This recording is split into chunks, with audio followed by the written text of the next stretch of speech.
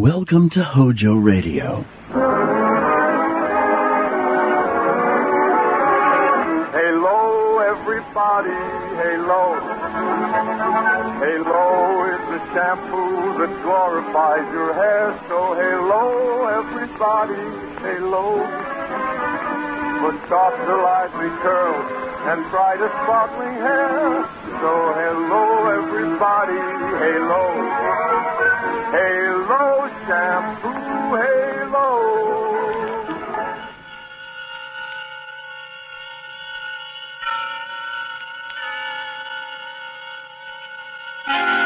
Suspense.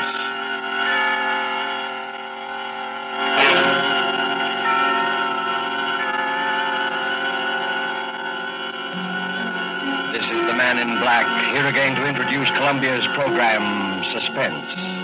With us again as star is Mr. Orson Welles, in the third of 4 successive appearances for the Suspense audience. And sharing honors with Mr. Welles this evening is a lovely and distinguished Hollywood leading lady, Miss Geraldine Fitzgerald. Our play tonight is from a short story by Agatha Christie. And so with Philomel Cottage, and with the performances of Geraldine Fitzgerald as Alex Martin, and of Orson Welles as her devoted husband, Gerald, we again hope to keep you in suspense.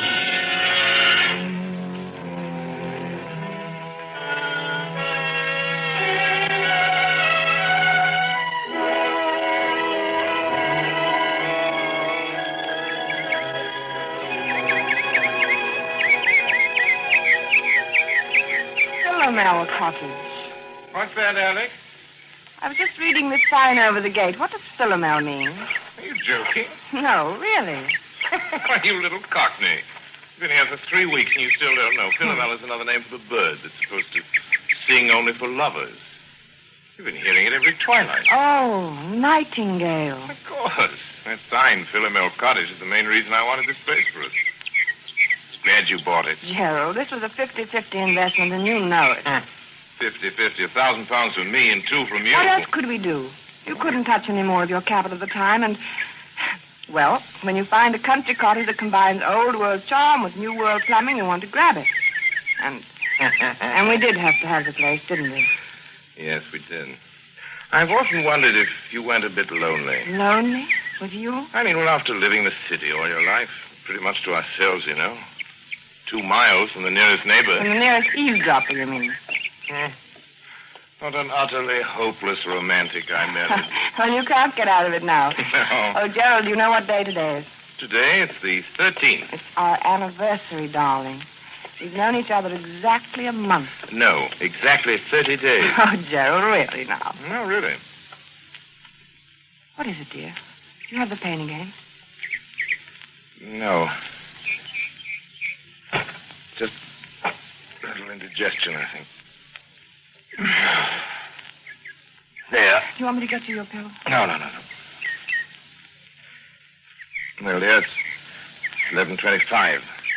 Better get on to the village.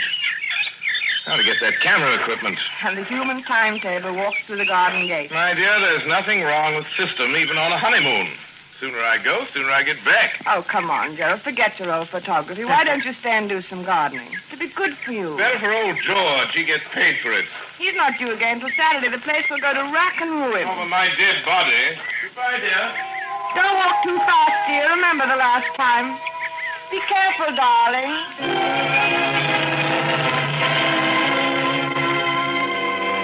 Be careful. It had just slipped out. Be careful.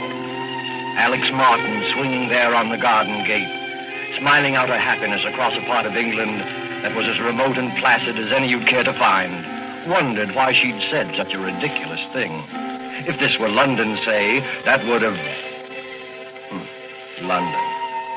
And slowly the smile fell away. She knew then that the memory of that last week in London had never really been far from her mind. That and that last talk with Dick on the top deck of the bus crossing Trafalgar Square. She'd never seen him like that before. Gerald Martin. I tell you, Alex, the man's a perfect stranger to you. You know nothing about him. I know that I love him. How can you know in a week? You've only met him. It doesn't take everyone 7 years to find out you're in love with a girl. It's meant for me, isn't it? Alex. It's No, Alex, don't you know what it's been for me not being able to tell you? I couldn't, not with the income I had. Then I decided I couldn't wait anymore, and I was going to tell you anyway. And you know what happened? No, I'm afraid I don't. Oh, yes, you do. That money you inherited. That money from your cousin or uncle or whoever I don't it was. see what You didn't think I could ask you to marry me then, did you? You don't think I could live off your money? I'm sorry, Dick. Believe me, I am, but it really doesn't matter now, one way or the other. Doesn't matter, does it? You can bet it matters to that Martin chap. That's what he's after. You mark my words, he's after your money. Dick, it might interest you to know that Gerald has money of his own, far more than I have. And more than I have. Maybe that's the difference. I've had enough of this. I'm getting off at the next stop. Alex, please. All right, but let me tell you something. If you think I'm going to let Gerald cut me out and not do anything about it, you're very much mistaken. I'll catch up with him, do you hear? I'll catch up with him if it's the last thing I do.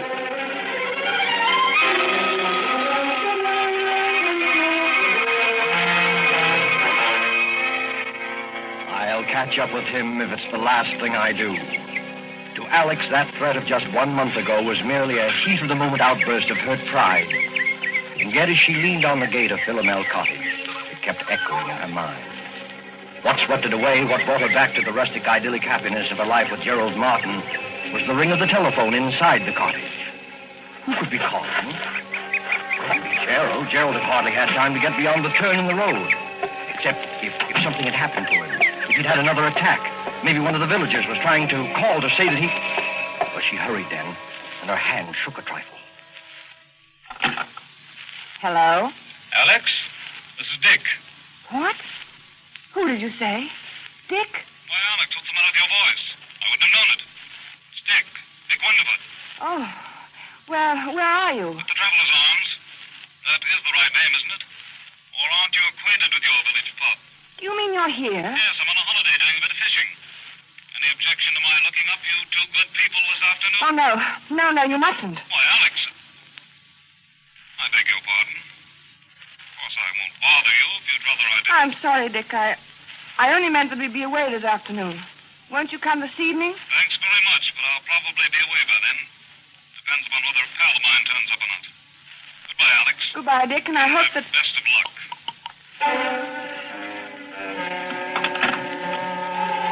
For a long moment, Alex stood quite still, the memory of Dick's threat flooding her mind. She walked across the spacious oak-beamed living room, and by the time she reached the side porch, she'd made up her mind. Much as she hated deceit, she would say nothing to Gerald of Dick's call. She stepped out into the garden, and for the second time that morning got a surprise. There, big as life, was her gardener, busily trimming the hedge. Why, George, I thought we agreed that Saturday was your day here. I thought as how you'd be surprised, Mrs. Martin. There'll be a fair over the Squires on Saturday, and I says to myself, Mr. and Mrs. Martin, they won't take it amiss if I comes for once on a Wednesday instead of a Saturday. No, of course not, George.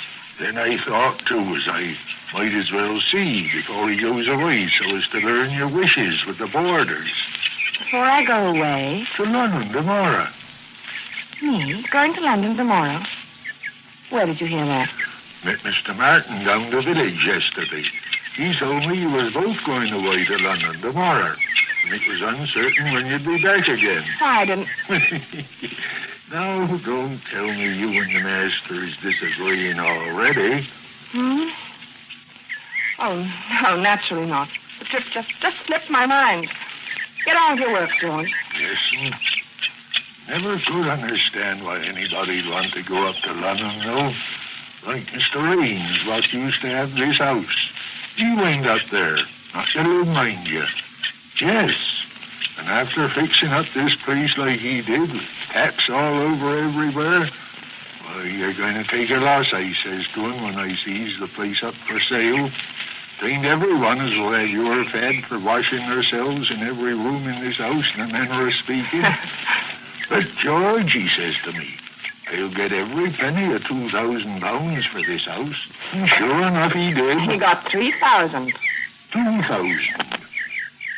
Some he was asking was talked of at the time. And very high figure it was thought to be. No, George, you see, I gave 2 and, well, it really was 3,000. Yeah, you don't tell me that Mr. Ames had the face to stand up to say, 3,000, breathing like in a loud voice. He didn't say it to me. He said it to my husband. I guess I'll do some spading now. The price was 2,000.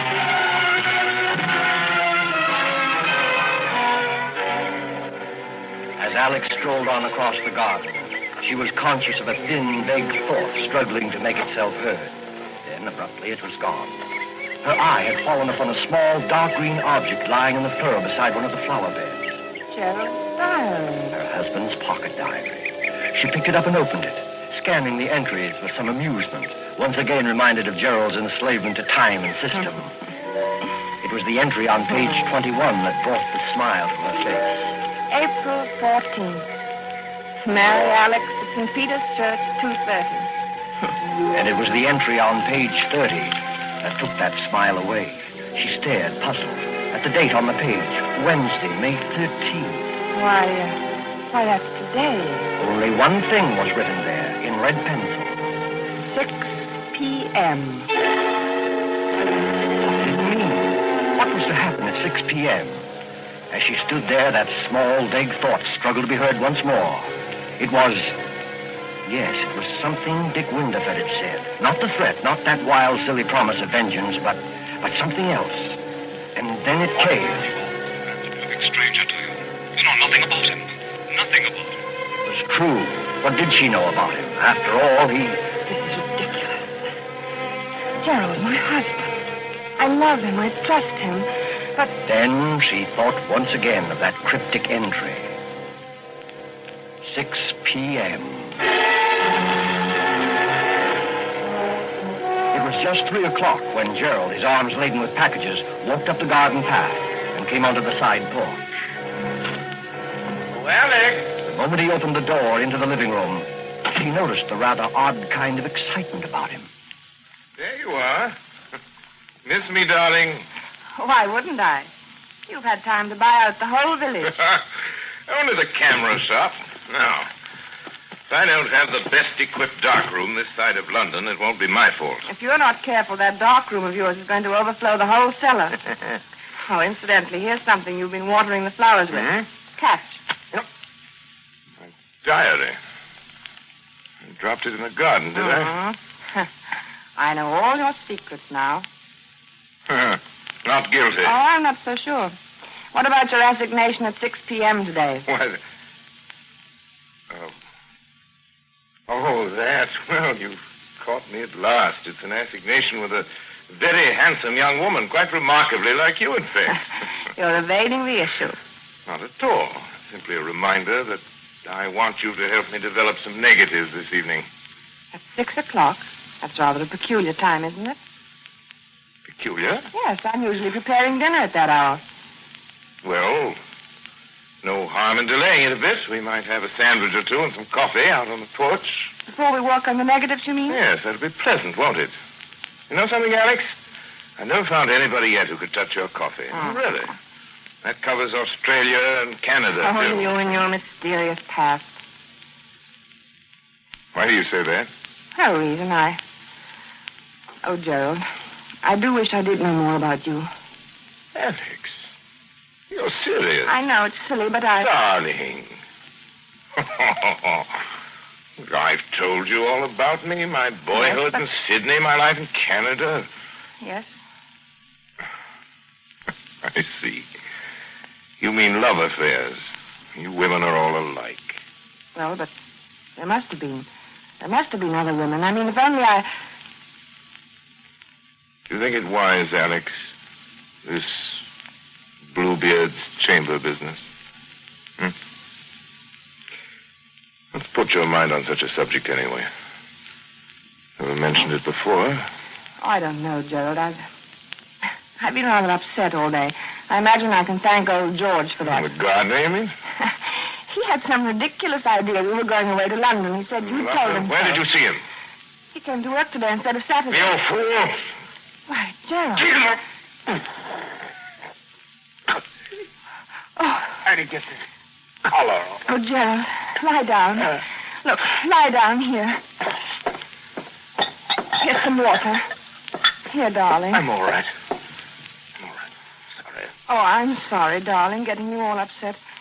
That's because the stupid old gardener... I made some weak joke to him about go off to London in the morning. He must have taken it seriously, else he didn't hear properly.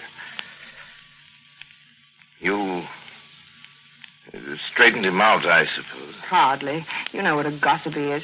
I didn't want the whole village to think my husband was leaving me in the dark about his plans. Are you all right now? You told him we were going then? Naturally. Yes, of course. Sorry you were placed in that kind of situation, darling. I don't suppose you ran into anybody else today? This far from the world, Gerald? It isn't very likely, is it? Gerald. No, not another word. No, not another word. You aren't yourself now. It's quite plain. I want you to have a little rest. You'll be right as rain by 6 o'clock. Must you do those photographs tonight?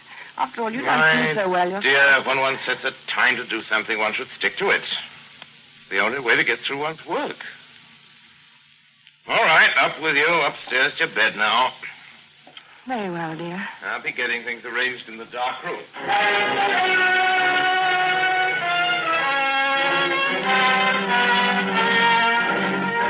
But for Alex, rest was more like a nightmare. Upstairs in her room, she told herself that there was no basis whatever for her state of mind. Still, the turmoil, the doubt, the odd, unaccountable sense of dread persisted and grew until... Softly, she opened her door, stepped out upon the upstairs hallway. Quite clearly, she knew what she must do, knew she must find some testimony to her husband's past, something to reassure her, something to kill that agonizing dread mounting within her. And strangely, she remembered that single locked drawer in Gerald's bureau. She tiptoed to the door at the head of the stairs, opened it, and entered her husband's room. The key, yes, the key. If only she could find the key that locked the drawer. But there was none in sight. She moved to the wardrobe, went through his coat pockets, and then there at her feet, there on the floor, she saw it. Swiftly, she stepped to the bureau, inserted the key, and it worked.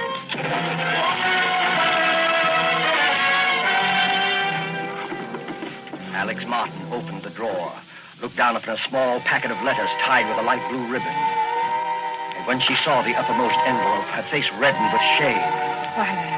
Why, they're my letters. They were her own letters, love letters written to Gerald before they were married. And there was nothing else in the drawer save a roll of ancient faded newspaper clippings. Alex sighed with relief as she glanced at the top clipping. It was from an American paper, and it featured the trial of one Charles Lemaitre. Charles Lemaitre. A notorious swindler and bigamist. A skeleton had been found beneath the floor of his house, and most of the women he'd married had never been heard of again. Another of the clippings described Lemaitre's behavior in court, his interest in the cameras of the news photographers, his sensational escape from prison.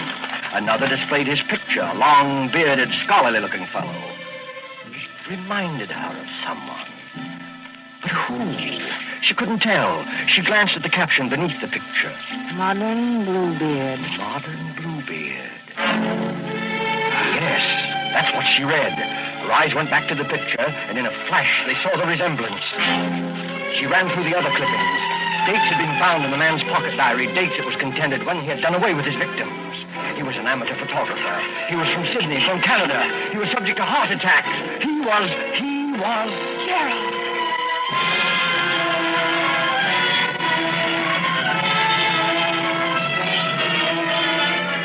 The room whirled around her. Dick had tried to warn her. Dick had been near her that morning. She turned him away. It was then that she noticed the sound. She turned toward the bright new pipe in the corner running up through the room. From below, near its base, something was striking that pipe, as though someone were... That was it. As though someone were digging. Lemaitre was preparing the dark room for the latest one of his victims. 6 o'clock. That was the date, 6 o'clock. Less than an hour from now. Suddenly, all the jigsaw pieces shot into place. The money paid for the house, her money only. The bond she'd entrusted for his keeping. And Suddenly she heard no sound. The digging had stopped. She must escape from this house at once before he came up. The clip the light back in the door. Don't lock it, don't bother, just get away. She rushed to the door, out to the hall, and stopped frozen.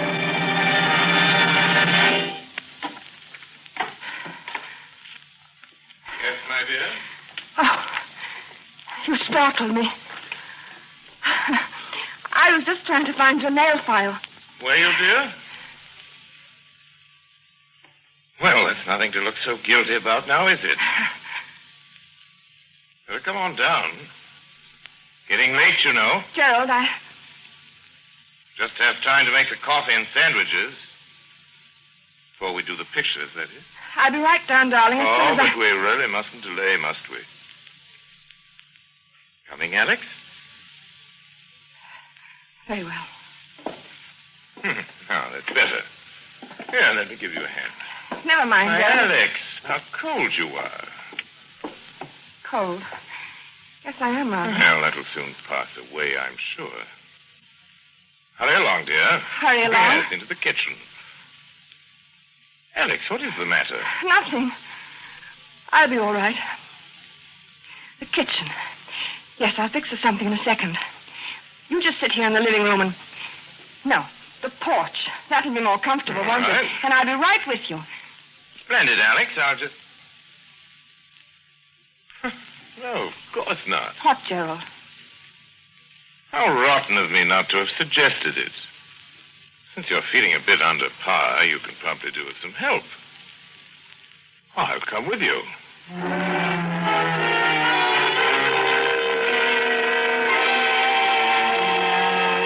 She knew then that some way, somehow, she must get word to Dick Winterford. The fact that he might be gone by now, the memory of him telling her so, she resolutely put out of her mind. There must be no more panic. She must be in utter control of herself. Alex, carrying the coffee out to the porch, glanced at the clock upon the mantel. 10 minutes till 6. Her very life hung by those next 10 minutes, by her ability to think coolly and swiftly, because standing beside her was a man as determined as he was insane. A pity you're so abstracted, my dear. What? Why do you say that? Well, because you're missing the loveliest sight you're ever likely to see again. Look out beyond the garden. First soft shades of twilight.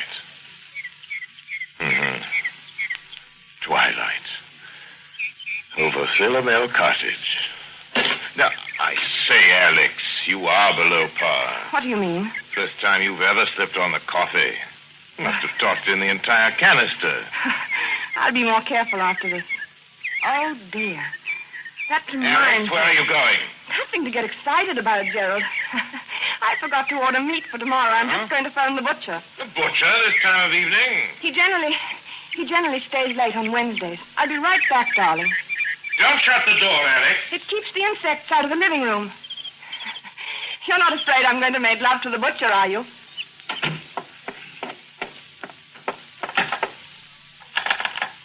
Operator, get me the traveler's arms, please.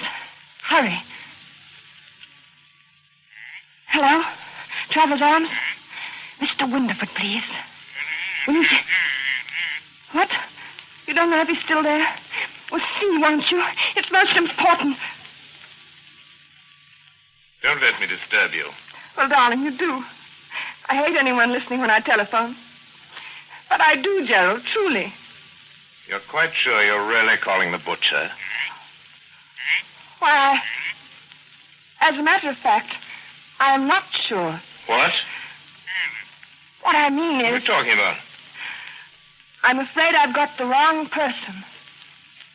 A perfect stranger. Don't understand.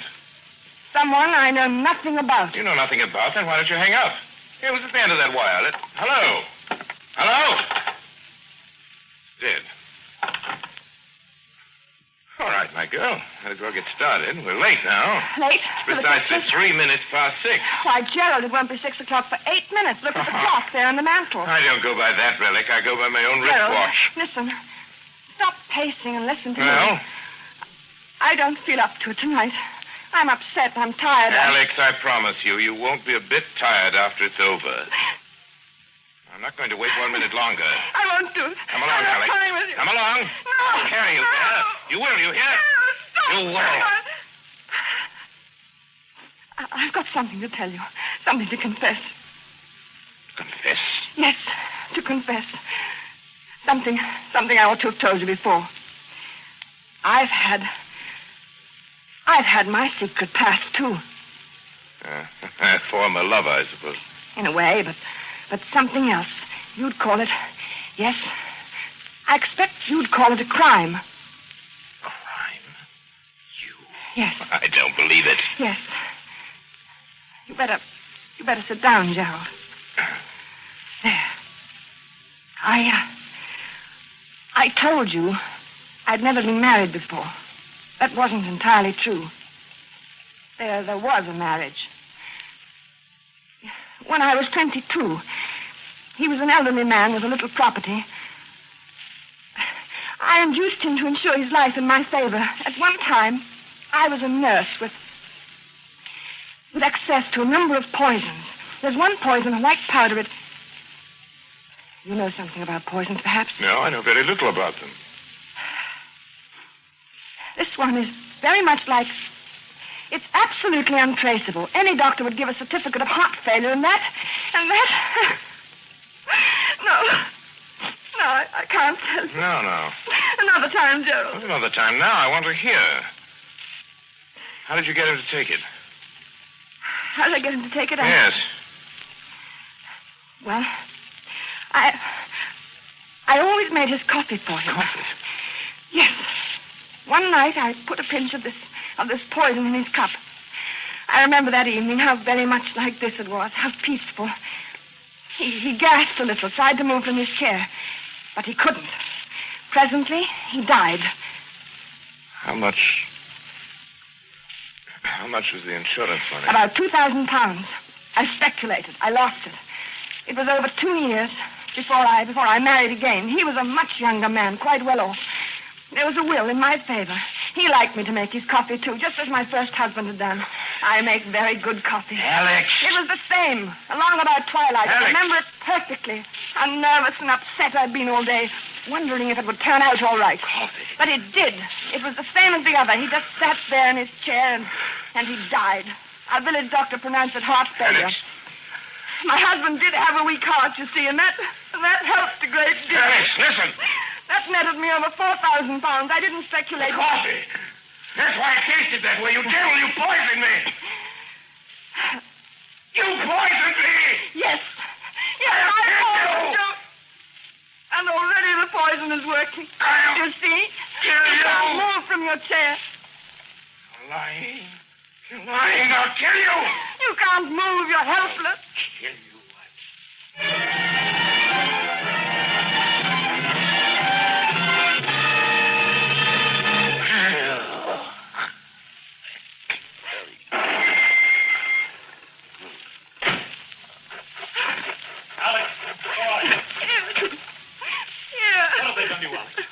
Constable, what's the thing happening in that room? Right, sir? You came.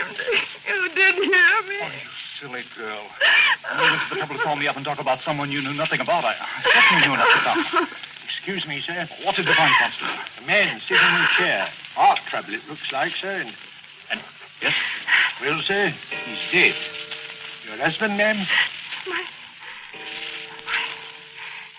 You might say a perfect stranger. He was just sitting in his chair, and presently he died.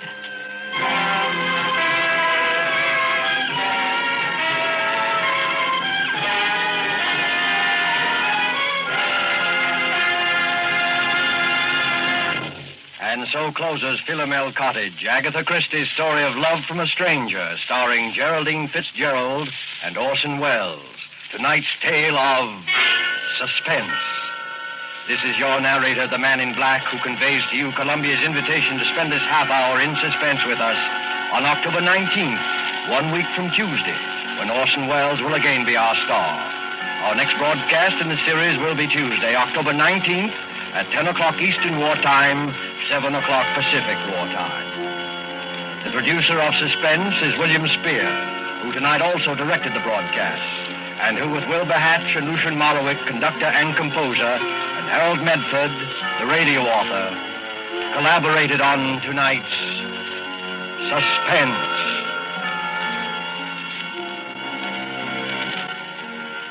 This is CBS, the Columbia Broadcasting System.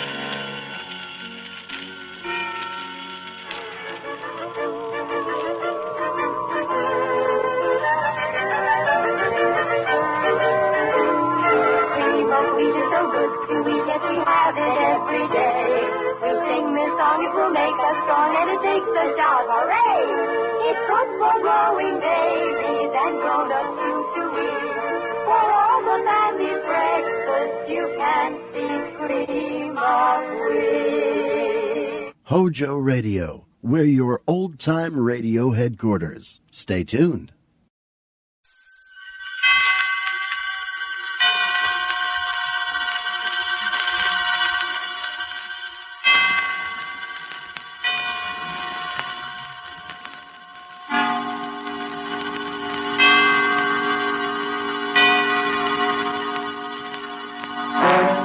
Suspense.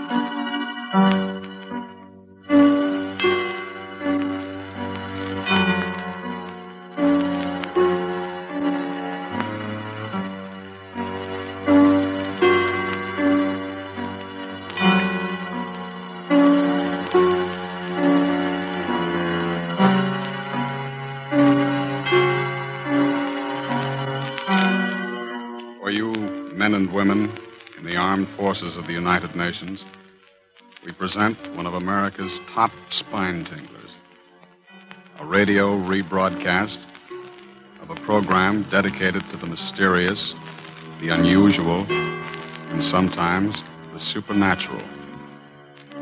A program of Suspense. This is the truth. Do you understand? The truth. It must be the truth. It has to be.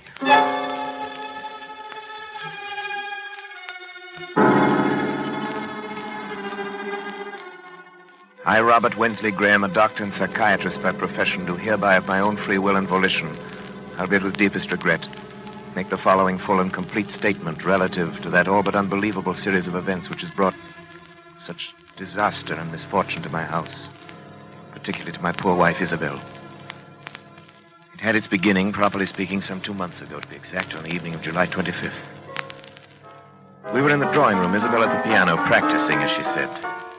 Her Aunt Jane and I on the opposite sides of the room.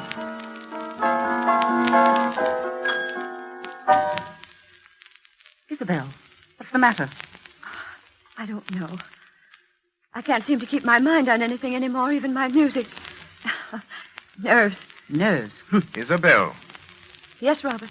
I don't wish to distress you, but it's been going on for quite a little while now. It's not getting any better. I know. Let's not discuss it, shall we? You should let me prescribe treatment for you. I could prescribe something for her. You can do remarkable things now with just the common old drugs under proper control. Drugs? It's not drugs that she needs. It's to get out of this house for a while. It's to get back to the concert stage where she belongs. It's work. Aunt Jane, please. I'm sorry. I don't believe in beating around the bush. You're an artist. You've got talent. There's no sense in your trying to subordinate yourself to somebody else. Aunt Jane, that's enough. I'm not subordinating myself to anyone. Really, Aunt Jane, you mustn't interfere, you know. Robert doesn't want me to go back on the stage. Darling, it isn't that I don't want you to go back. I'm proud of you. You know that. It's only because I know that going back to a professional career in your present mental condition would be terribly harmful. I know, Robert.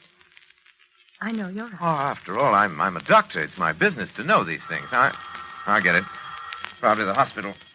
Hello? Hello? Yes, it's Dr. Graham. Oh, yes. Who? Huh. Well, when would you like to see me? All right. Fine. No, no trouble at all. Very well, I'll be expecting you. Goodbye. Isabel, good heavens. What do you suppose that was? Who? Roger Holcomb. Do you remember the case? Roger Holcomb? I remember it. Of course you do. The fellow was brought back from the dead, as the newspapers put it, about a year ago. Oh, yeah. Yeah, he really was dead for 4 full minutes, as far as medical science was concerned.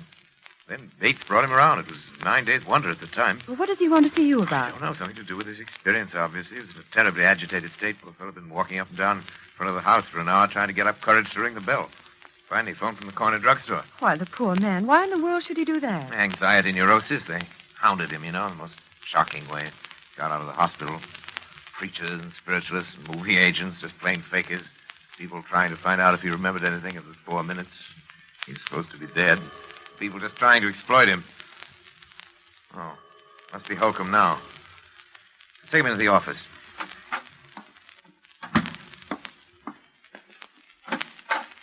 Dr. Graham? Yes, you're Roger Holcomb? Yes. Come in. Pleasure to meet you, Mr. Holcomb. Is it? You come this way, please. My office. Now just sit down anywhere. Lie down on the couch if you like. You're tired. I am tired. Tired unto death. Give me your hand, please. For heaven's sake, there's nothing wrong with my pulse. If that's all you think it is, I'll go. Why did you come to me, Mr. Holcomb? You know my history? Yes, most medical men do.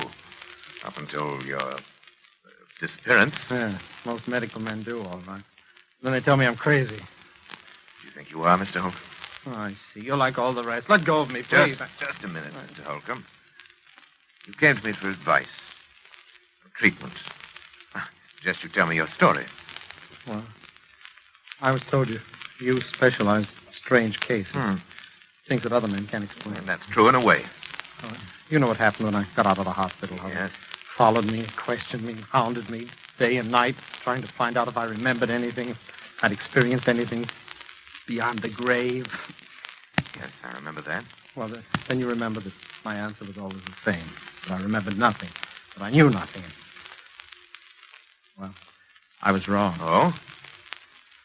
What did you experience during those 4 minutes? I don't know. But it must have been something. Something I don't even dare to think about. How do you know this? Well, it happened the first time on a boat trip, which I'd taken to recover my health.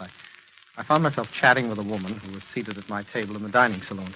She found occasion, as such women often will, to mention her age. She said, after all, I'm not yet 40. And then it happened. What happened? Well, from somewhere came crashing into my mind the certain knowledge of the exact day and year of that woman's birth. And with it, a compulsion to speak out. A compulsion which I could no more have resisted than I could have resisted breathing. I said, Madam, you were born in May, weren't you? May 30th. And she looked at me in utter astonishment. We'd never even seen each other before in our lives. And said, yes. And then I added the date, the year 1900. See, she was well over 40. She'd lied to me. Innocent enough thing, but I had known the truth. And I'd been forced to speak.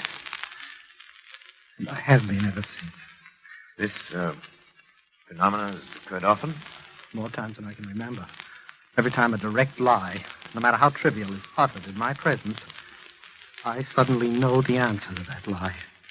I know the truth. And I'm compelled to speak it.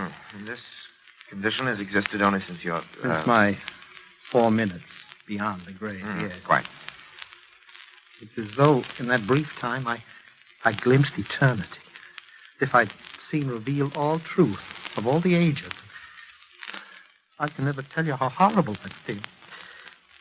I found that men, even the most honest of men, live by lies. Tell me, you have a family, friends who are understanding? Oh, for heaven's sake, Doctor, don't you understand what this has done to me? Yes, I had a family and friends, a girl I was going to marry. Today I'm an outcast, pariah. I'm shunned, feared. I'm hated. Yes, hated. Mr. Holcomb. Mr. Holcomb, I believe that this condition is very real to you. It causes you very real anguish. I want to help you. Do you think you can? I'm confident that I can. Suppose you could arrange to stay with me here at my home for a matter of weeks or Months, if necessary. Well, I'll do anything. Good. Anything in the world to be a normal man again, but... But what? Dr. Graham, I can see that you still don't believe me. Oh, no. I beg of you. You don't know the terrible responsibility I'd be to you. I'd be like a spy, like some inexorable prosecutor from another world. Mr. Holcomb, let me worry about that. All right. Is there anyone else in your household who might object? Oh, no, there's only my wife and her aunt. Have your own quarters. Be quite comfortable, I assure you. I'm sure I'd be. It's a lovely house, but I've seen of it. Yes, I'm rather lucky. I'm interested in research primarily. Not much money in that, you know, but a couple of years ago I came into quite a nice inheritance. The house went with it. What is it? What's the matter? The inheritance was not yours. It was your wife's. The house is your wife's. You were penniless.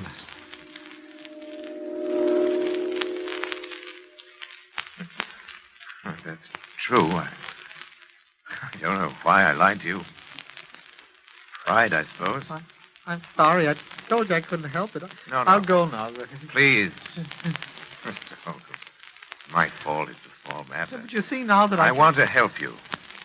Do you believe me now? I believe, Mr. Holcomb, either that you are far more ill than I realized, or that in months to come, you and I must venture into a realm never before explored by mortal man.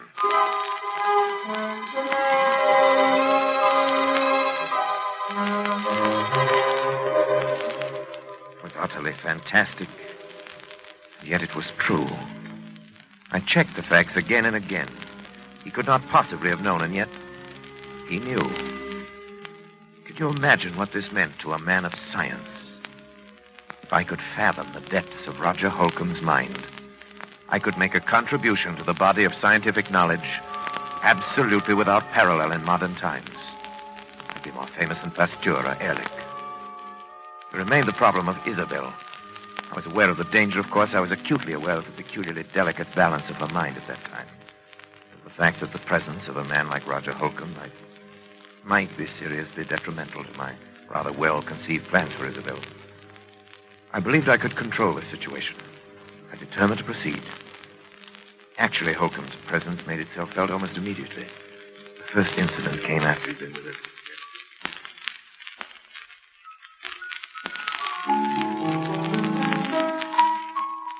Isabel, please stop that playing and listen to me. Aunt Jane, you know Robert has said I mustn't talk about it, that it's bad for me. I don't care what Robert said. But he's my doctor and my husband. And I'm not sure that he should be either. Aunt Jane, I don't know much about psychiatry, but I do know that making trouble between a husband and a wife... I'm not making anything that isn't there already, and you know it. Good heavens, girl, look at yourself. Look what's happened to you since your marriage. I've been sick. He's made you sick. That's ridiculous. Maybe it's just that he's afraid of losing you. Maybe he's even afraid of losing your money. But I'm absolutely convinced that whether he's meant to or not, he's made you believe there's something the matter with you that isn't. Aunt Jane, I simply forbid you to talk this way. And now he brings this psychopath into the house. And don't bring Roger into it. He's Robert's patient. It's Robert's work and it's none of our business. What about your own work? It doesn't matter. Doesn't matter? Aunt Jane, you simply don't understand. Robert is my husband. I trust him and I love him. Nothing can ever come between us. I'd destroy anything. I'd kill anyone who tried. Isabel, do something before it's too late. Do what? Get away. Leave him. Divorce him. Anything. Oh, I hope we're not interrupting. Of course not, darling. Hello, Roger. Hello, Isabel. Good afternoon. How are you feeling, Roger? I'm better, I think. I think it would be better if we didn't discuss our states of mind, Isabel. Oh, of course, I'm sorry. Well, would you like me to play something for you? You know, I think I'm beginning to get the feel of it again. Really, I do. You're sure we haven't interrupted some conversation? Of course not. We were just discussing how helpful you've been in getting Isabel back to her work again. Roger. No. No, you were not. You were telling Isabel to divorce her husband. Isabel. I'm sorry. Roger, come back. Isabel, is that true? You brought him in here deliberately. Is that true? It doesn't matter, I suppose.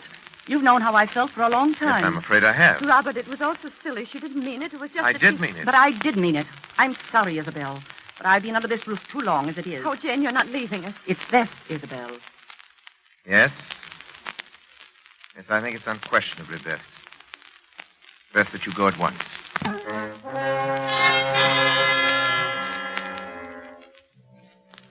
She left us, of course. I'd always believed that Jane exercised an unfortunate influence over Isabel. I did not dream it had reached such a point as this. Yet this incident gave me my first insight into the relationship which was destined to develop between Isabel, Roger, and myself. The first and most obvious result was that within a matter of weeks, Isabel was to lose every friend she had.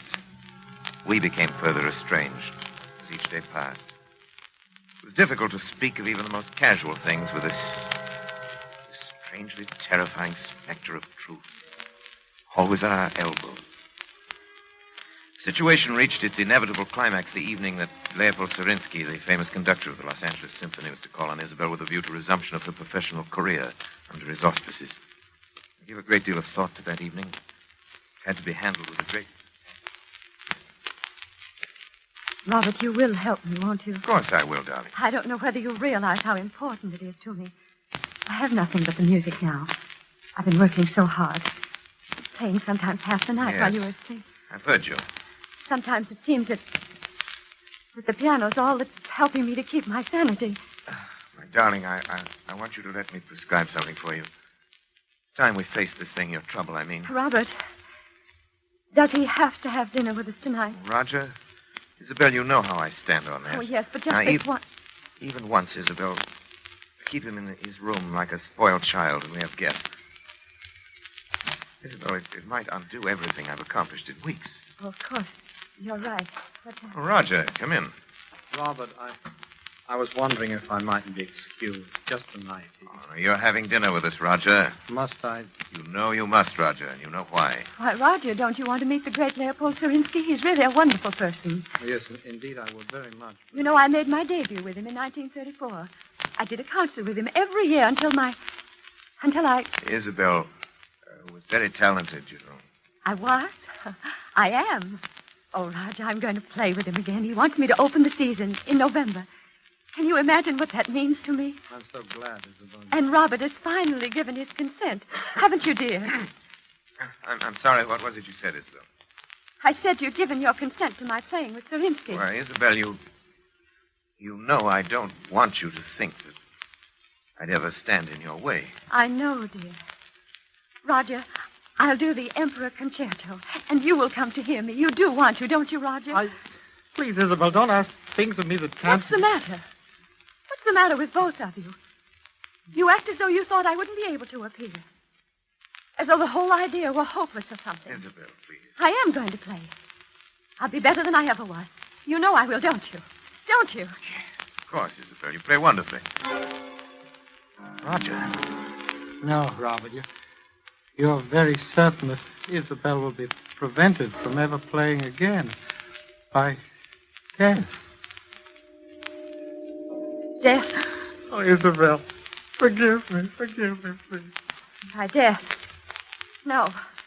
Oh, no. Please, Roger, it's not true. Tell me it isn't. Roger, answer me. Answer me. Roger, do you hear me? Answer me. Answer me!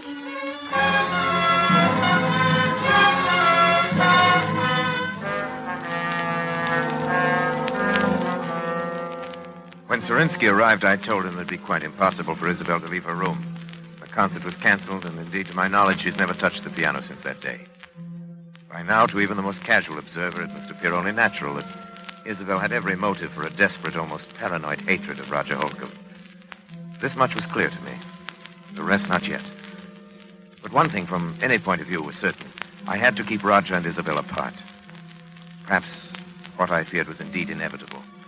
I honestly did not think it so at the time.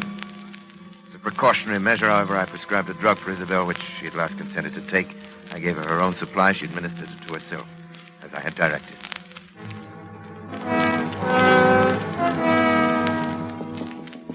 Roger?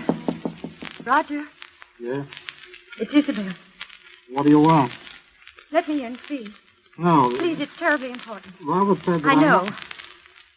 But he said it would be all right this time. You sure? Yes. Yes, please. All right. Now, what do you want? I want to talk to you, that's all. What about it? It's so important. Roger, why don't you ever leave your room anymore? Can't you guess? Do you think I hate you? Isabel, I don't know what to think anymore. You do, don't you? I warned him. I told him it would happen. Now I'm going mad up here thinking of the anguish I've caused you. But, Roger, I don't. You must believe me. I know what it's been like for you having me here. Isabel. Roger, you see, for the first time in my life, I think my husband is wrong about something. Wrong? Yes. Don't you see? He's been worried about both of us. And so this distrust has grown up between us. Well, I don't distrust you, Isabel. You've been more wonderful to me than I. But you're afraid of me. And that amounts to the same thing. And it's bad for the both of us. It's hurting both of us. Well, I've often felt I wanted to talk to you, to beg your pardon. Oh, you don't have to do that. We're both sick. But I think if we saw each other sometimes, if we talked the whole thing out, it would help us both. Well, does Robert think so, too? No. Then he didn't tell you it was all right to see me. No. I lied to you. You what? I lied to you. You lied to me. And it didn't happen. Isabel, don't you see? I am getting well. It didn't happen. I know. I don't think it does happen anymore. Except with Robert. With Robert? What makes you think I don't know. Something about the way he acts. The way he is. Oh, but Isabel, he is curing me. Then perhaps you shouldn't have come No, up with... no, don't you understand? We must see each other. We must talk. No, listen. Isabel. Robert, something's happened that I must tell you Please, about. you're completely overwrought. Oh, but Robert, it's... I must insist. Isabel, why did you do this? I'm You have to sorry. have a sedative right away. Isabel, get the bottle from your room. Mine? Yes, please, hurry. All right. Robert, she lied to me. Yes, I know. But, Roger, I must absolutely forbid you to talk now. You must trust me. All right, but later I want to have a long talk with you. Of course we She lied. shall. Here it is. I brought my hypodermic, too. I'm glad you did. The other one's mislaid somewhere. Will you give it to him, please? I? Yes, I'm sorry, but this has upset me rather badly. My hands are shaking. Robert, I'm terribly sorry. No matter now. Give him the hypodermic in the upper arm. That's right. There. Thank you. Leave us now, please, Isabel. All right. How are you feeling now, Roger? Well, I'm fine, Robert. I think I'm better than I've been in months. I know you're better. That's why I was so upset to see you. But why, Robert?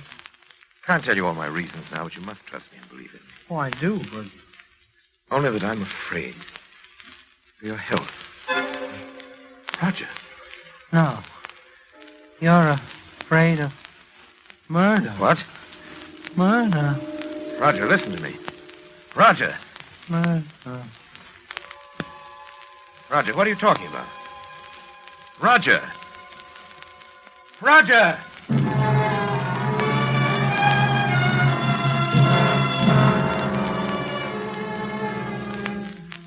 It was clear to me now. I knew I must take immediate action. I knew that the most terrible consequences might result if Isabel were alone with Roger, even for a moment. But he knew that he'd said so. There was no other explanation. I thought it through most carefully. And yet no plans are perfect. No man is infallible.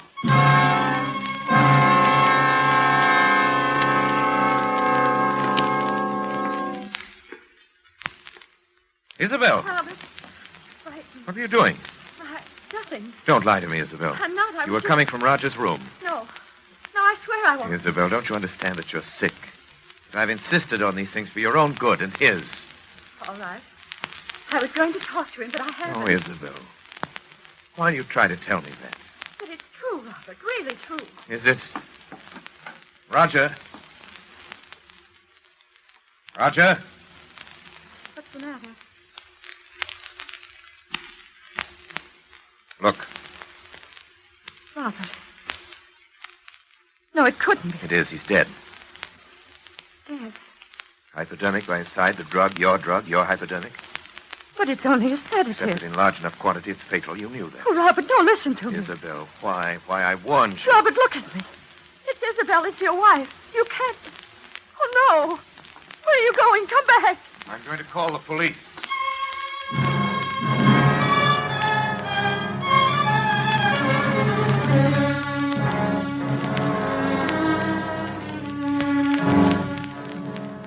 perhaps the most terrible decision a man ever had to make, even though it did come not as a shock to me, even from my point of view as a scientist. It was terrible enough. Yet it had to be done, and I had done it. I did not speak to her as we waited, and she made no further attempt to appeal to me. She seemed utterly stupefied, perhaps as a result of the drugs she'd herself been taking. Perhaps because she suddenly realized she was hopelessly trapped. When police arrived, I told the story with as little emotion. Yes, there are fingerprints all right on both the bottle and Those the would be hypodermic. my wife's, of course. They both belong to her. Is that true, Mrs. Graham? Yes. Dr. Graham, do I understand then that you are formally charging your wife with the murder of Roger Holcomb? Well, you could hardly expect me to do that, could you? I'm simply telling you the facts. Yes, but you said she hated Holcomb, and you knew it. My wife has been mentally ill for some time. There are many people who can testify to that. You plead insanity, of course. Dr. Graham, I can't tell you how sorry I am, but the things you have told me add up to only one thing, as you yourself obviously recognize. Yes. Your wife, Isabel Graham, murdered Roger Holcomb. What did you say? I said your wife, Isabel Graham, murdered Roger Holcomb. No. I murdered him.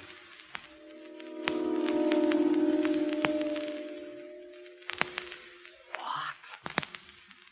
I tried to make it appear that Isabel had done it. And I succeeded. But I killed him.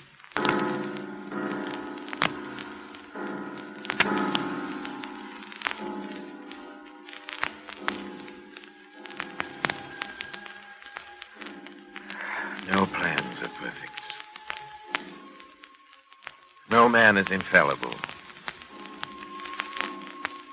Yes, I killed Roger Holcomb.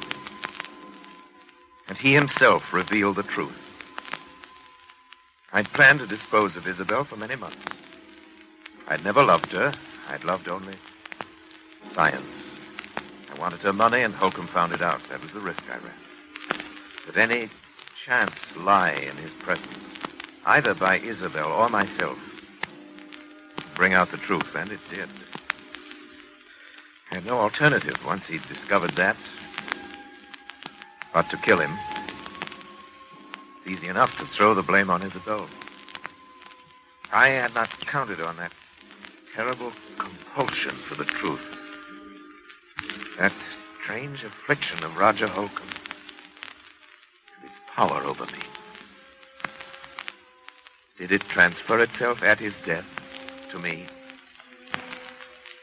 Or was it conscious? Pity that it had to end this way. It was a fascinating case.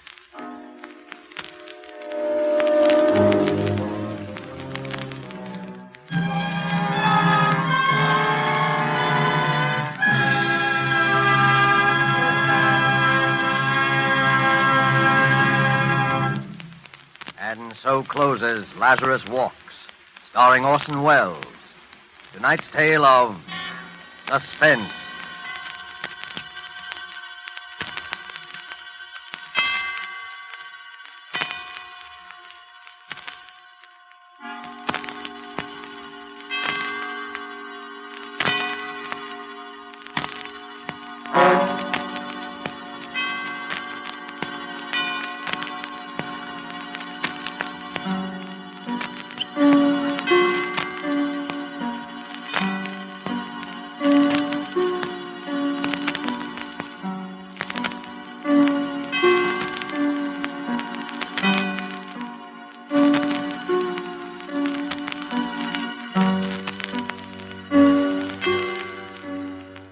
This rebroadcast is a presentation of the Armed Forces Radio Service. Those three beautiful stars all use Lux toilet soap regularly. You know what a forthright person Joan Blondell is. Yes? Well, when I asked her about her complexion care, she said, "A Lux girl? You bet I am. Active lather facials really work for me." Lux Soap Beauty Facials do make skin lovelier, all right. Skin specialists proved it. In 3 out of 4 cases, daily Lux Soap care made skin softer, smoother. The fact that so many famous stars recommend Lux toilet soap shows how right it is for delicate skin. Now, there's a beauty counsel for lovely ladies everywhere. Why not make fragrant white Lux toilet soap your daily beauty soap? Remember, it's Hollywood's own complexion care. The choice of 9 out of 10 lovely stars. Stay tuned to Hojo Radio. Suspense.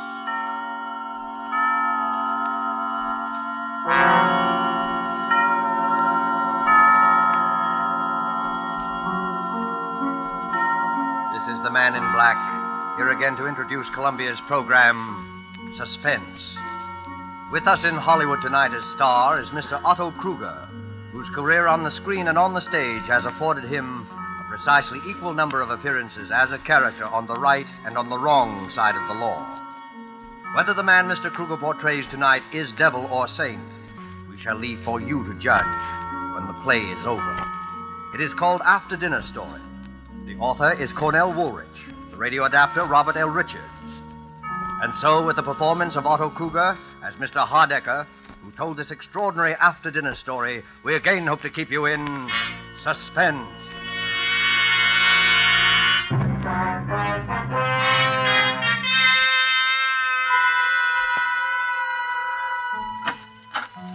Mr. Hardecker's residence? I believe I'm expected for dinner, please. Your name, sir?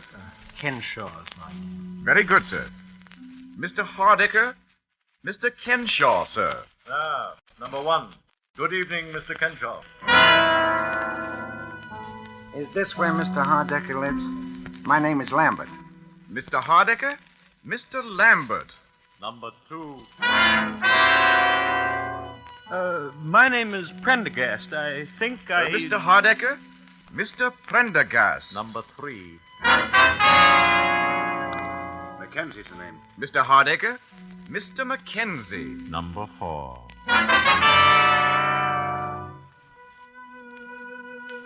One, 2, 3, 4. So you're all here, gentlemen? Yes. Then suppose we go into dinner, and after dinner I shall tell you why you are here, what I have in mind. In fact, I shall tell you in the form of a story, a sort of after-dinner story.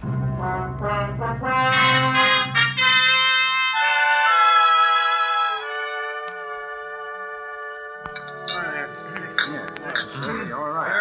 You see, that's a great cup of coffee. I enjoyed it. You pass that, please. Well, gentlemen, did you enjoy your dinner? Yeah, it was swell. Then, if you'll excuse me for just a moment, I have certain instructions to give the servants, and after that I shall rejoin you. I shan't be long. Certainly. Well, what did that crack mean? Certain instructions to the servants. How should I know? I don't like the looks of the whole thing. Why all the mystery? Well, I suggest that you have patience, Mr. Prendergast. Mr. Hardecker clearly intends to tell us in his own good time. Yeah. And another thing. I don't eat in those fancy Park Avenue joints as a rule myself, but I've seen them in the movies. They always pass the food around to everybody. They don't bring it out of the kitchen already on your plate and just hand it to you. Well, what possible difference can that make? Well, I don't know, but I know it ain't right. No. None of it's right. Why does a man invite 4 perfect strangers to dinner? What is this thing he has in mind for us he keeps talking about? Well, all I know, he says he'll make it worth our while, and I can use a little of that worth your while stuff, the way business has been lately. Obviously, the connection between us is that we were all in that elevator a year ago. Oh, what of it? There's no mystery about that. The police cleared that up the very next day. Maybe Mr. Hardecker doesn't think so. Sorry to have kept you, gentlemen. Now, suppose we get down to business. Mr. Hardecker, none of us wish to seem rude, but we were just wondering what this business is all about. You had come to the obvious conclusion, of course, that it has to do with my son. Well, yeah. I don't see why we're all sorry, naturally, but that's all over and done with, Yes, and almost. But there are 1 or 2 little details that I thought you gentlemen might help me to clarify. Oh, sure. Oh, well. Fine. Yeah. Well, then, if you don't mind, I know you must remember most of it, but it's almost a year ago.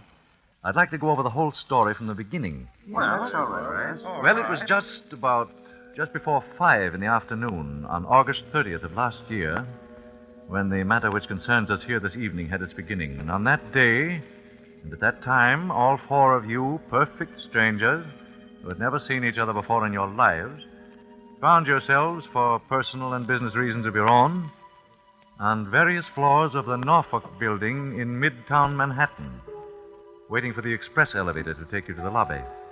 The first passengers were on the 21st floor. 21. Going down, please. Express car. Going down. There are now 3 men in the elevator. The operator, Mr. Kenshaw and Mr. Lambert, who had gotten on at the 21st floor. 18. Going down, please. Face the doors, please. Going down. Now there are 5 men in the car. Mr. Prendergast and Mr. Mackenzie had entered the elevator at the 18th floor. 15. Express car to the lobby. Going down, please. Say hello to Eleanor for me. You bet. Bye, Dad. Bye. 6 men in the elevator. The last to enter, I had accompanied to the elevator door myself. He was my son. These things drop pretty fast. Too fast for me. Hey, this baby is moving. Hey, look! We can't stop it. We're out of control. Stop it. Look out, we're going to hit. Oh, get off. Get off. Stop it. Do something.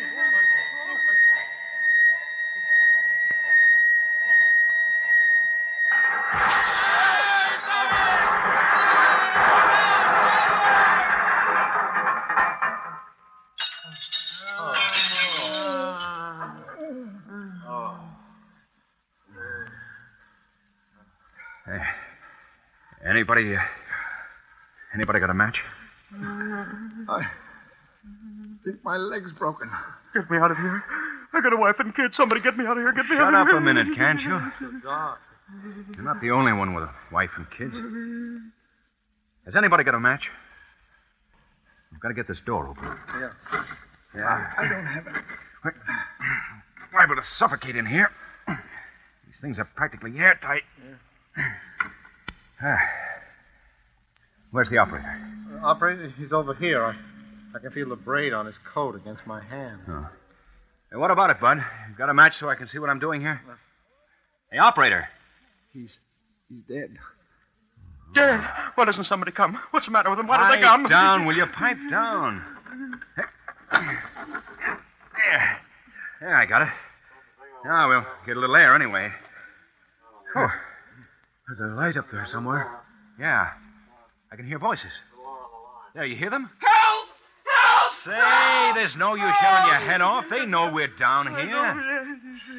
Yeah. I wish my leg didn't hurt so bad. Oh, let's see. Try wrapping your shirt around it tight. May stop some of the pain. Thanks. Yeah, easy. Now what? Nothing. Just sit and wait. That's all. Why don't they hurry? What are they waiting for? Why don't they hurry? Take it easy. Take it easy. You could be worse off. Worse off? Yeah. Like this poor guy, the operator. He's dead.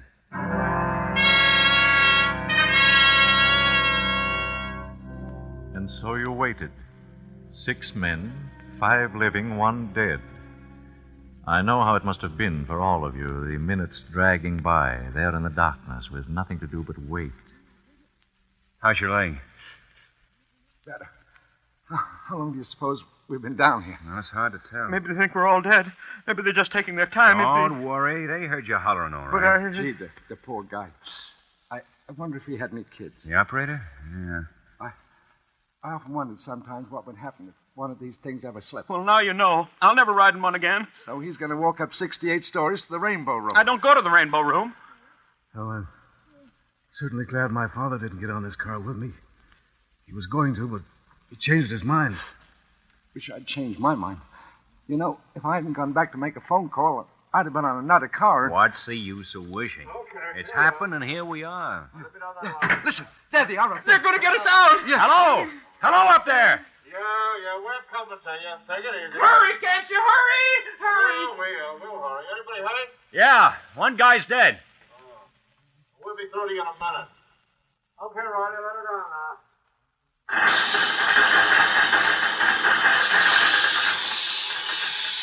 Look at that light up there. Acetylene torches. Yeah.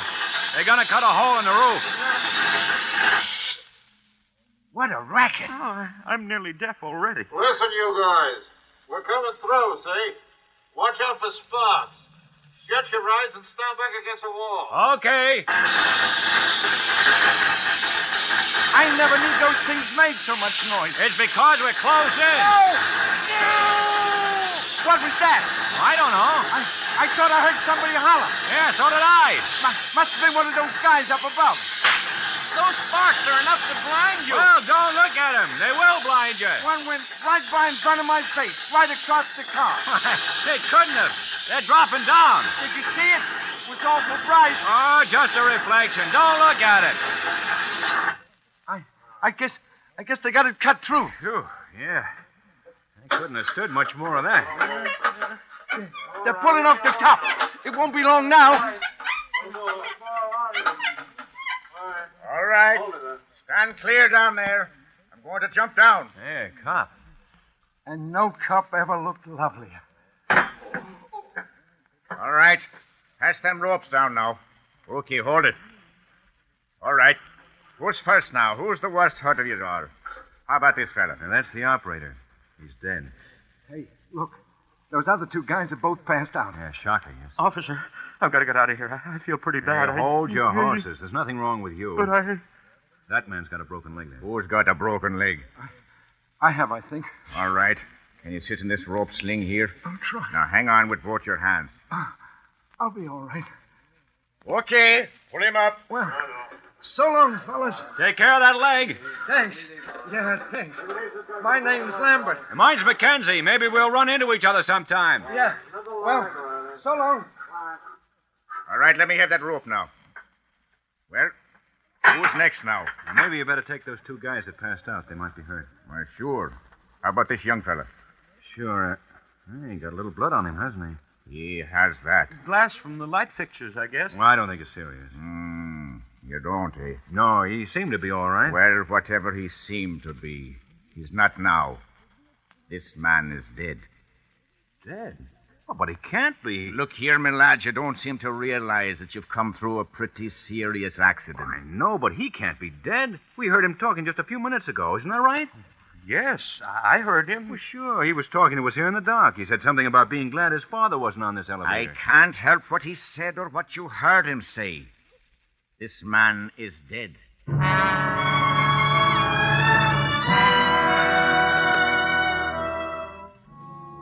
My son, who had survived the original accident without apparent injury, was dead.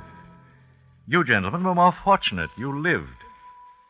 5 days later, you four met again. It was at police headquarters. About 2:30 on a Friday afternoon. The last to arrive was Mr. Lambert. In here, Mr. Lambert. Thanks. Hello there. Hi, fella. Hey, how's the leg? Pretty good. Mr. Lambert, That's right. I'm Chief Inspector McMahon. How do? You'll just take a seat there. Yes, sir. Well, we all here now? Mr. Kenshaw, Mr. Prendergast, Mr. Yes? McKenzie, That's me. Mr. Lambert. Yes, sir. Well, now, as I told each of you over the phone, I won't keep you very long. I just wanted to ask a few routine questions about that business of the elevator the other day. Well, what's the matter? Something phony about it? Not for our money. It's an open and shut case. Suicide. Suicide? Yeah. You mean the operator wanted to bump himself off so he could... No, not the operator. He died of a fractured skull. It's young Hardiker we're interested in. His father's been raising a row, so we said we'd investigate, but... I still don't get it. Wesley Hardiker was killed by a .32 caliber bullet through the heart. You mean he killed himself right in that car with all of us... What else? He wasn't shot when he walked in, and he was dead when we brought him out. Unless one of you killed him. Whoa. No. Well, no. Any of you know him? No. Well, then there you are. Even the father had to admit that as far as he knew, his son had never seen any of you before in his life. But it don't make sense. What don't make sense? Well, I mean, a guy shooting himself in an elevator with 4 other people that nobody didn't even know it. Did any of you hear the shot? Well, not before they started the blowtorches. I could swear to that. Couldn't have heard one anyway. Yeah, you see. Hey, wait a minute. Did you hear something? No. But Mackenzie, remember I said when I was laying on the floor of the elevator, that I thought I saw a spark from one of those blowtorches that went across the car instead of falling down? That's right. Anybody else see it? The blowtorches were absolutely blinding. You couldn't see a... How about you, Mr. Kenshaw? I'm afraid that I fainted or something silly like that. I'm not a very strong person. Well, it was probably the gunshot, all right. Nothing very mysterious about it. The gun belonged to young Hardiker, licensed in his name, and had only his own fingerprints on it. Well, maybe I shouldn't ask, but why did he do it?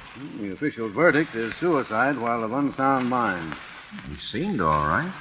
He talked to us perfectly sensibly just before it happened. Just goes to show. You never can tell, can you? Oh, he'd always been nervous and highly strung. We got that out of his father. The strain of being down in that black pit was just too much for him, that's all. Oh, what a terrible thing. To break down just as we were about to be rescued. Yeah, it was too bad. Boys seem to have everything to live for, too. But we find that sort of thing all the time. The noise, I suppose. I've read of cases of nervous breakdown caused by noise. Yeah, that's it. Well, I guess I don't need to keep you gentlemen any longer. Well, I'm certainly glad there were no complications. Oh, don't worry. If one of you had anything to do with it, you'd be back in the cell right now.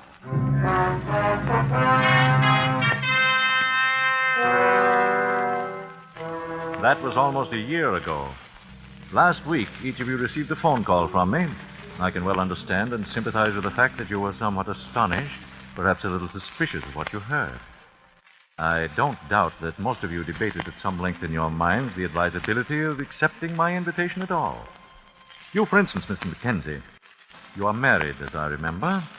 I imagine that you talked quite seriously with your wife about the whole affair. I phoned your home, I believe, at about 8:30 last Monday evening. Yes? This is Mr. Mackenzie speaking. Well, I'm sorry, but I don't seem to place you. Oh, of course, Mr. Hardiker. Well, frankly, I don't see the point. You don't know me, and I don't know you. Yeah? Yeah, I see. Well, all right, Mr. Hardiker. I'll be there. That's a funny name. Who was it, dear? His name is Hardiker. The father of that boy who killed himself in the elevator last year. Oh? Well, what did he want? He wants me to come to dinner with him on Saturday at his home. Why, how lovely. He's a very important man, isn't he? Did he ask both of us? No. As a matter of fact, he's asking the 4 men who were in that elevator with his son when he died. What a strange idea. Seems sort of gruesome to me. Yeah, that's what I thought. Didn't he say anything? Oh, he said quite a lot. Well, what did he say? I was just thinking. Oh, now, please, Stephen. Don't sit there and be so tantalizing. What did he say? Well, he said something about his son's estate. Seems his son had quite a lot of money in his own right. The old man said he didn't need it, and there weren't any other relations, and... Well, he sort of hinted that he thought it might be a good idea to split it up between the 4 men who were with his son in his last moments of life, as he put it. Why, Stephen, how wonderful. Why aren't you excited? How much is it? Do you suppose it's a lot of money? I don't know. Why, it might be several $1,000s. It might be several $100,000. Oh, Stephen, what's the matter with you? Well, just such a crazy thing to do, that's all. Don't see that makes any difference. If a man wants to do a nice, kind, generous thing. Look, honey, if it was generosity, he'd give it to charity. If it was a sort of memorial to his son, he'd set up a scholarship or build a hospital or something. Well... The old man was pretty broken up about it when it happened. I remember reading something about his being in a sanitarium for a while afterwards. And he never did believe the verdict of suicide. The police as much as told us that at the time. How do I know he doesn't think one of us killed the boy? Oh, that's absurd. All right. But anybody who's crazy enough to divide up a wad of dough between 4 perfect strangers is crazy enough to think a perfect stranger killed his son. Oh, why, that... Maybe he thinks we all did it. Maybe he's wacky and has some crazy idea about revenge and is going to use the dough as bait to get us all together. I hadn't thought of it like that. Perhaps you ought not to go. I already said I would. Why, anyway, maybe it's on the level. Stephen, do you still have that gun you used to have when you worked at the bank? Yeah, I have it there. I think you ought to take it with you Saturday night. Honey, I think you've got something there. I think that's a very good idea.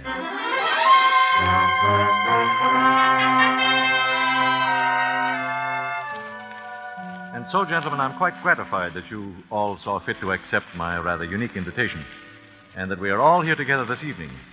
By the way, Mr. Mackenzie, I'm afraid I must ask you to give me that gun that you brought along.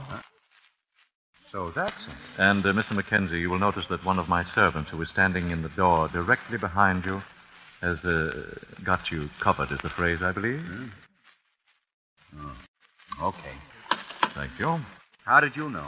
Why, the butler sort of patted all your pockets when you removed your coats, but aside from that, I've spent most of my waking hours during the past year looking into the backgrounds of all you gentlemen. So I was right about this setup after all. Now, look here, Mr. Hardecker. I came here tonight in perfectly good faith. I even canceled a very important business appointment. With Mr. Joseph Donahue of Celluloid Products. Yeah. All right, let's cut out the mystery. What's this all about? Yes, really, what's the idea? No, wait a minute. One moment, gentlemen, one moment. I didn't ask you up here under false pretenses. I fully intend to divide my son's estate precisely as I suggested over the phone. I sincerely hope you don't resent my investigation of your backgrounds. Well, gee, Mr. Hardecker, my background isn't much, I guess, but... Perhaps we all owe you an apology, Mr. Hardecker, but you must admit the whole thing's been a little strange. It has indeed been very strange. I think, however, that phase of the matter is about over. Now, before we get down to business, there is one detail that I'd like you to help clear me up. Well, sure, we'll be glad.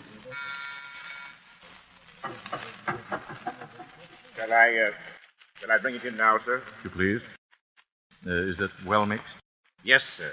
In the center of the table. Thank you, Johnson.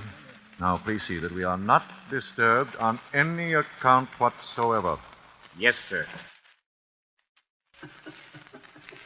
Say, that looks good. What is it? Oh, it's got quite a number of things in it. White of egg, mustard, milk. It sounds like an antidote for poison. It is an antidote for poison. What? Gentlemen, there is a murderer in this room. One of you killed my son and hasn't paid for it yet. Oh, don't be a fool. The coroner's verdict was suicide. This is not a discussion, Mr. Mackenzie. This is an execution. I'm getting out of here. There is a man with a gun outside each door. You'll find them very unreceptive to that idea, Mr. Prendergast. Sit down. He's got us. Well, The only thing we can do is try to talk a little sense into I'm it. not open to arguments, Mr. Mackenzie. One of you killed my son. I know who that man is. It's taken me a year to find out, but I now know. The food that man ate tonight was poison. Yeah, no, but In 10 minutes, he'll drop dead. You can't take the law into your own hands that way. Unfortunately, the law demands a very specific type of evidence. The police, whom I consulted repeatedly, do not believe it possible to get a conviction on the evidence I have. And therefore, the conviction must come tonight. Wait, you wouldn't dare. You couldn't kill a man in cold blood that way. There is an alternative, Mr. Prendergast. It is there in the center of the table. The antidote. Oh. The murderer may either confess his crime by drinking the contents of that bowl, or he may keep silent and go to his death here tonight. Privately executed for what cannot be publicly proved. But they could send you to the chair for that. I am quite aware of that contingency, Mr. Crenshaw, and quite willing to accept the consequences. But the murderer will have gone to his death before me. But how do we know you poisoned the right... The murderer knows, Mr. Prendergast. The rest need have no fear. Hey, I think the guy's crazy.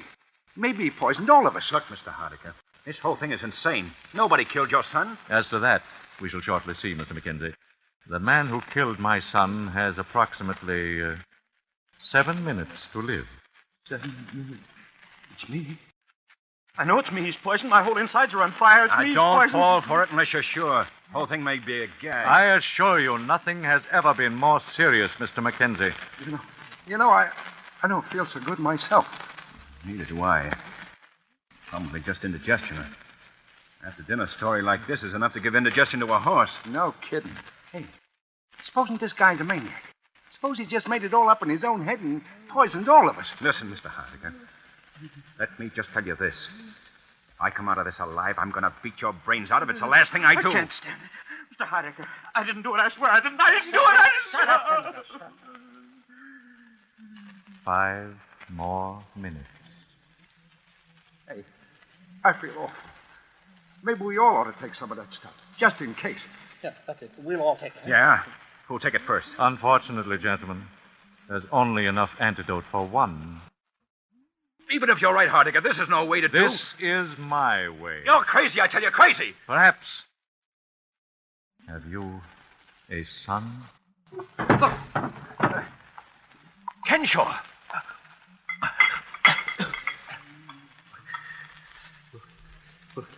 Will it save me? Well, gentlemen, now you know. All right. All right, what do I care?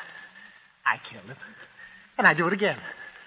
I hated him all my life. In school, in college, he never even knew that I existed. He was too good for someone like me. And he had everything. Money, everything. Then he married the girl that I loved. She didn't know how I felt. I never told her. And then she died. Pneumonia, they said. She wouldn't have died if she hadn't married him. So I killed him. I saw him get into the elevator. And then it fell. It fell. It was as though God had delivered it into my hand. It came to me there in the dark. I choked him. I choked him, and then he got out his gun. And I put my hand over his, and I turned it against him and fired. But I'm glad. I'm glad. Look. Help him, somebody. Help him. Here. Hold up his head. Here. Never mind. He's dead. It didn't work in time. You killed him, Heidegger. No, I didn't. I tell you, he's dead. Yes, I know. But what he drank was not the antidote. It was the poison. The poison? You see, I didn't exactly know which of you killed my son. I only knew that one of you must have. And so Robert Kenshaw convicted himself in front of all of you and was his own executioner. But then, he was never poisoned at all until... Until he drank the contents of that bowl. Gee. I shall divide the estate, gentlemen, as I promised. Meanwhile, you may call the police if you like. Let the law and divine providence decide whether this man died by my hand or by the guilt that lay upon his own soul.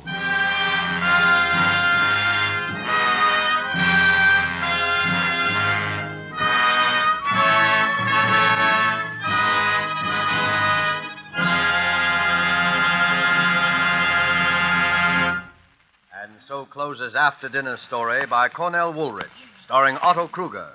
Tonight's tale of Suspense.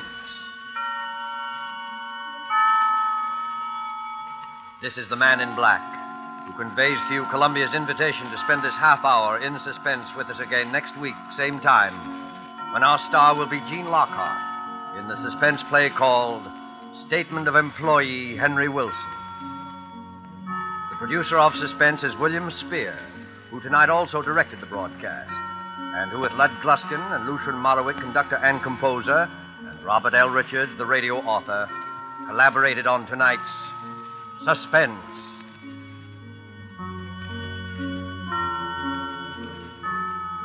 Make a note on your calendar that beginning December 2nd, Suspense will come to you on Thursday evenings at 8 p.m. Eastern Wartime, 7 p.m. Central Wartime, and 6 p.m. Mountain Wartime. Remember, Suspense will be heard on Thursday nights beginning December 2nd. This is the Columbia Broadcasting System. Where there's life, there's fun. At a concert or a show, in your own backyard, wherever you go. But like the feelings for folks to know where there's life, there's Budweiser. Hojo Radio, where the classics come alive.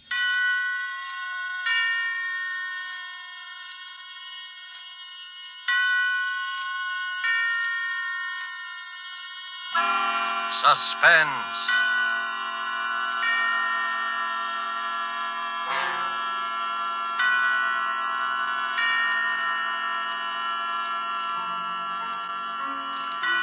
This is the Man in Black, here again to introduce Columbia's program, Suspense.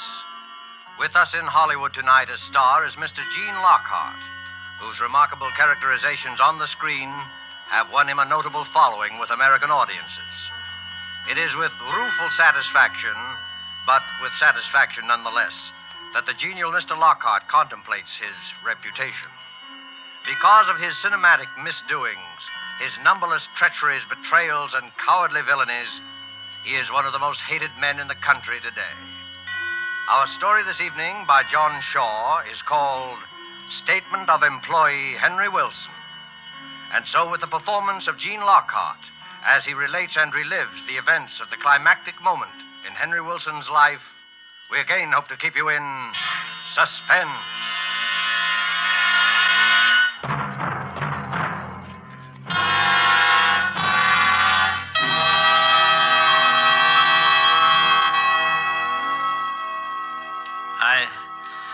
I was aware that I was trembling. I tried walking slowly back and forth in front of the desk, but even in motion, my knees felt weak and my whole body shook. Why was it always I who trembled, and never this pompous insect sitting in front of me? His voice was cool and mocking. His voice was clear and hard. Well, I sympathize with you, of course, Wilson. But the error must be brought to Mr. Larkin's attention. There is quite a big mistake there. Quite a costly mistake. Mr. Larkin must know. He wouldn't cover it up. I knew that. 2 years ago, this man had come with the firm. For 8 years before that, I had worked there, enjoying the work, liking the people. And then he had come there. Have you ever stood quietly by and watched someone rob your house and steal your pocketbook? I was helpless. He was ambitious. He was clever. He was fluent. And as of tonight, I was his subordinate. 2 years against 10 years. Around the office, I had a reputation of being casual and carefree. But I hated this man. Every inch of me hated this man. And it was not a new hatred. Of course, there is no question of your honesty. His voice was patronizing. The patient teacher and the unruly pupil. I hated him. He smiled up at me and waved his hand in dismissal. He almost brushed a small iron vase off the top of the desk with the gesture.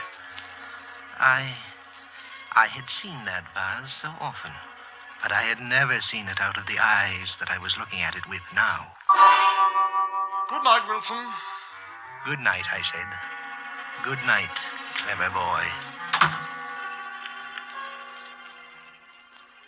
I walked out into the corridor and rang for the elevator. Terrible night, ain't it, Mr. Wilson? I heard the boy Yes, sir, talking, these elevators like are he was vast, yelling too. at me from some distant mountain. Vast. I wish my He was number talking and I was answering, but what either one of us was saying I didn't know. I was thinking of something else. I looked at my watch as I stepped out of the car. It was 11:30 already. I mentioned it. You've had a long day today, Mr. Wilson. Those were the first words of the boy that I heard clearly, very clearly. Yes, I told him. Oh, plenty of overtime this week. I stood and looked at him for a moment. Mr. Dodds is still in the office. You might drop in and see if he wants anything. I think he'd be very grateful. I will, sir. I certainly will. It'll help to pass the time, sir. I don't like to complain, but these nights pass awful slow sometimes. Yes. Go up and see if he wants anything. Go up and see. I walked out of the lobby and came back into the building again when the boy had gotten into the elevator. 4 flights up. I took the stairs slowly. I was in no rush. I must let the boy get out of the room first. He said the nights passed slowly. This one wouldn't, and yet there would be an eternity compressed in it. When I got to the 4th floor, I stood at the top of the stairs and watched the door to Dodd's office. The elevator was parked at the floor, so I knew the boy was in the room. A short while later, he came out.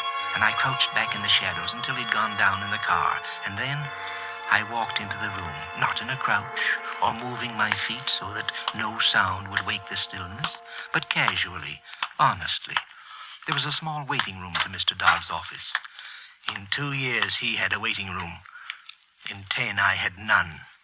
I felt like laughing at the symbolism of that fact. Who's there? I called out my name and entered his office. Yes, what is it, Wilson? He was still sitting down, and the iron vase was still alongside of him, very close to him. I started to talk. I don't know what about, business, things in general, I've quite forgotten. I reached across and picked up the iron vase casually, very casually. But his eyes went wild suddenly, and he jumped. And I hit him square on the top of the head with the vase. It wasn't a very good shot. I had no leverage. But he started to slump back in the chair. I hit him again, hard, and again and again. And a red streak ran across his forehead, and he lay still. I put my hand against his heart. For a moment, there was a soft beating, and then I could feel nothing.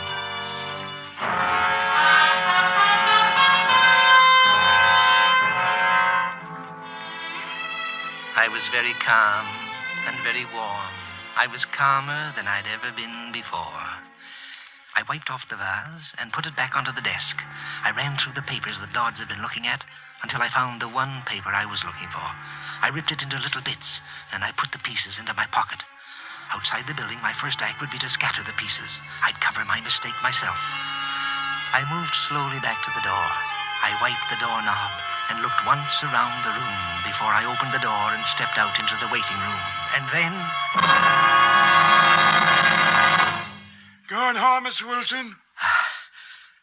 I stood there, afraid to turn, afraid to think. I slammed the door shut behind me and stood in front of it. Are you all right, Mr. Wilson? I tried to talk, but the words got caught somewhere in my throat. It was the sweeper, Tom Higby, the night sweeper. I almost fainted. Everything had been set so nicely. I'd left the building. The elevator boy had come up and found Dodds in good health. Someone had stolen in later and killed him. That would be the elevator boy's story. If suspicion attached to anyone, it would be to the boy. I had left the building. But now, this. Are you all right, Mr. Wilson? I'm fine, Tom. A bit of a cold, that's all. A weakens one. How are the wife and kids? Fine, fine. The shock was wearing off. Mr. Dodds is in his room now, Tom, working very late tonight. You'd better, let his office go for this once. Well, if you say so, Mr. Wilson. I could give it a quick brush, though, sir. I wouldn't disturb him none.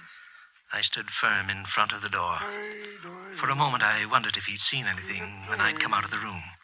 It was possible. He could have looked over my shoulder. No. No, he hadn't seen anything. He began to sweep the sitting room, and I stood and watched him. I couldn't let him get out of here.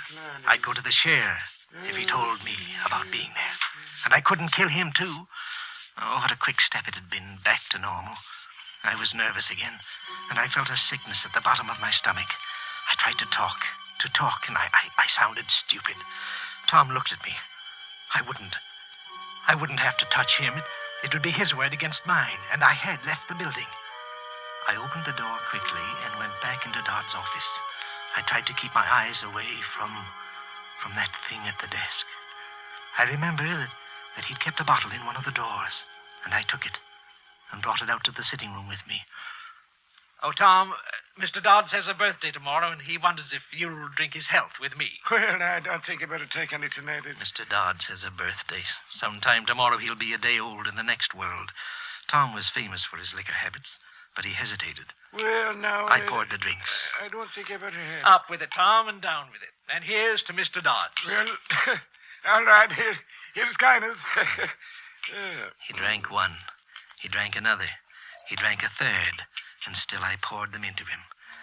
He got talkative and grew very gay, but he didn't pass out. I looked at my watch. It was almost 12:30. 1 whole hour I'd wasted with him. I could stand no more.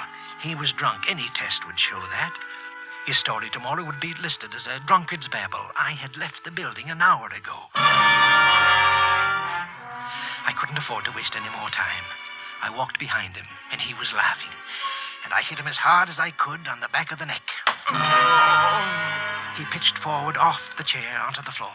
I dragged him into Dodd's office, and I lifted him into the chair facing Dodd's. I brought the bottle in from the sitting room and put it on the desk in front of Dodd's. I took the iron vase and curled Tom's hands around it for the fingerprints, and I dropped it at his feet. A bottle, a fight, a killing. I was sweating. I went out into the sitting room again and almost fell to my knees. I was frightened. I had to get out of here. I got to the lobby and looked out of the shadows at the elevator. The boy was sitting on a chair outside the car, and he seemed asleep. I came out of the darkness and went quickly towards the street and began to walk rapidly. I wanted to get somewhere out of the world. Would I ever sleep again? We murderers are not supposed to, and I wanted to rest. I had a sudden idea. I went into a cafeteria and used the telephone. I called the building and got the elevator boy on the phone. Hello there. Hello, Jim. Oh, this is Mr. Wilson, Jim. Has Mr. Dodds left yet? The voice that answered me was sleepy, and the words were hard to make out. But I knew all the answers. Well, listen closely, Jim. Will you tell him that the address of the place we were talking about is 144 Gray Street? Yes, yes, that's right. Oh, he'll know what I mean. Will you go up and tell him now, Jim? All right.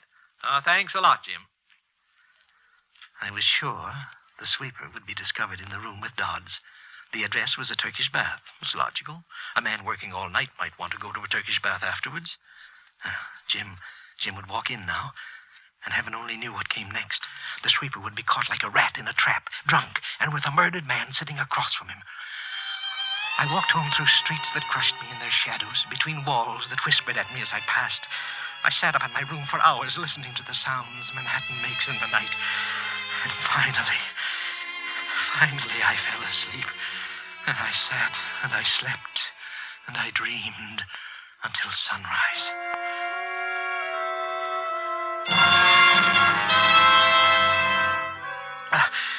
I woke with a start. I was shaking like some miserable wet cur. I took a drink and tried breathing deeply. Somewhere I'd read that deep breathing killed that scared feeling. What in blazes was I frightened about? I was safe. I was completely safe. But when I left the house, I was still shaking. I walked all around the block that the building was on before I went inside. It looked like any other morning. On the floor where my office was, I saw a policeman. And then another. And then my world was surrounded by a ring of police and plainclothes men. I must watch my nerves. I must move carefully, very carefully. None of them paid any more attention to me than they did to any of the others. They assembled all of us in the president's office, and then one of them, a sharp, alert young man, began to talk. Last night, an attempt was made on the life of one of your associates, Mr. Charles Dodds. A murmur ran around the room. I was talking with the rest, being surprised with the rest. But what did he mean, an attempt? Dodds had been dead. Or had he? Fortunately, however, the attack was not successful. And Mr. Dodds has supplied us with some rather unbelievable information. Information which I tried to hold myself. I felt faint suddenly, and then something happened inside me, and I did not break. It was a trick. It was a trick, I was sure of it. The detective stared at us, running his eyes across our faces, across my face, searching, staring, and then he shrugged his shoulders. Well, as a matter of fact, Mr. Dodds was killed. And another man you might know also died last night. Mr. Thomas Higbee, the night sweeper. Higbee? Dead, too? Again, that rustle of voices, that droning conversation that I was part of. Some of them had known Higbee, liked him. I hadn't meant to kill him. Could there be some mistake? I wanted to ask one of these men, was there some mistake? I hadn't meant to kill him. Mr. Dodds was clubbed to death. The night sweeper died of a heart attack. Nothing more is known as yet about what happened here last night. You must all consider yourselves at the disposal of the police, till you're told otherwise. Now, if you... Blast them. Why didn't they say something? They were lying to these people. Nothing more was known. That's nonsense. Why, it was all there for them to see. It told its own story. Higby had killed Dodds. Poor, harmless little Higby had killed that big, famous executive. And now... Mr. Wilson, will you come this way, please? Just a little routine questioning, that's all. Everybody here will have to undergo it. I must watch myself. I must go very slowly. Sit here, won't you, Mr. Wilson? Now, do you remember what time you left the office last night? Yes, it was 11:30. I remember mentioning it to the elevator boy. Uh-huh. And what time did you get home? Oh, somewhere about 12:30, I guess. Yes, just about that time. Is there anybody who would swear to that? Well, the elevator boy... Oh, I don't mean that. Is there anyone who saw you go into your house at 12:30? I hardly think so. At that time, the streets aren't too well populated, you know, officer, and I live in a house where people mind their own business. I really don't know anybody in the house, and I doubt if anybody saw me go into it. But you can check with the elevator boy, though, as to my going home at 11:30. Yes, we have already. You weren't on the best of terms with Dodds, were you, Wilson? Oh, I was fond of him. But I don't know what right you have to say a thing like that. Well, he kind of did you out of a job around here, didn't he? Oh, he was a smart man. Mr. Dodds was an exceptionally smart man. It was not at all a disgrace to lose a position to him. When I left him last night, he was in excellent health. And if I killed a man every time I had a job taken away from me, I'd have quite a long line of victims behind me. Of course, I'm just joking, you know. You made a phone call to him last night, didn't you? Yes, to the elevator boy. I remember suggesting that he go to a Turkish bath after he'd finished work to sort of tone up. They're very good, you know. And I mentioned that I knew a very good one that I could recommend. And then when he asked me the name of it, I couldn't think of the address of the place, and I thought of it later, though, and I phoned the building. Where'd you phone from? From a little place in the neighborhood. And about what time did you phone? Well, it was about 12:25, I guess. I was getting a little mixed up. It couldn't have been then. I was still in the building at 12:30. They were confusing me. You called at exactly 12:55. So you must have miscalculated the time of your arrival at home. However, that isn't important. None of us is expected to time ourselves from place to place, are we? When we find too good an alibi, we get kind of suspicious. Well, I don't think we'll have to bother you anymore, Mr. Wilson. Thank you. He asked me to send somebody in to see him as I went out. I forget who it was. I was thinking very hard. I went into my office and sat down. So easy. Was it possible the whole thing was over? And so easily? Hello there, Wilson. Very sad, this business. Very sad. Good morning, Mr. Larkin. But we must go on. Mr. Dodds would want it that way. Yes, sir, he would. It's a responsible job he had, Wilson. But you've been with us long enough to know that. Yes, sir. Do you think you can handle it? Well, sir, yes, sir, I think I can. Good. Get your stuff together and take over Dodd's old office. You deserve this, Wilson. And I'm sure you'll reward our confidence in you. Well, thank you very much, sir. Of course, I hardly expected... On second thought, I think you'd better go into his office right away and sort of straighten out some of the things on his desk. I'll have one of the boys bring your things in later. Very well, sir. Good luck. Thank you, sir. The fat, pompous pig. Why hadn't he said those things before last night? They were all in a spot now. They needed poor, stupid Wilson. They needed me to get them out of a hole. The further the thing went, the funnier it got. Books were wrong about virtue and good counting for anything. To get ahead, you either married the boss's daughter or killed the boss. I took a pencil and a small notebook and went out into the corridor. I stood for a moment outside Dodd's office, just like last night, and then I pushed the door open, slowly. The sitting room, and then the door to the office. I opened it and walked inside. I heard the door close softly behind me, and I stood there, smelling the death in the air. And then, I saw it. I saw it. I tried to yell, but I couldn't get the words out. There in front of me, sitting in the chair, where I'd propped him last night, was Tom Higby, his eyes open, his expression blank and staring, and at his feet was the bottle and the vase. The same bottle, the same vase. Dodds was all that was missing. I turned and I bolted into the hall. Higby. Oh, what's the matter, Wilson? You look like you'd seen a ghost. In the office. In the office. Higby. Higby? Why, Higby's dead, man. What's the matter? Mr. Larkin. Where's Mr. Larkin? Here I am, Wilson. What's the matter? In the office. In the office. What? Why, nothing's the matter in here. I don't... I walked in after him. There was nothing there. Nothing. No Higby. No bottle. No vase. But I saw them. I saw them. Oh, was I going crazy? Was I beginning to go mad? I felt Larkin's pat on my shoulder. He murmured something about everybody being a little touchy, a little jumpy. And then he left. And I was alone in the room. Be careful. Be careful. Be careful. I stared at the desk and at the chair. No one was there. No one could have been there. I must watch myself. What? Oh, I beg your pardon. Oh, not at all. I seem to be in the wrong room. I'm Mrs. Charles Dodds. Oh. I'm looking for that young detective. He doesn't seem to be out here. Well, I believe he's in the end room questioning the employees. Well, then I don't suppose he'll be able to see me for a little while. Do you mind if I wait here for him? Well, Thank you so much. Excuse me for a second. Charlie, will you tell the detective that Mrs. Dodds is waiting for him in my new office? You've already seated yourself. I was going to suggest that perhaps this seat might... She was sitting in his chair. There was blood in that chair. This is quite all right, thank you. Charles would have liked to see the way everybody's taking his death. Everyone is so kind to me. Mr. Dodds was a fine man. A fine man. You're Mr. Wilson, aren't you? He used to talk about you. Thought you were a very bright person. He seemed very fond of you. I don't know how I'll be able to go on without him. Mrs. Dodds, you mustn't. You mustn't. I'm sorry. He wouldn't like to see me carrying on like this, would he? We were going to buy a home in Westchester this summer. Did he ever tell you that? Yes. Just outside Yonkers.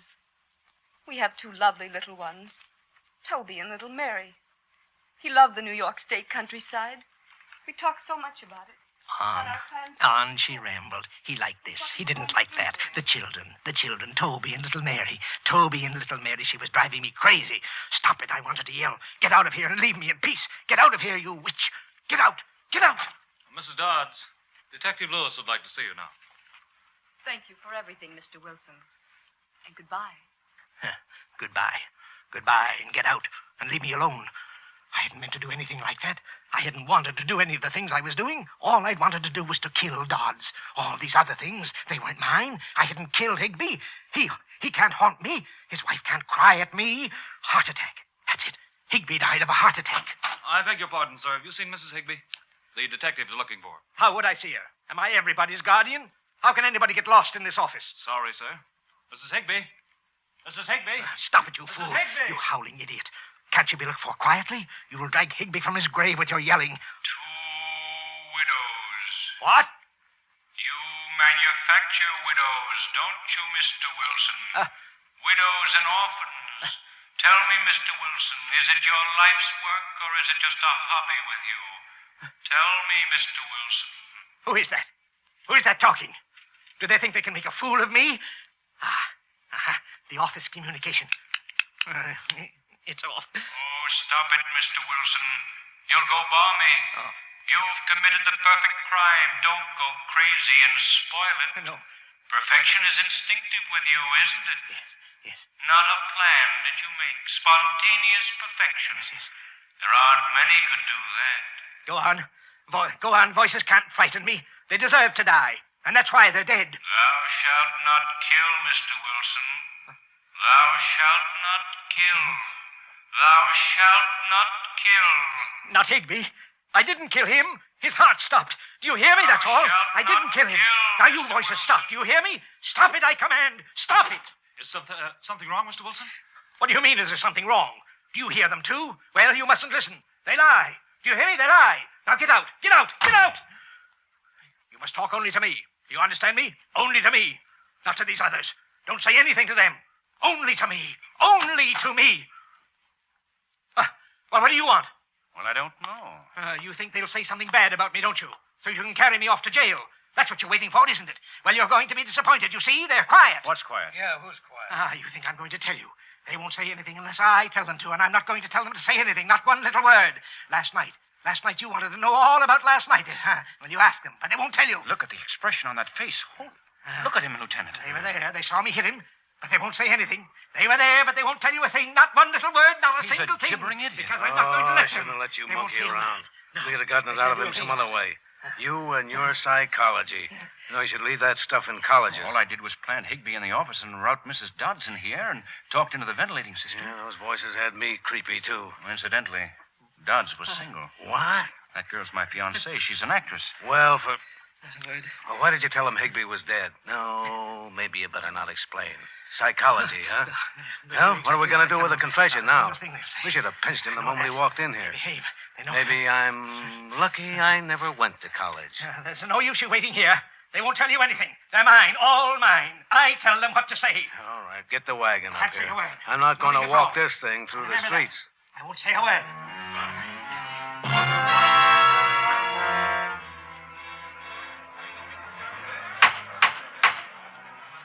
Henry Wilson, it's the judgment of this court that you be sent to the Hillview Mental Home and be kept there in close confinement until such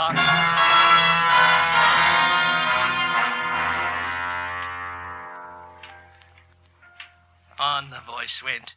I had stopped listening to voices, all but the ones that I couldn't help hearing. But I'm not crazy. I'm not crazy. I tell people that, and they look at me queerly. The stupid fools. The guards here have spread the lies that I have fits. Lies. Lies, I tell you. They say every night when the moon comes up, I have fits. Loud, roaring fits. Well, they lie. Because it's then that I hear the voices. I hear Dodds and his wife and Toby and little Mary. And I sit quietly and I listen to them. Do you think I could have a fit in front of them? Do you now? No, I'd be ashamed.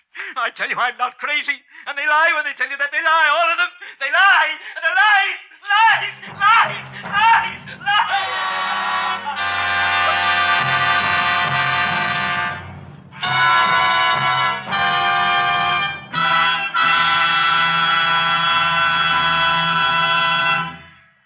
And so closes Statement of Employee Henry Wilson, starring Gene Lockhart. Tonight's tale of Suspense.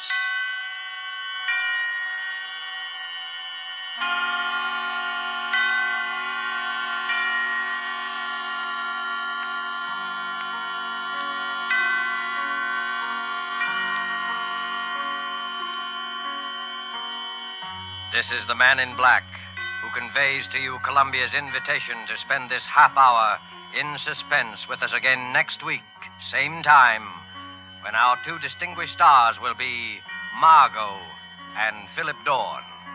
They will appear in a suspense play by John Dixon Carr, entitled Cabin B-13.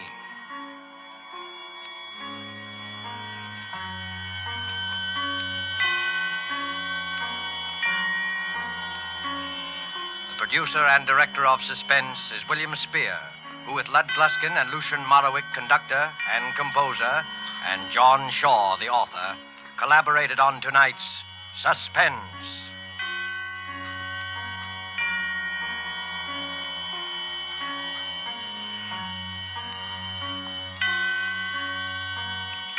Suspense fans, please note that this program will shortly move to a different day of the week.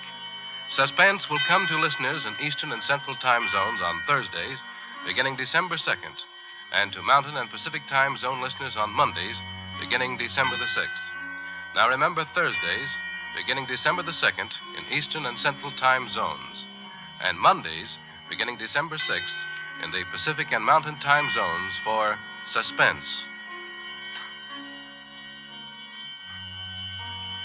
This is CBS, the Columbia Broadcasting System.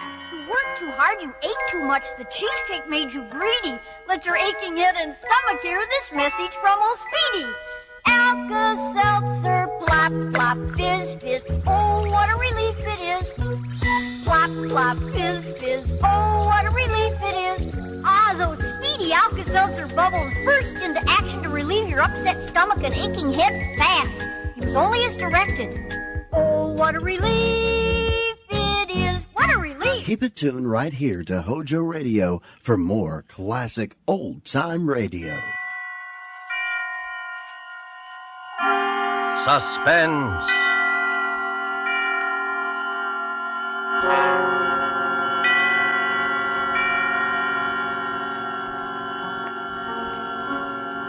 This is the Man in Black, here to introduce Columbia's program, Suspense. In Hollywood this evening, our two distinguished stars are the lovely actress Margo and the polished young actor from Holland, Mr. Philip Dorn. A story by John Dixon Carr dealing with strange, very strange happenings aboard an ocean liner and called Cabin B-13 is tonight's tale of suspense. If you have been with us before, you will know that suspense is compounded of mystery and suspicion and dangerous adventure. In this series are tales calculated to intrigue you, to stir your nerves, to offer you a precarious situation, and then withhold the solution until the last possible moment.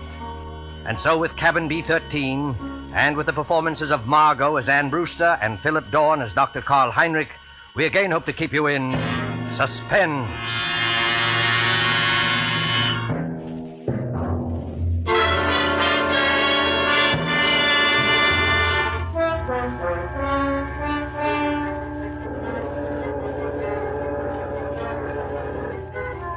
Come now, in happier peacetime days, to a great ocean liner on the night of her departure for Europe. There she is at the West 22nd Street Pier, the 25,000-ton Moravania of the White Planet Line. Smoke from her three funnels coils up lazily in mild October air. You can see the decks, white and shiny like shoeboxes, and the string of lights along them, and the band standing by on A deck to play her out. You can hear the murmur of an excited crowd and the rattle of the steam winches as cargo is lowered into the hold. You can see the bustle of activity and the second officer standing at the head of the gangplank as two rather late passengers hurry through the customs shed towards that gangplank. It's all right, Ricky. We are not too late. No, and I thought we'd be in time. A honeymoon in Europe. 3 whole months with nothing to worry about. That's right, dear. And you've been my wife for, let's see, practically 5 hours now. I believe the correct phrase is it was so sudden, Mr. Brewster. So sudden that we have to travel on our own passports instead of a husband and wife one. I hope they don't think you're not an honest woman. I'm going to act like a complete wanton just to devil you. Oh, what about our tickets, Ricky? Do we give them to that officer standing at the top of the gangplank? No, honey, you keep your ticket. The cabin steward will come around and collect it after we're underway. And the money, Ricky?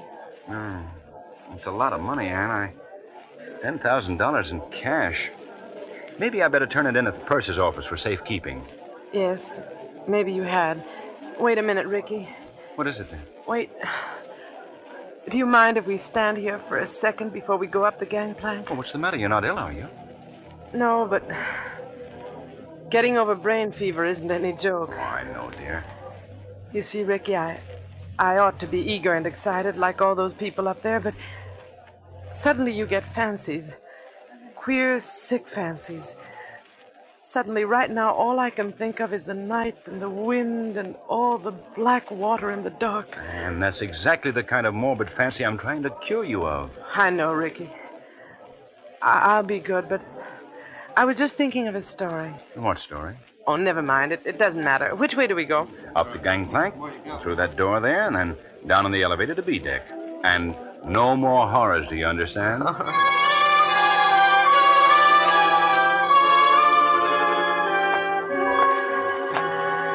Here we are, Anne. B deck and cabin number... Good Lord. B-13. B-13? You're not superstitious, are you? Why, no, dear. Not about things like that. Open the door. Here we are. Lights on and... Oh, Ricky, darling. It's a beautiful cabin. Best I could get. Well, they've got our luggage in anyway, and... Over there, madam, you'll find a basket of fruit and some books from your obedient servant. Oh, you are nice to me. And I'm feeling so much better, Ricky. I will be all right, darling. Of course you will. But you won't find any detective novels among those books. Please, Ricky. Detective novels may be all right for presidents and college professors, but they're straight poison to you. You'll read love stories and like it. You know, Ricky, I keep thinking and thinking about that story I mentioned. Oh, what story, dear? It's an old one. You probably know it, but it was new to me. A woman and her daughter arrive in Paris and go to a hotel. Oh, you mean the old Paris Exposition story? Yes, that's it. The daughter goes out. When she returns, her mother has disappeared. And even the hotel room isn't the same. The proprietor of the hotel swears the girl came there alone and that there never was a mother. The whole room is different when she goes back to look at it. The girl goes to the police, and they won't believe her, and she's nearly crazy. Of course, it turns out that the mother has caught bubonic plague and died, and they're hushing it up so that the visitors won't keep away from the city and ruin the whole exposition, but... You've got to stop this kind of talk. I know. But imagine being in a situation like that, with all those queer eyes staring at you, wondering if you'd lost your reason, wondering if your brain had cracked and the whole world might dissolve, and... Listen. That's the last call, Anne. We'll be underway any minute now. You know, Ricky, I would like to see the skyline go past and the Statue of Liberty and the rest of it. Oh, then why not go up and see it? I've got to deposit this money in the purser's office on C Deck. But I don't like you to leave me. Oh, now look here, dear. You don't think I'm going to disappear, do you? I suppose I don't really. When I get these ideas, and I can't help it, Ricky, I wish you'd wallop me. Well, I'm not going to wallop you, Anne, but you've got to stop being afraid. You certainly won't disappear in a crowded ship with any number of people all around you. And as for me, I defy Houdini himself to make me vanish. Don't talk like that. I'm not going to vanish, and neither is this cabin, dear. Now, run along. I'll join you on deck as soon as I can. All right, Ricky. I'll be good. In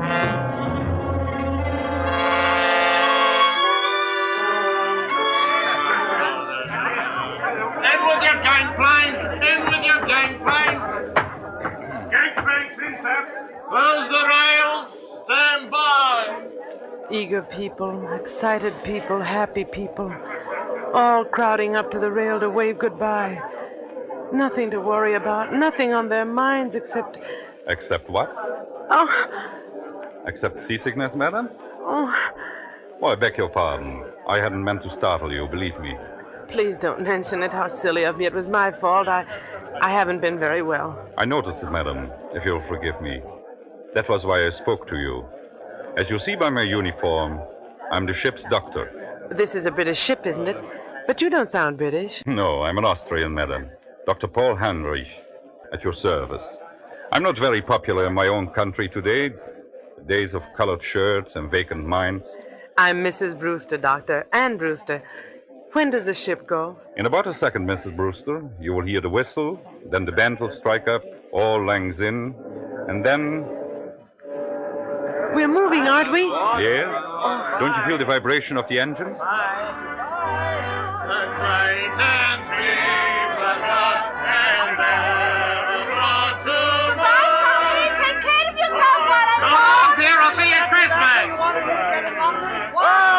The key to the car is in the living room table drawer. If you go out with any problems, tell me. I'll kill you when I get back. Goodbye, Mom.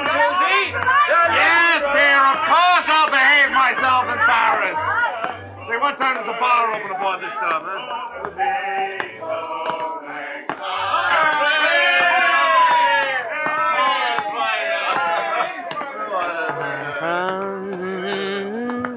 I imagine this is not your first crossing, madam. Oh, I'm afraid it is, Dr. Heinrich. My husband's crossed many times, he tells me, but not on this ship. Well, then I hope you're a good sailor. Why, Dr. Heinrich? Well, because we'll run into some very dirty weather once we are out at sea. October is a very bad month for traveling. Well, if I do get seasick, Doctor, I'll rush straight to you, and I'll expect to be cured. Let me tell you a secret, madam. There are two common ailments for which medical science has no cure. One is ordinary seasickness, and the other is hangover. Tomorrow morning I shall be dealing with both. And enjoying it? Oh, no. Sympathizing with it. That's all I can do. How do you like the Mauravania? Oh, it's a magnificent ship from what I've seen of it. And you know they've given us a very nice cabin down on B deck, B13. What's the matter? Why are you looking at me like that? I beg your pardon. Did you say B13? Yes. Why not? You're quite sure of that, madam? Why, yes, of course I'm sure of it. I saw the number on the door. Why not? Well, because Go on, Dr. Heinrich. there's no such cabin aboard a ship. I'm not joking, Mrs. Brewster. You see, some people are superstitious. Many ships, like this one, omit number 13 on each deck. You must have been mistaken. What are you trying to tell me? Do you think I saw something that wasn't there? No, Mrs. Brewster, not at all. Then come along with me. I'll show you. I'll prove to you that there is a number 13. Will you come along? Yes, Mrs. Brewster? I think perhaps I had better escort you.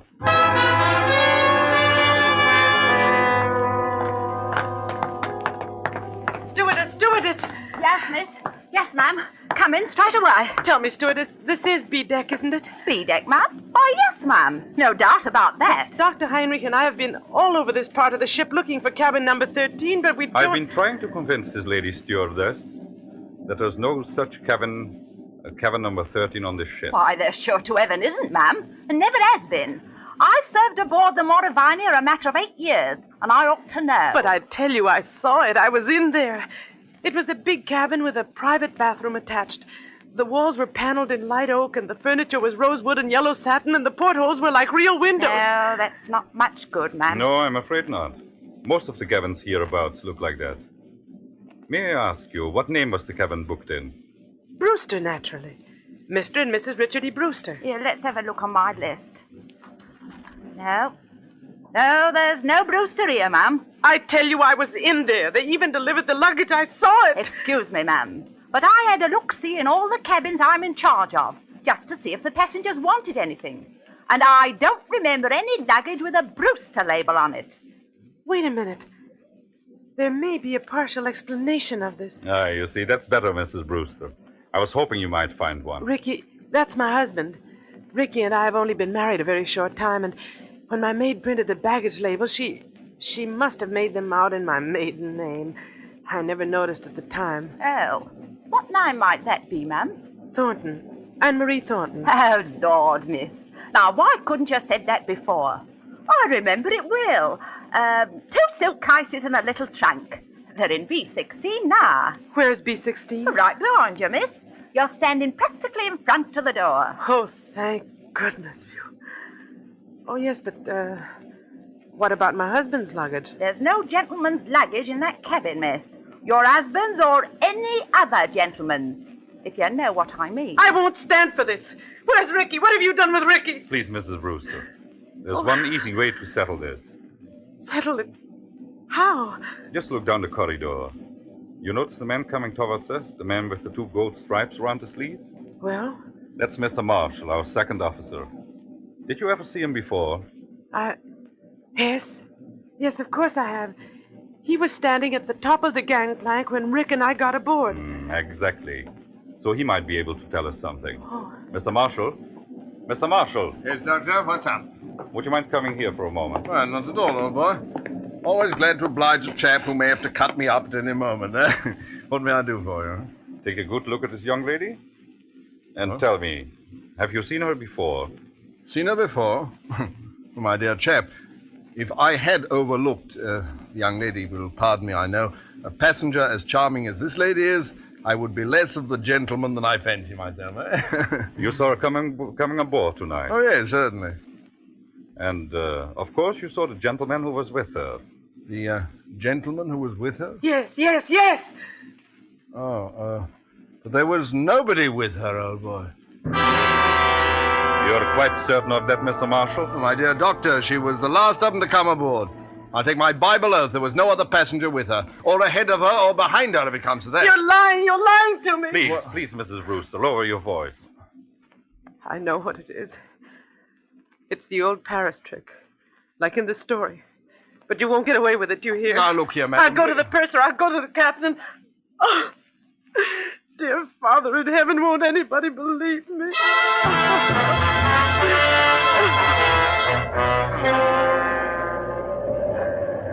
Later that night, in the captain's room just abaft the bridge, there is a conference of ship's officers.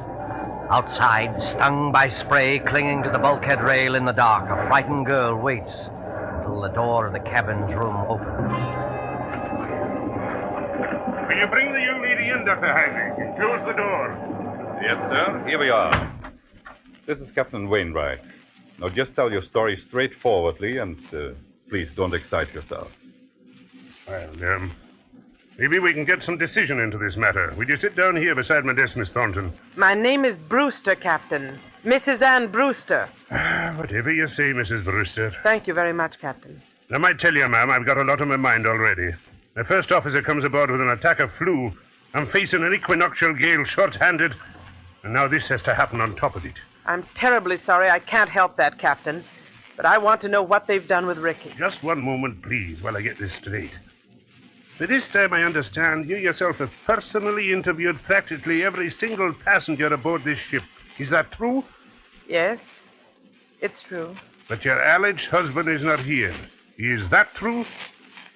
Yes, that's true, In the meantime, the purser has sent a squad of men to search this ship. They've searched every inch of it. You can take my word for that. There's nobody hidden. Your husband's not here. According to Mr. Marshall, who's standing over there... I see him. According to Mr. Marshall, he never was here. Oh, hang it all, Miss Thornton. You needn't glare at me like that. We couldn't see the chap. He wasn't there, now could we? Be quiet, Mr. Marshall. Yes, I'm sorry. No, I'm not unreasonable, Mrs. Brewster. I think you'll admit that. But what can I do? What can I say? Can you offer any proof, even, that this husband of yours ever existed? Proof? Yes, of course I can. Excuse me for interrupting, but would you mind, Captain, if I ask a question or two? No, Doctor, go ahead. I tell you, I'm going daft myself. If you were married, Mrs. Brewster, you must be carrying a joint husband and wife passport. Where is that? Well, there wasn't time to get one. We each carried our own passport. Oh, I see. But still, there must be someone back in America who can confirm what you say if you got in touch by radio telephone. Your parents, for instance. I haven't got any parents. They're dead. What about relatives, then, or a guardian? My guardian is a trust company. The administrators don't even know I'm married. But somebody must have performed the ceremony of marriage. The parson, the justice of peace. Yes, of course. But... Oh, I can't remember the name of the town. You don't remember the name of the town? Hold tight to your chair, Mrs. Brewster. The ship is going to pitch again. How's the glass looking, Mr. Marshall? Barometer's rising, sir. This weather won't hold long. We shall be in the fog before morning, though. We're in a fog now, if you ask me. This lady says she I'm terribly sorry, but I'm trying to think of it. It was a little town in upstate New York where they can marry you at a moment's notice. Ricky kept the certificate. I was confused. I haven't been well. No, you haven't. You see, Ricky had been away, and he came back, and I was in love with him, and he sort of swept me off my feet, and... Oh, what's the use? Not much use, apparently. If you'll take my advice, ma'am, you'll go below to your cabin and get some sleep. I'll send the doctor down to mix you a sedative. You think I'm crazy, don't you? I think you're a little overwrought, ma'am. What I can't understand is why. Why should you want to do this? It can't be the bubonic plague this time. Bubonic plague, ma'am? Who said anything about the bubonic plague? Never mind. But I'll show you. You're all against me, except maybe the doctor. But I'll show you. I'll prove it to you. I am going downstairs, and I don't want anybody to follow me. Good night. Good night, all of you. Well, I'm glad that's over. Look here, Mr. Marshall. Huh? You think it's quite safe to trust her out there alone? Well, I don't know, sir. She's mad as a hatter, if you ask me. You think she might do something foolish? Well, I think she might chuck herself overboard if we're not careful. What's your opinion, Doctor? I can give you my opinion, gentlemen, in a very few words. That girl is as sane as you are. What's that? Wait and hear what I have to say. I shared your own belief at first, but I've been talking to her all evening. I've heard her whole story, and there's not a psychopathic trait in her nature. She firmly believes in this husband. Yes, Doctor. A lot of people firmly believe they're Napoleon, but they get tossed into loony bins just the same. This matter is not a joke, Mr. Marshal. I tell you, this man exists. Or did exist. What do you mean, Doctor? I suppose he has been murdered. Perhaps he has been murdered and thrown overboard. Murdered? Thrown overboard? If you remember, Richard Brewster was carrying a very large sum of money in cash. His wife's wedding gifts. Practically all her inheritance. He meant to go to the purser's office. But he never got there. That money might have been a great temptation. To whom? To a stewardess, perhaps, or even to a ship's officer. Just exactly what are you getting at? Well, numbers on doors can be changed easily enough. Just print a small card and put it on the metal slot on the door. I still want to know what you're driving at. If you use your intelligence, gentlemen, I think you will understand how a man can be made to vanish into thin air. And why Mr. Marshall saw never another passenger. You still don't see it? No, I do not. Well, then listen, and I'll explain exactly how a situation like this...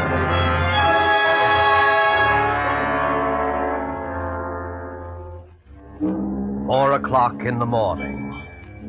4 o'clock, the hour of suicides and bad dreams. The gale has subsided, the sea is calm. The SS Mauravania creeps blindly at barely 8 knots through a thick and strangling fog. The whole ship is dark and sealed up in sleep. There's no sound in all that mournful dimness, except when the foghorn cries out a warning overhead. Even cabin B-16 is dark. And Brewster, still fully dressed, lies restlessly across one of the berths, her head almost touching the inter-cabin telephone. What was... Oh, I thought I heard... Telephone. Yes? Hello? It's me, Anne. Take it easy now. Ricky! Ricky, where are you? Quiet. Keep your voice down. Where are you, Ricky? What happened to you? Are you hurt? No, I'm not hurt, but he nearly got me. Who nearly got you? Listen, dear. I can't explain over the phone, and I don't dare go down there. Can you meet me up on deck? Yes, of course. Where? Do you know the boat deck? Boat deck? Which one is that? The top deck, where all the lifeboats are slung. Oh, yes, I know it. Well, go to the starboard side. Yes? That's the right-hand side, facing forward. Find the 4th lifeboat from the aft companionway. Yes. There's a thick fog, and nobody will see us. Ricky. What is it? Ricky! He's gone. He's gone. Excuse me, miss, but I thought I heard somebody talking in here. Stewardess, what are you doing up at this time of the night? If I might ask, miss, what are you doing up and dressed? Oh, you ought to get some sleep, miss. You really ought. It might interest you to know, stewardess, that I've just been talking to my husband. Now, look here, miss. Don't start that all over again. Please don't start that all over again. You all pretended to think I was mad, didn't you? And you nearly drove me mad. Ricky's beaten the whole crowd of you, and I'm going out on deck to meet him now. Out on deck, miss? That's what I said. Where's my coat? Don't go out there, miss. Not in the state of mind you're in. And the fog's so thick, you can't hardly see your hand in front of your face. Stand away from the door, please. Suppose, miss, I didn't want to let you go out there. I don't think that would matter much. You've probably heard that mad people have 10 times ordinary strength, and I'm stronger than you anyway. Miss, I'm a-begging you. Stand away from that door!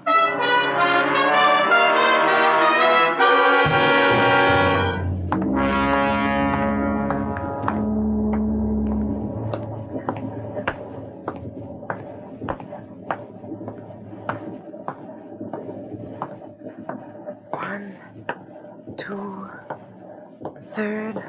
Anne, is that you? Yes. Ricky. Ricky, darling, where are you? Here, duck your head under the lifeboat. You take my hand. But isn't it horribly dangerous out there on the edge? There's no railing along the side of the ship. Don't worry, Anne. I won't let you fall. Look out! Oh, went overboard here. We're well aft near the propellers. The suction would carry into the propeller blades. And listen. I can't hear anything except the foghorn. Yeah, but I can. There's somebody walking along the deck. And I can see a flashlight moving in the fog. You're quite right, my friend. You can see a flashlight moving in the fog. Dr. Heinrich, what are you doing here? At the moment, young lady, I'm covering both of you with a revolver. Please don't move. So, You were in the conspiracy, Dr. Heinrich. May I ask you, what conspiracy? The whole ship's conspiracy to say Richard Brewster didn't exist. My dear young lady, you can set your mind at rest. There never was any ship's conspiracy against you. The people you spoke to were perfectly honest. Including Mr. Marshall, I suppose. Yes, including Mr. Marshall. And what is this all Stand about? back there. I suppose he was telling the truth when he said nobody came up the gangplank before or after me. I beg your pardon. That was not what he said. He said no passenger came up the gangplank at this time. Well, what's the difference? A great crime is arranged for tonight, young lady. No less a crime than murder. Murder? Who's going to be murdered? You are. What? That, I repeat, is a scheme. But there is no conspiracy and only one criminal. Oh. And who is the criminal? The criminal is the man standing beside you. Your so-called husband. Ricky? Oh, you don't know what you're saying. I think I do. Marshall, of course, did see someone walk up the gangplank, loitering behind you. But he never dreamt of associating that person in any way with you. He saw a ship's officer returning from shore leave in civilian clothes. A ship's officer? Yes. That man you call your husband, his name isn't Richard Brewster. His real name is Blaney. And he's the first officer of the Mauravania. Are you trying to tell me the captain that can identify him. He's actually British, though he can fake an American accent very well. He has already got a wife in England, and he is planning to join her with the $10,000 he got from you. I don't believe it. I don't. Ricky, why don't you say something? Oh, he planned it very cleverly, I must admit.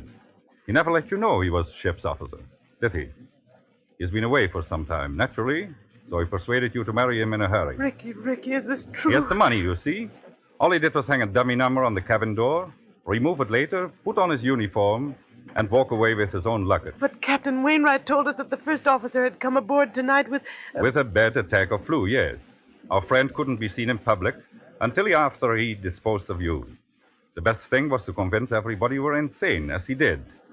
Then, when you went overboard tonight... They would all believe it was suicide. Exactly. But I began to suspect this Brewster, because you quoted him as telling such an obvious lie. He said he had never traveled in the Mauravania, yet he could direct you all over the ship, and even knew where the purser's office was. So I went to his cabin, found it empty, searched, and found your $10,000. Look out, Dr. Henry! Put it down, you fool! Put it down! Oh! He's overboard! You shot him! You shot him! Those shots, my dear, never touched him. Never touched him? No. The weight of the iron carried him over backwards when he lifted it. It was the weight he was going to use to sink your body. Ricky! The propellers! The ship's propellers! Yes, they suck you under. Oh, Doctor. Doctor, I can't stand this. It won't be easy, my dear. It won't be easy, I know, but believe me, this way is better.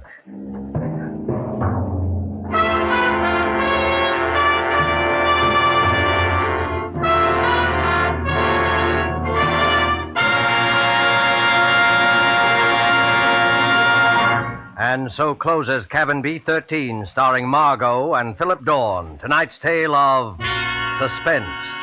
With our two stars tonight were Dennis Hoy as Captain Wainwright and William Johnstone as Ricky Brewster.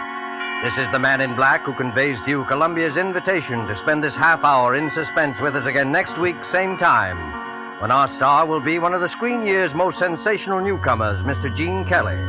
Mr. Kelly will be supported by Hans Conried and William Johnstone.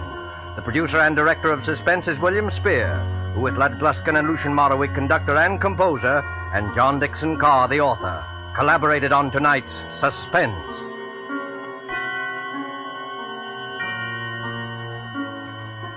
Suspense fans, please note that these programs will shortly move to different days of the week. Suspense will come to listeners in Eastern and Central time zones on Thursdays, beginning December the 2nd, and to Mountain and Pacific time zone listeners on Monday, beginning December the 6th. Remember, Thursday, beginning December the 2nd in Eastern and Central time zone, and Mondays, beginning December the 6th in the Pacific and Mountain time zones for Suspense. This is CBS, the Columbia Broadcasting System. Why has Hollywood star Merrill Oberon switched to new improved Green shampoo?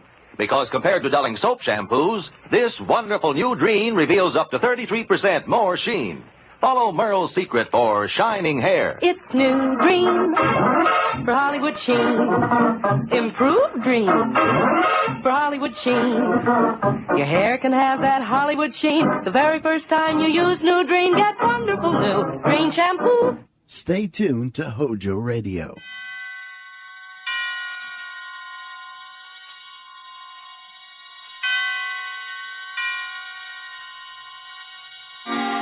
Suspense.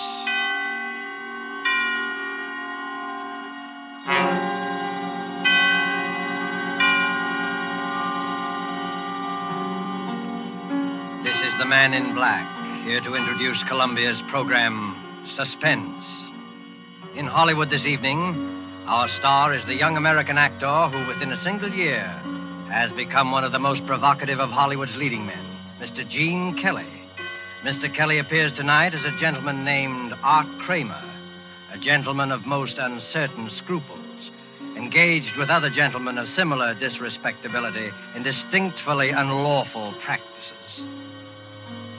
Our suspense play by Robert L. Richards is called Thieves Fall Out. And in it, in support of our star, you will hear Hans Conried as a racetrack devotee by name Kennelly, and William Johnstone as Sam Gross. And so, with Thieves Fall Out and with the performance of Gene Kelly as Art Kramer, we again hope to keep you in suspense.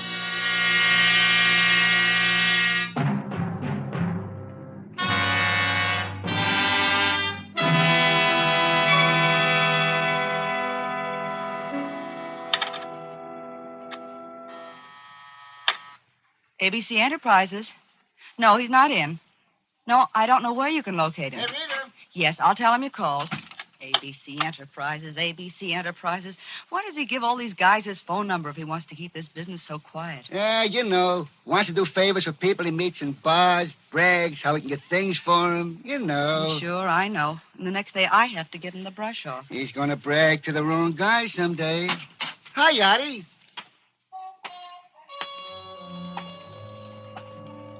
Hello. Hello, Arthur. Hiya, babe.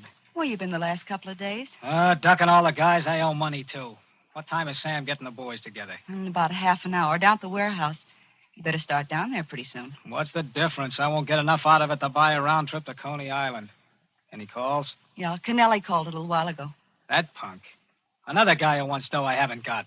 Just stall him? I tried, but he said he was coming up anyway. Oh, what'd you let him do that for? You know I don't want to see that guy. I couldn't help it. He knows the way here. Okay. Anything else? No. Arthur, if you're not going down right away, can I talk to you for a minute? What about? Oh, something. Joe, watch the switchboard for me, will you, while I talk to Arthur in the next room? What's he got that I haven't got? No cracks out of you. Please, Arthur? All right, but make it snappy. Now what? Oh, Arthur, what's the matter lately? You know what's been the matter. Everything. Me too? Oh, don't start that again. Rita, it's no use. Look, you're a good kid, but it's no use. You didn't used to say that. All right. So now I owe nearly 10 grand around this town. And there's some plenty tough monkeys. If I don't get it up pretty soon, it's going to be too bad. Top of that, I had a loaded truck and a trailer hijacked last week, and there goes my take for the month and more. And you want to know what's the matter. Oh, Arthur, honey, why don't you quit? Why don't you get out while you still can? Why don't I quit? What are you talking about? Oh, you used to have a decent business, Arthur. Sure, and I didn't eat. Well, what about now? It's making a wreck of you. It's dangerous. You know what's going to happen. This whole black market thing's going to crack pretty soon, and when it does, don't be silly. Yeah? Kennelly's outside to see Artie. That punk. All right, let him come in. What's one more? Okay. Better let me talk to him alone, baby. All right. Think about what I said, will you? Sure.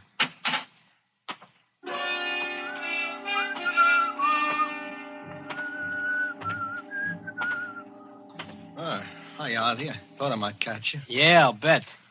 Close the door. Sure. Hey, listen, Art. I need that dough. Well, I haven't got it. I told you that. Now, look, I don't want there should be no trouble. There's not going to be any trouble. Take it easy. I didn't mean that. But I took them bets from you on my own, and now my boss is after me. If I don't get that dough by Monday, I'm going to be in trouble. Well, I haven't got it, and I won't have it for another month. Can't you get it from Sam? No, I'm into him as far as I can be now. What do you mean? Sam must have plenty sold it down in some safe deposit vault by now. It isn't in a vault. It's up at his place in Connecticut. Anyway, he won't give me any more. Connecticut, huh? I didn't know he had a place in Connecticut. Yeah, near Riverside. It's a hideout, way away from everything. Oh. MacPhail has one, too, about 5 miles away. When's he go there? He's hardly ever there. Nobody's there. What do you care? You're thinking of the days when you used to climb through second-story windows? Oh, you shouldn't ought to say that, Art. I don't even know where the joint is. No, I was kidding. Anyway, listen, I'm sorry about the dough, but you'll have to wait. Art, you don't know the spot I'm in. You'll get it from me when I've got it. I'm leaving. Art, listen. You coming? Where you going? Down to the warehouse to watch my share of last month's take go down the drain.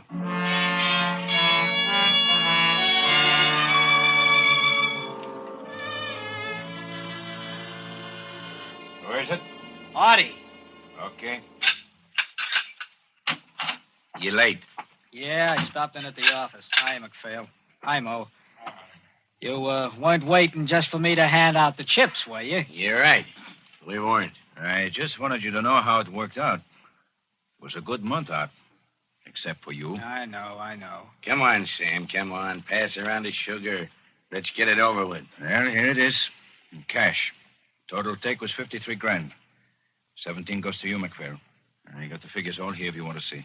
I know you wouldn't double-cross me, Sam. I wouldn't double-cross anybody. And don't forget it. Here's your dough.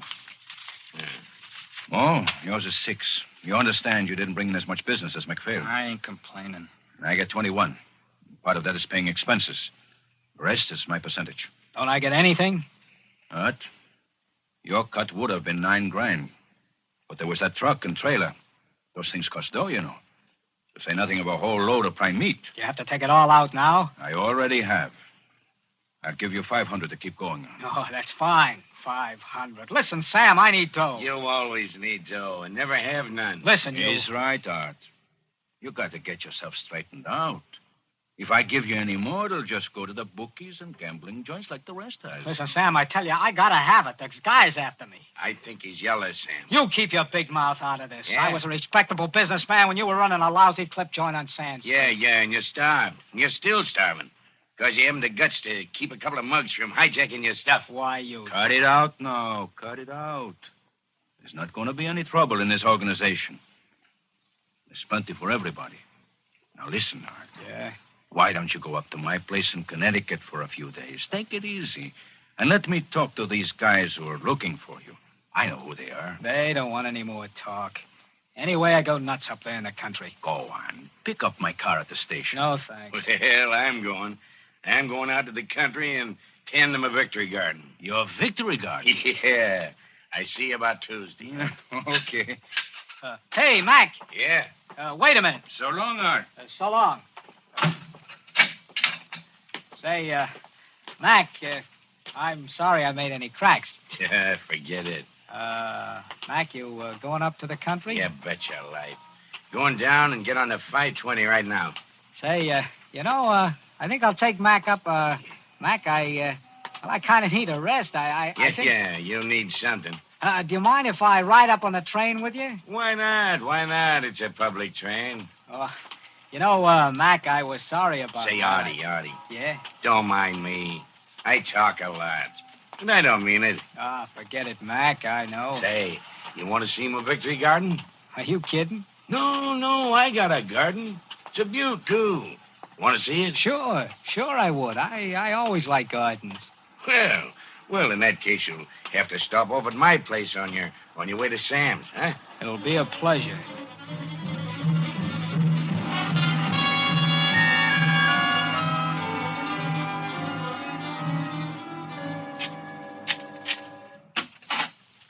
Come on in, Artie. I want to put this dough in the safe, and then I'll show you around. Sure. When the war's over and I'm legitimate, I'm going to build onto it. Have a lot of lawn, gardener, real country gentleman. What's this, your office? I do a little business here once in a while. Keep my dough in the safe there until I bank it. Know anything about safes? No. That's good. Not that I don't trust you, Artie. Yeah.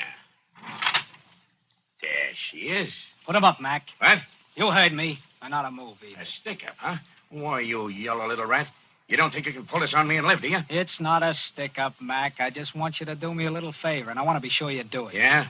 Yeah, get on that phone. This had better be a gag. It won't be unless you do exactly what I tell you. What?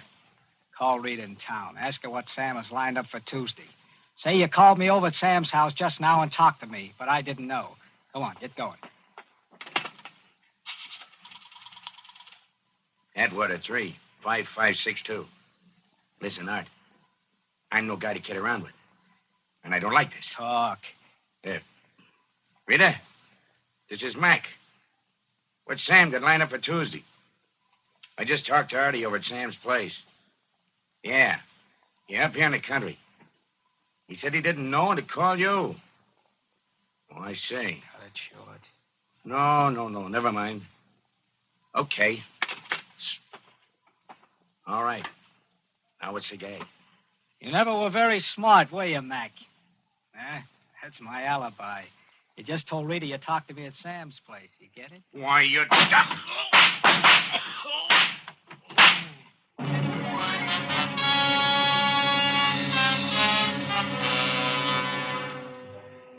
Neatly done, Art Kramer.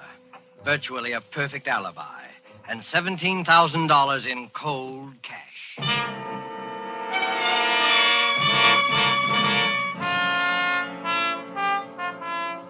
But there was someone else who thought he had a perfect setup, too. Kennelly, the little bookie, whose former occupations were even less savory. It wasn't hard for Kennelly to find where Sam's place was in Connecticut, in New York's underground of petty crime, and find out anything. And it wasn't hard to jimmy a window. Done that often enough. And then to find the money. There was a wad of money here at Sam's place somewhere. Art Kramer had said so. Probably in a safe. That wouldn't be any trouble either. Not in the living room, of course. Yes, maybe this room. An office, a desk and phone. And a safe there in the wall. And just as he'd thought, old-fashioned, easy to crack. First to drill a little hole, then the soup. There'd be a quick, neat little explosion, and the safe would fall apart in his hands. But wait, what's that? A car driving up, stopping. Who? Art Kramer had said nobody ever came up here. But it was leaving now, driving away. Probably just a mistake. No, steps outside. Somebody coming in. What to do? Escape cut off. Hide. Here in the office, behind the door. Hide the bag of tools, quick. He's coming in here.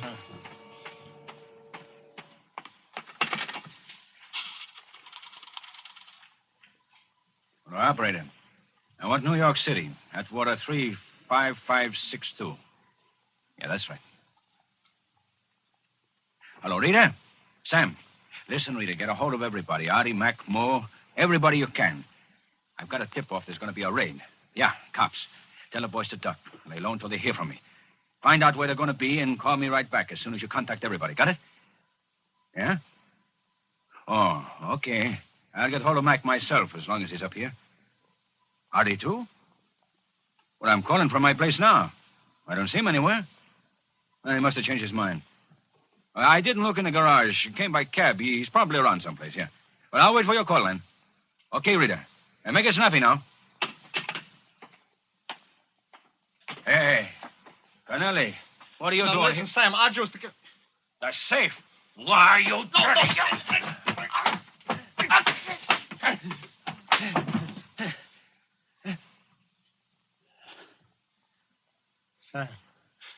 Sam. Hit him too hard. He's dead.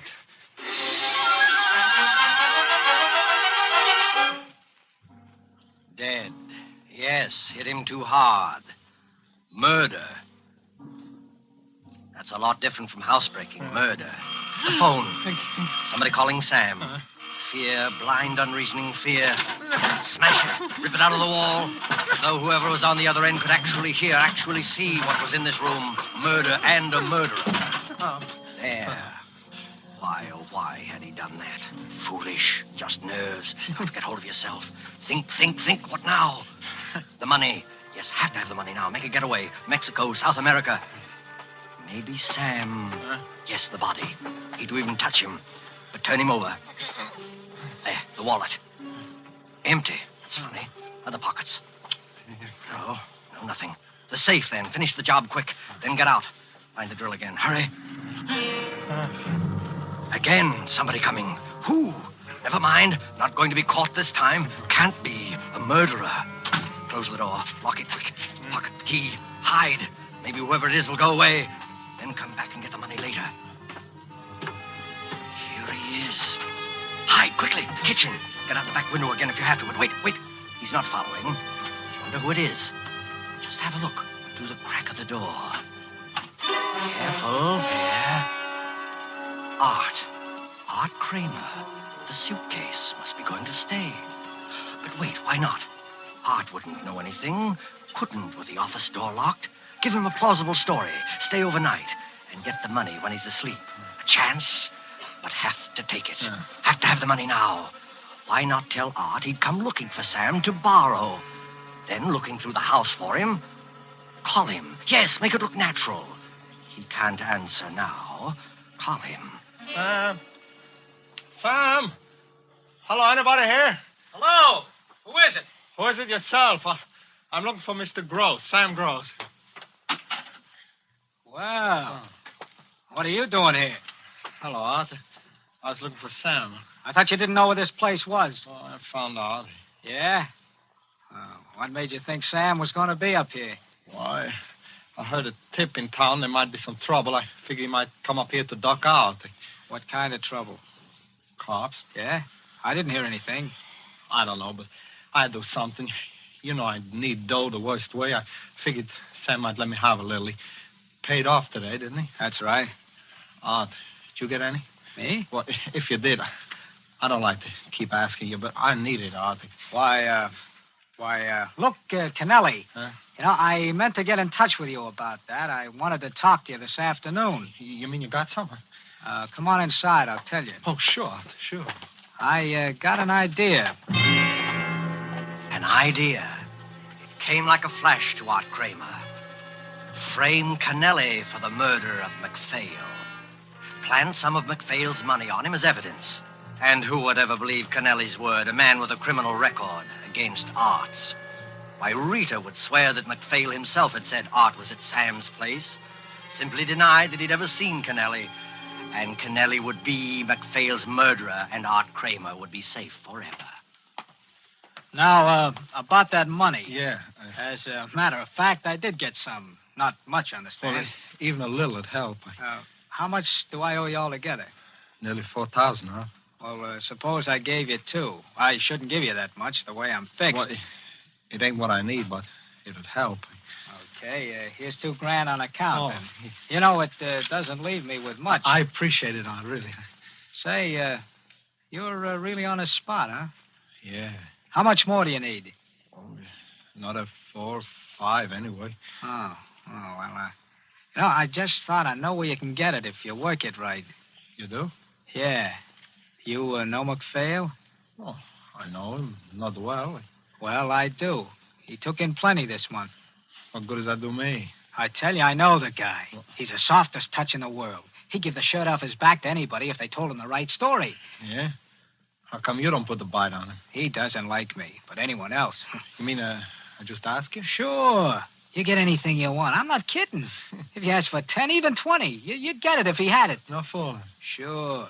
He's up here in the country now, too. Right up this same back road, 4.5 miles. Hey, how do I recognize the place? It's a big place on the right. The only house for a mile. You can't miss it. Say, I'd run up there if I were you. Maybe I will, huh? Maybe I will. A break. The kind of break Kennelly had prayed for. Get the money from MacPhail. Yes, quicker and safer than trying to get back in that room with a dead body on the floor. Get it from MacPhail and have a good head start. Art won't find Sam's body in there for at least a day or two. The door's locked, and Kennelly has the key. He can be on a plane with MacPhail's money and be out of the country by tomorrow. A break, the perfect break. Well, thanks for the tip, huh? You're sure MacPhail's up there, huh? Sure, he's always there, every weekend. He's got a garden. A victory guard. That's a laugh. Well, I guess I better get going, huh? Yeah, look around the grounds for him first. If Sure. he isn't outside, just walk right in. The door's always open. He's a simple guy. Trusts anybody. Okay. Thanks, Art. Skip it. Maybe someday you can do the same for me. Yeah. Yeah, maybe someday I can. Well, so long. So long. And now, Art has a job to finish. Phone the cops. From here? No, better not. They might trace it. The gas station at the crossroad. Plenty of time. Kennelly will be there 5 or 10 minutes before he finds what he'll find as the cops find him. How easy he fell for it. But never mind that now. The gas station. The phone.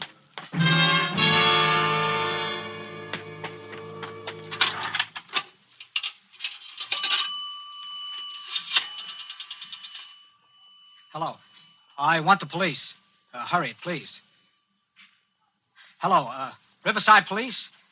Listen, I was just driving down 9 Mile Road. I was going by the old McPhail place. You know the place I mean? Yeah, that's the one. I was going slow and I heard something. It sounded like someone was being killed. Yes, a murder. There were shots and somebody screaming and more shots. A man's voice. Oh, it was terrible. You better get up there right away. Oh, never mind who I am. I don't want to get in any trouble. No, but get up there. Yes, murder. Get your call all right, sir? Yeah, thanks.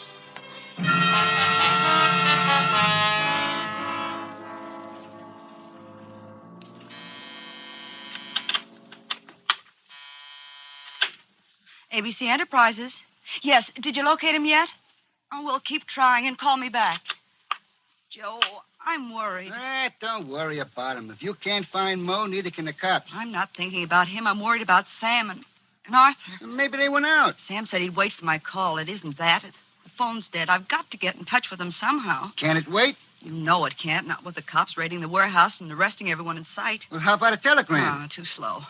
I hate to send anyone around to the house, but Sam will understand this time. What are you going to do? Get the telephone company to help. Hello? I want the Riverside, Connecticut traffic operator, please. Yes. You know, it's funny about that phone. It rang 2 or 3 times, and then suddenly it went dead. Hello, traffic operator? Have you a phone listed under the name of Gross? Samuel Gross. Well, there's something wrong with it, and it's very important that I get in touch with Mr. Gross right away. I'm his secretary. Will you send a man up right away? Thanks. And would you tell Mr. Gross that I've been trying to reach him? Thank you. See? When Sam finds out there's something wrong with his phone, he can phone me from outside. You're a pretty smart girl sometimes, Rita. Yeah. Don't you believe me? I just wish I was smart enough to get some sense across to that guy Art Kramer once in a while. You kind of like him, don't you? Cut it out. Don't worry about Artie. He'll be all right. Sure, I suppose. I suppose he'll be all right.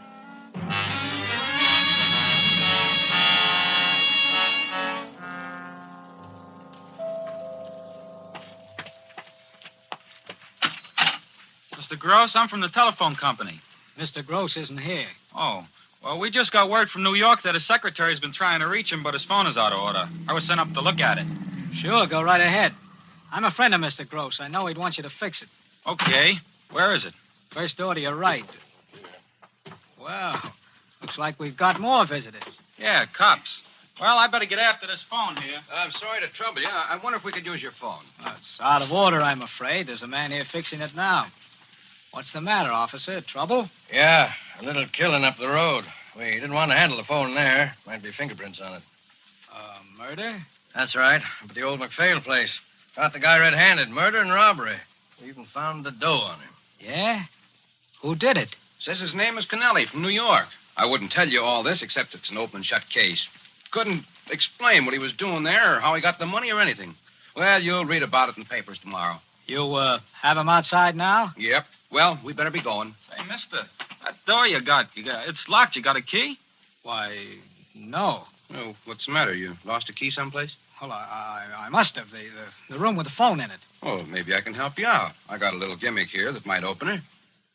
Thanks. Yeah, we got to have things like that in this line of business, you know. This the door? Yeah, that's it. There you are. Oh, thanks. You don't need me in there for anything, do you? No, sir. Well, good night. Good night. Hey, say, officer, Yeah? you better come in here a minute. Wait a second, will you, Jim? Sure. What's the matter? Hey, mister. You been here all day? That's right. Why? Nobody else been here all afternoon? No, sir. Oh, what's this? You find something wrong in there? You said it, mister. Put up your hands. Hey, what's the idea? You don't know, huh? Jim, take a look at what we got here. Yeah. Well. Cover him, Jim. Okay. Oh, what is... Hey, let me see that. Sure. Sam. No. Robbery, too. Been through his wallet and started on the safe. Just like the other guy. Let's frisk him. No, I didn't do this, I tell you. I didn't do it, I tell you. Here's the dough, all right. A roll big enough to choke a horse. Look, you guys. I tell you, I didn't do this. Yeah, kind of interrupted you, didn't we? Come on. Look, I didn't do this, I tell you. I didn't do this. I didn't do this.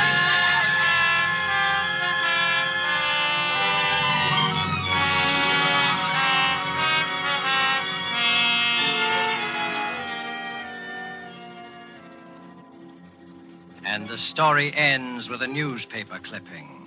I'll read it to you. Bridgeport, Connecticut. Arthur Kramer and George Kennelly were executed here today within 10 minutes of each other to bring to a fitting conclusion one of the strangest series of coincidences in the criminal records of this state. Both men committed the same crime, murder and robbery, within a few miles of each other on the same day and at almost the same time. Both victims were operators in the New York black market. Kramer was convicted of the murder of Samuel Gross. Kennelly killed Edward MacPhail. Both killers were caught on the scene of the crime, were arrested by the same officers, taken together in the same police car to the same jail. Both proclaimed their innocence, yet pleaded guilty in the face of the overwhelming evidence against them. A curious factor in the case was that though both men denied knowing the other, they tried repeatedly to attack each other in the prison yard until guards were forced to keep them out of sight of each other at all times. Police have always believed there was some connection between the two crimes, but have never been able to find out what it was.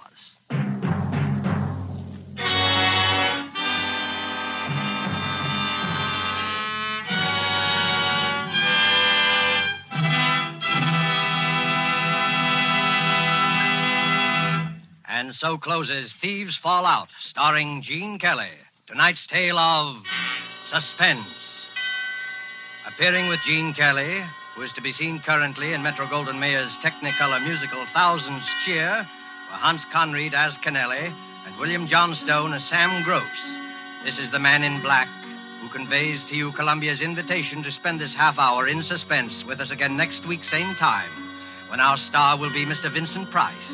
Mr. Price will be heard in a suspense play by E. Jack Newman, dealing with the Gestapo and called The Strange Death of Charles Umberstein. The producer and director of Suspense is William Spear, who with Lud Gluskin and Lucian Marlowick, conductor and composer, and Robert L. Richards, the author, collaborated on tonight's Suspense. Don't miss Suspense when this series moves to a new day and time. The day, Thursdays, beginning December the 2nd. The time, 8 p.m. Eastern Wartime and 7 p.m. Central Wartime. In the Mountain and Pacific time zones, listeners will hear Suspense on Mondays, beginning December the 6th at 9 p.m. Pacific Wartime. This is CBS, the Columbia Broadcasting System. Every one of you undoubtedly has a headache or pain remedy that you swear by. But haven't you noticed that on some occasions it fails you? That there are times it does not seem to work? On these occasions, let me suggest that you try Anacin, for here is a remedy that I'm sure won't fail you. You'll find the fastest and most complete relief in Anacin you have ever experienced. The reason is simple. Anacin contains not one pain-soothing agent alone, but 4. One of which is in all probability the remedy you now customarily take to relieve pain. You can get Anacin at your druggist for a few cents. Your money back if you're not pleased. I'll spell the name. Anacin. Keep it tuned right here to Hojo Radio for more classic old-time radio.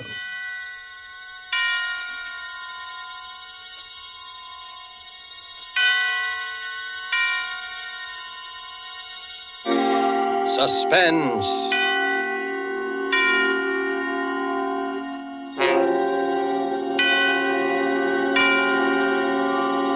This is the Man in Black, here to introduce Columbia's program, Suspense. Heading our Hollywood cast tonight is the distinguished American actor, the star of the Broadway suspense drama Angel Street, who has recently returned to this coast to resume his film career, Mr. Vincent Price. Tonight's suspense play, which presents Mr. Price, and which is produced and directed by William Spear, relates an episode of recent years in the unfriendly Nazi capital of Berlin. The strange death of Charles Umberstein by E. Jack Newman is tonight's tale of suspense. If you have been with us before, you will know that suspense is compounded of mystery and suspicion and dangerous adventure. In this series are tales calculated to intrigue you, to stir your nerves, to offer you a precarious situation, and then withhold the solution until the last possible moment. And so, with the strange death of Charles Umberstein, and with the performance of Vincent Price, we again hope to keep you in suspense.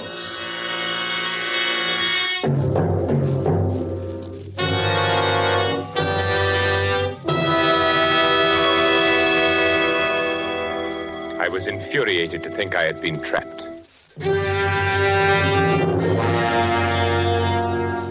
The thought that someone had discovered my intentions maddened me to the breaking point. Nothing had slipped. Everything had run smoothly as I had planned. No evidence, not the slightest trace, nothing. And yet, I was trapped. Trapped. But why? How? Let me see. Papers in my briefcase, train ticket, information forwarded safely to my office. And he knew. How? But he did know.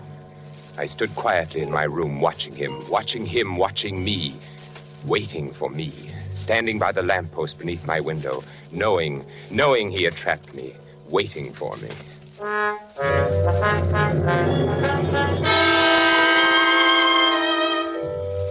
I recognized him almost immediately. Captain von Hind. Once before I had seen him briefly in Herr Miller's office. I had been working on some corrections. Herr Miller was escorting him through the plant on an inspection tour. They stopped for a moment outside my office. I glanced up as Herr Miller gestured my way through the partially open door. Aha, Herr Hauptmann. Das ist unser neuer Architekt. So, ist Ihr neuer Architekt. Well, here it was. They were talking about me. My heart stopped. He was explaining how I had been recommended by the Führer himself, my qualification. They continued on their tour. Herr Miller explained later when I went to his office. Aha, Umberstein, there you are. Herr Miller, you sent for me? Yes, Umberstein. This morning, when Captain von Hind and myself passed by your office, I knew it was you. You knew it was me? Yeah. Captain von Hind is head of Gestapo intelligence in this area. He was conducting a routine inspection this morning, and it was he who suggested that What? Well, since your recommendations were by the Führer himself... Yes? Your work here has been excellent. I knew you were the man when I passed by today. My work? Huh? Oh, no, of course, not that. Why, you have become one of our best men. Oh, thank you, Herr Miller. No, this is it. Yes, Herr Miller. Through various posts, we are releasing more prints on munitions areas in this country and other countries. Huh? You are to be in complete charge of their release from the war. I understand, Herr Miller. As a citizen of the Reich, I am greatly honored that I have been given such an opportunity. An opportunity to show your loyalty. An honor. I will give you the combinations. You will see that no other person enters the war. Of course, Herr Miller. One moment, Umberstein. Yes? I think I should tell you that a few months ago, in one of the neighboring plants, the Gestapo apprehended a spy.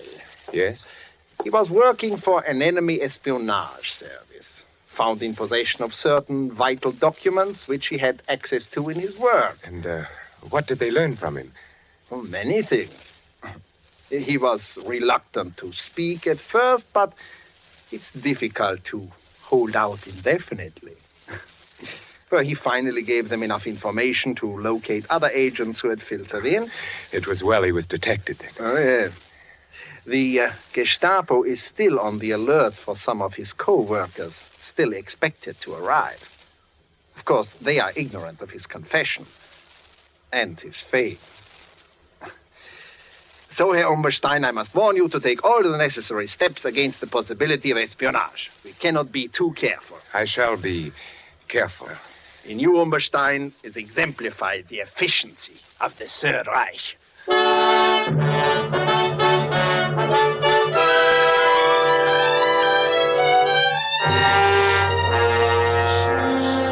I closed my suitcase and looked down on the street. I watched him standing there. I kept asking myself, how could he know? This Captain von Hind, how could he know? The plan was perfect, the best yet, and yet I was discovered, trapped. It was a late Saturday afternoon, and the silence of the day hung heavy in the room. Outside it was cold, very cold, but in my room it was warm, stuffy. The radiator hissed and spewed as though it were the judge of the events to come. I was almost angry at it. A radiator. It was still light enough that he might see me if I crossed to raise the window. He wasn't aware that I was in the room. I hadn't turned on the lights. Now he stood there, waiting for me to return.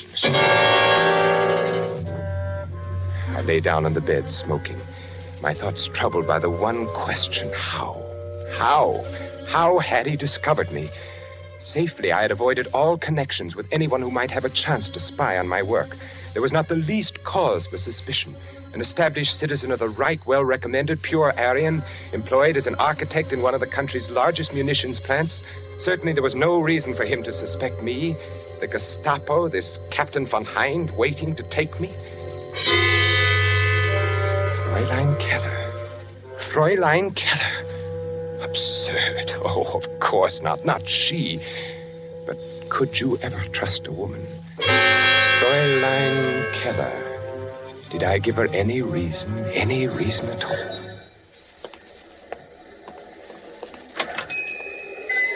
Good morning, Fräulein. Oh, good morning. My name is Charles Umberstein, and I am to be at the munitions factory near here. I wish to take a room. Oh?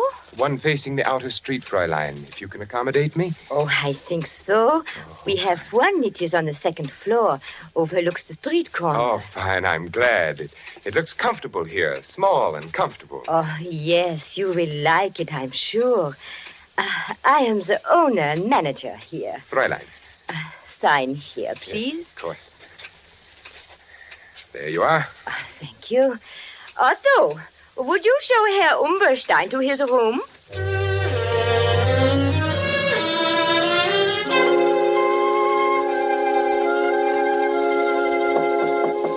Yes? Yes, who is it? It's I, Fräulein Keller. Oh, just a moment. Yes, Fräulein? I have brought you some extra blankets. Oh. You may be cold. Oh, that's very thoughtful of you, Fräulein. And Herr Umberstein, down the street, a little cafe. You may find nice meals and a little music, too. Oh, wonderful. I am indebted to you, Fräulein. Oh, but you are my charge. I look after my guests. It is my job. Oh, that is most kind, Fräulein. Herr Umberstein, yes. I also dine at a little cafe often. Oh. I hope I see you.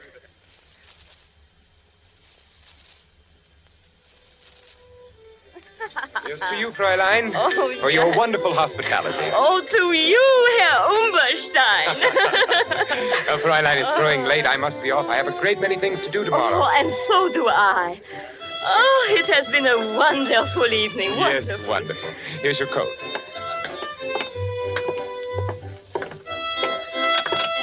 It's growing colder now, isn't it? Yes, the winter will be here soon.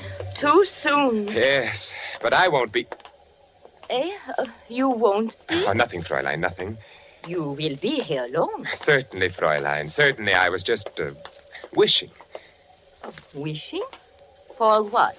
No, I had done it. I'd started to thinking perhaps she could... For what?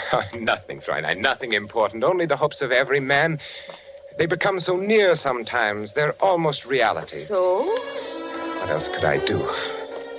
I had to lead her thoughts away somehow. She took the lead. You mean a woman? Yes. Yes, Fräulein. You. Oh, but We have known each other for such a short time. Only 2 weeks. That's true, but I've been aware of you for a longer time, though I've just met you. Oh, Herr Umberstein, Charles. Oh, Charles.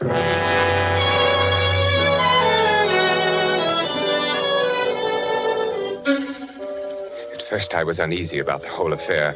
And after a while, I did grow rather fond of her. She was so accommodating, and we dined together each evening, and I played my role to the letter.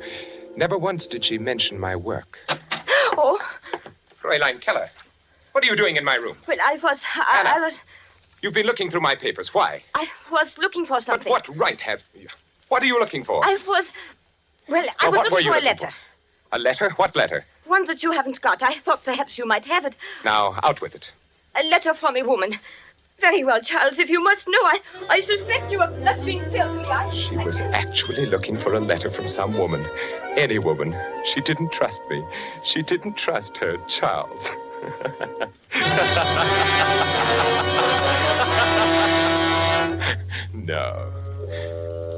No, it couldn't have been Fräulein Keller. Who then could it have been? I walked over to the window and looked down at the figure who so patiently kept his vigil there. Captain von Heinz, waiting. Why? There had been something wrong with the passport, but no, that was perfect, not the passport. All passengers will report to the trainmaster for passport examination. Yeah, all in order. You can take your luggage to Berlin. Yeah, this way. Next. Next. Here you are. Name? Charles Umberstein. Residence? Berlin. Nationality? German. All in order. Picture, luggage, all in order. Thank you, trainmaster. You must be careful, you know. When may I catch my train for Berlin? It should be by any moment. Next. As I stood there in the shadows waiting for my train, I examined my passport again, as I had done 100 times before. No one would have any reason to doubt anything so genuine as that. All passengers for Berlin! All passengers for Berlin! Guard, must we stand passport inspection again? Yeah. The Army intelligence will accommodate you on the train. Jawohl.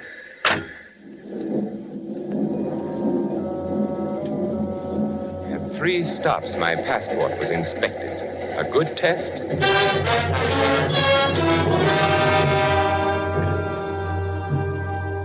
If the passport had been suspected or investigated, it would only prove that I was Charles Umberstein. I had come by the passport through Hans. At the time, Hans was employed as an Austrian customs inspector. This gave him access to many such passports. According to Hans, there had been a person named Charles Umberstein who had suddenly disappeared in 1936. Since there had been no friends or relatives to make an inquest, well, you can see. No, I was Charles Umberstein. Why, I even resembled the badly scarred photograph on the identification card. From the front view, he was evidently a large man, big shoulders, large head, wore a short Prussian haircut. Yes, I certainly looked enough like the photograph. Passport was flawless.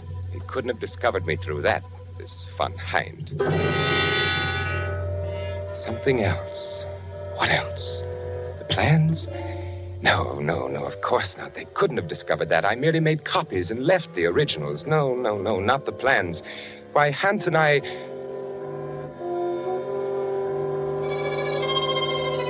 Hans.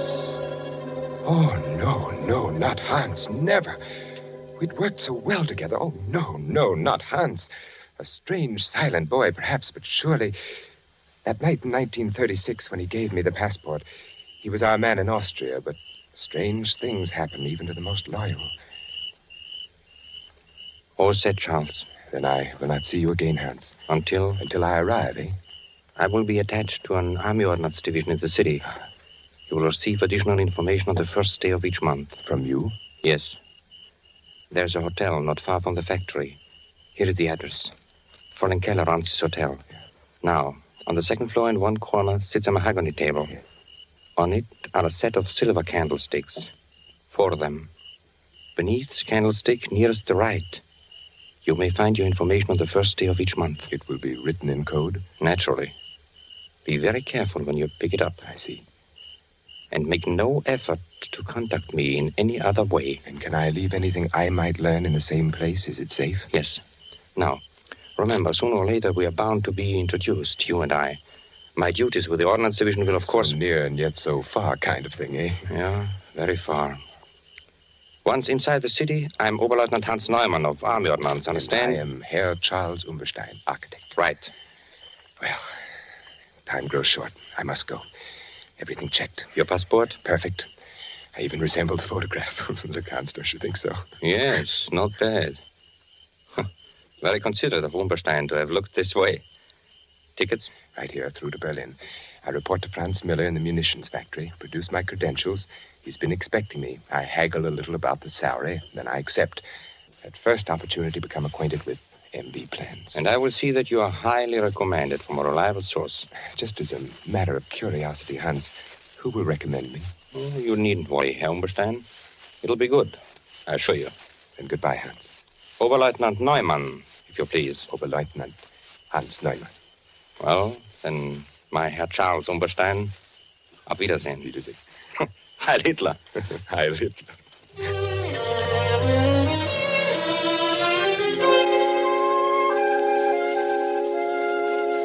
Yes, everything Hans had said came about. I picked up my information each month at the little hotel. I left an occasional report for Hans. It was the only way we ever communicated. And then Oberleutnant Hans Neumann began to appear in Franz Müller's office. And eventually Müller introduced us. In fact, Hans was with Müller quite frequently, and they dined together regularly. Hans played his part well. But one day, something was worrying him. I will wait here for you, Miller. I'll be with you in a moment. Ah, Herr Umberstein. It's good to see you again. Lieutenant Neumann. Herr Miller speaks very highly of your work here. Thank you. Be very careful of this Captain Von Hind. There's something wrong. I don't know what it is. He looks at me very strangely. And there is something I recognize about the man. The eyes are... You've met Umberstein. Yes. We were just chatting a moment. I've seen Von Hind somewhere before. Be very careful. And don't come with us in case they ask you. Well, you all ready? Why, yes, of course. Umberstein, would you care to join us at luncheon? No, thank you. I have some work to do. Always working, eh? Well, then, let's go, Hans, yeah? Yeah, certainly. Oh, by the way, will Captain Von Hind be joining us today? Oh, Von Hind sends his regrets. Something is delayed. Oh, that's too bad. Von Hind, a remarkable man. No one like him in the service. No one like him. Goodbye, Lieutenant. Von Hind.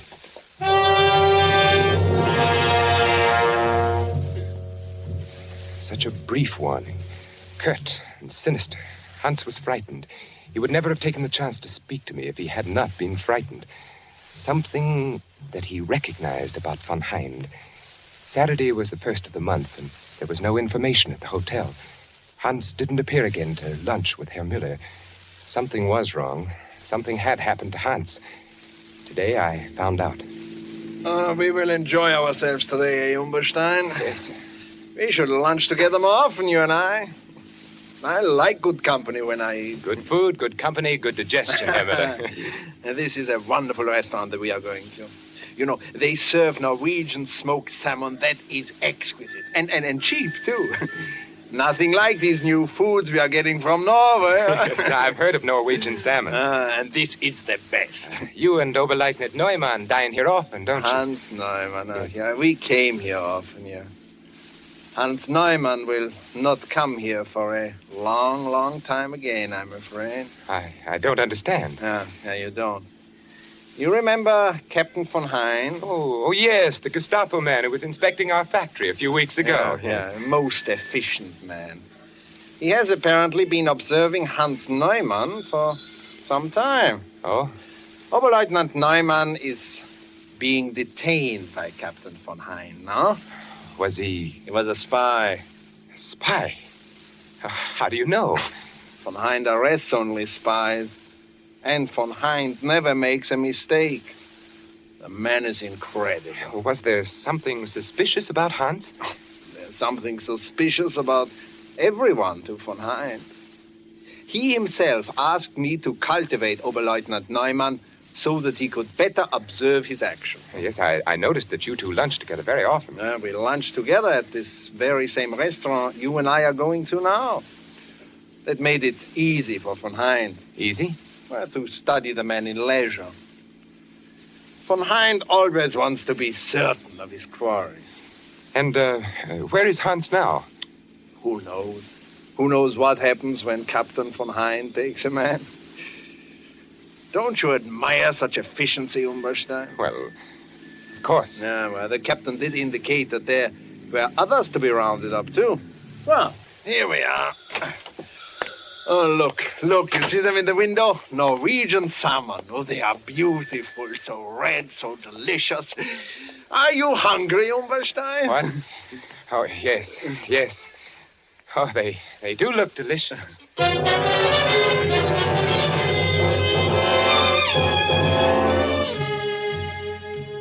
Captain Von Hind. I looked at him out of the window again. I could see his breath now. It was growing very cold. He was well dressed in a neatly tailored overcoat and dark hat. It was too dark to tell the exact color. The only thing I was sure of were the hands and the gloves on the hands. Heavy, thick, powerfully mounted prongs encased in a gray, tightly fitting material. Style, lines running across the back. I noticed when he lifted them to light a cigarette. What beautiful weapons. His back was to me. I couldn't help but admire the fine breadth of his shoulders and the thick, closely barbered neck. He stood quietly by the lamppost, smoking, watching his breath and the smoke battle for existence in the icy air. Once when he turned to look up at my window, the single eyeglass he wore caught the reflection of the light. I wondered how much he weighed. Carefully, I retraced each step over again in my mind. I couldn't find the flaw that made me a marked man. The absurdly easy way I had gone through Mueller's office carrying an innocent-looking bundle of blueprints, then to the vault, the superstition of copies. No one could suspect what I had done. No one had any reason to. Why then was I trapped? Of course he was after me, waiting down there. I wondered why he didn't come up and wait in my room. Surely he didn't know I was in the room. Perhaps he had searched my room one day while I was out. But what could he find? Nothing, absolutely nothing. A passport proving I was Charles Umberstein. A monogrammed suitcase bearing the initials C.U. A few letters and old papers. Nothing at all. I had never talked. I had never known anyone else in service except Hans. Franz Mueller was too stupid to suspect anything. Fräulein Keller, no. The passport, perfect. Only one other way. Only one other way could he possibly know. For an instant, the possible answer flashed through my brain. For a full 5 minutes, I watched him very discerningly. Could it be? Could it possibly be? The stillness of the street below was broken from time to time by the blare of an occasional horn and the rattle of armored cars carrying soldiers to different parts of the city. Turning from the window, I groped about in the darkness of my room, searching for the automatic I had concealed in the slit compartment of my traveling bag. When I found it, I tested the chamber. Yes, it was loaded. I jammed it in my coat pocket, and putting on my hat, I stood there by the window, watching him. He seemed very ominous, very assured, waiting for me. He must have been getting anxious with his long vigil. I watched him signal to an accomplice across the street. Walking back and forth under the streetlight, I noticed something familiar. Very familiar. A bolt from off the bed, tied to a piece of cord attached to the light switch. Near the radiator pipe, room enough to pass it through, the weighted end dragging the string to the lobby below. I picked up my suitcase and stepped out of the door. The hall was dark and quiet. I walked down the stairs. The lobby was empty, deserted. At the bottom of the stairs, I placed the suitcase by the door, and I crossed to the desk. Hastily, I jammed a few bills in an envelope and addressed it to Fräulein Keller. Now, as I picked up my suitcase, I could see him very plainly on the corner. He was only a few feet from the entrance. The cord with its weighted end had fallen just short of the door. I stood there quietly. He looked up at my room. I pulled the cord. He was was startled when the light went on upstairs, searching the window for a view of the occupant. I walked to the door. As I opened it, he looked at me, looked my way, gazed at me, point blank, seemed surprised. Then, assuring himself, he took a step toward me. Herr Umberstein. Herr Umberstein. Oh, you are... You are Charles Umberstein? Why, yes, Charles Umberstein, who entered Germany in 1936 from Austria? Here's my passport. Your passport, yes. I have always wanted to meet you, Charles Umberstein. I have always wanted to meet you face to face. You know who I am? Why, yes, you... I wonder. You know, the others I have had my men pick up. But you, I wanted to attend to personally. It's because you are Charles Umberstein. Now we will just... I'm sorry, my friend.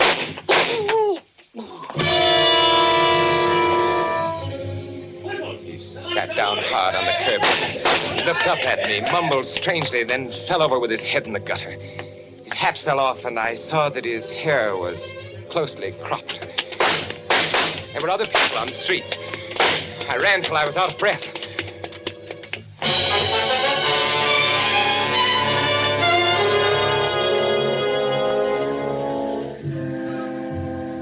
The next day, I picked up a Berlin paper on the railroad station. On the second page, I read the headline, Gestapo official murdered. Saturday, January 25th, Captain Charles von Hind, high-ranking official of the Gestapo intelligence service, was instantly killed last night by the bullets of an unknown assailant whom he was attempting to arrest on charges of espionage. Captain von Hind had been connected with the Gestapo since 1936. Prior to his affiliation with the Gestapo intelligence, he had been known by his real name, Charles Umberstein. His entry into such dangerous work made necessary a complete retirement from all public life. The Reich will long honor the memory of Charles Umberstein. I wired flowers from Geneva with a card marked Sympathy, signed C.U.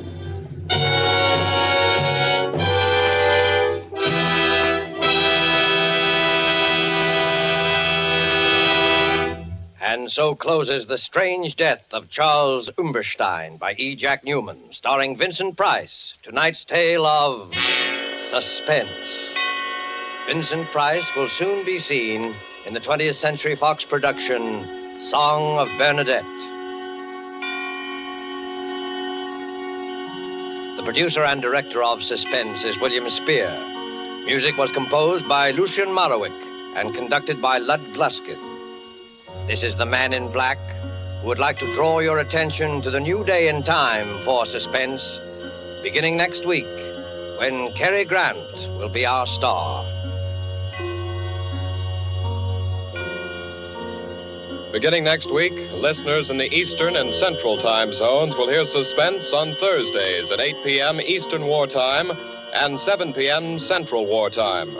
Listeners in the Mountain and Pacific time zones will be brought their next story of suspense on Monday, December the 6th, and each Monday thereafter at 9 p.m. Pacific Wartime. Don't forget Suspense on Thursdays, beginning December the 2nd, if you live in Eastern and Central time zones, and Mondays, beginning December the 6th, for listeners in the Mountain and Pacific time zones, with Cary Grant, our opening guest star.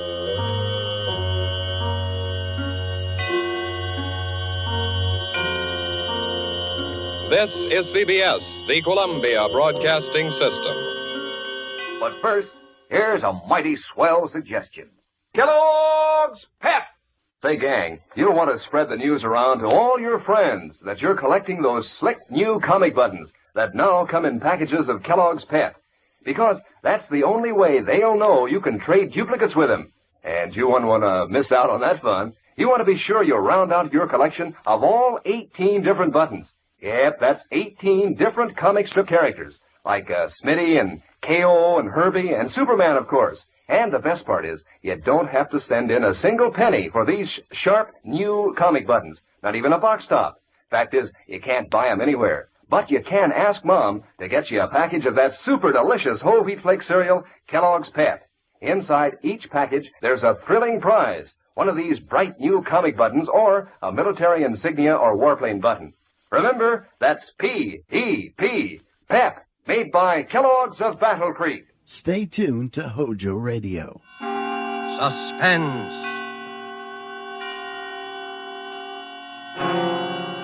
Presented by Roma Wines, made in California for enjoyment throughout the world.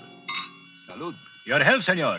The world toasts Roma, and Roma toasts the world.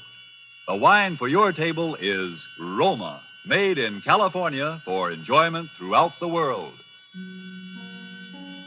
This is the Man in Black, here for Roma Wines to introduce this weekly half hour of Suspense. Tonight in Hollywood, we are honored and happy to have with us one of the entertainment world's most distinguished gentlemen, Mr. Cary Grant. The suspense play which stars Cary Grant and which is produced and directed by William Spear is the exciting and tense bestseller by Cornell Woolrich called The Black Curtain. Suspense is compounded of mystery and suspicion and dangerous adventure. In this series, Roma brings you tales calculated to intrigue you, to stir your nerves, to offer you a precarious situation and then withhold the solution until the last possible moment. And so, with The Black Curtain and with the performance of Cary Grant, we again hope to keep you in suspense.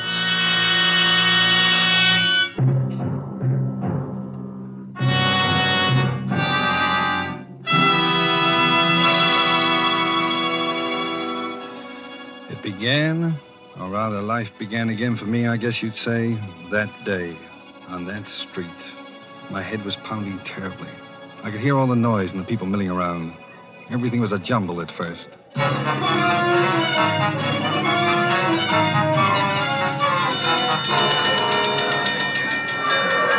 right. Gangway there now. Let the doc through. I seen it happen, Mr. Policeman. He was running. Boy, he really gave himself a clunk on the beat. All right, son. Now get back there. Everybody back Oh, my head. Easy, fellow. His wallet fell out of his pocket, and a big boy grabbed it and ran away. He All went up... right, now back, everybody. Let the doctor through. Give him air here. I'm okay. No, never mind, Doc. I'm okay. Seems to be nothing much the matter with you, sir. No, I'm all right. Yes, I can talk to him now, Doc? Go ahead, officer. Just a bad bump on the head, I think. That's right. We can walk all right, can't you? Yeah, I think so. Sure. Here, now let me press you on. Huh? Thanks. Oh, I'll be fine. Hey, wait a minute. What am I doing with an overcoat on? All right now, mister. Just so they got it on the blotter. What's your name? Where do you live? Townsend. Frank Townsend. 820 Rutherford Street. You want a cigarette? You're still shaky. No, thanks. I don't smoke. Well, while we're getting back then. Drop in at the receiving hospital if you want us to check you off. Huh? Yeah, I will. Hey, here's your hat, mister. I found it. Oh, thanks, That's kid. all. Now, come on. Move along. The guy's all right. Come on. Oh, well, thanks. I'm sorry about the fellow that got your wallet. Anyway, here's your cigar case, Mr. Townsend. Guy found it right alongside of you. Hey, wait a minute. This isn't my hat. DN. Those aren't my initials, DN. Sure, that's your hat. I seen it roll off you when you went down. Try it on. You see, it fits. Looks good. But what am I doing with a cigar case? DN. Same initials as the hat. Don't you even know your own hat, mister? Wait a minute. I'm trying to think. Where is this? What? This street. You're on Tillery Street. Tillery Street? What am I doing on Tillery Street? He's lost. All right now, sir. My suggestion is that you go on home and go lie down. It's cold and starting to snow. No, please, wait a minute. Don't leave me. Tell me. What happened? Well, you slipped on this icy sidewalk. Fell down and hit your head good and hard on the curb. You were out for about 20 minutes and then Wait. Ice on a sidewalk? Well, look at it. That street cleaning department ought to clear away the snow there, too. Snow and ice? Sure, why? Snow? In July? July? Oh, it's December. December 1943. 1943? You better go on home, son. Good night. 1943?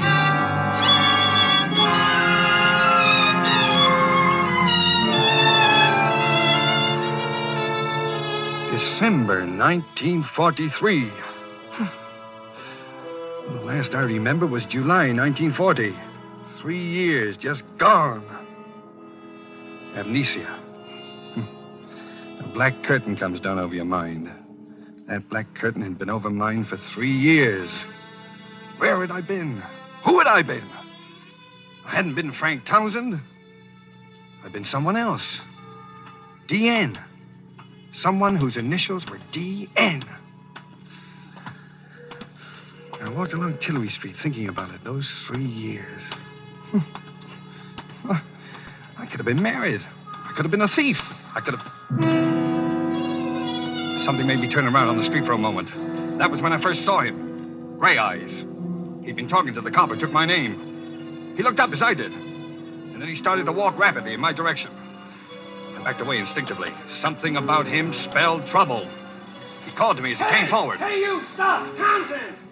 Instinctively, I knew I should run, get away from him. Hey, you! I looked back as I rounded the corner. He had a gun in his hand. He raised it. Then I turned, ran for my life.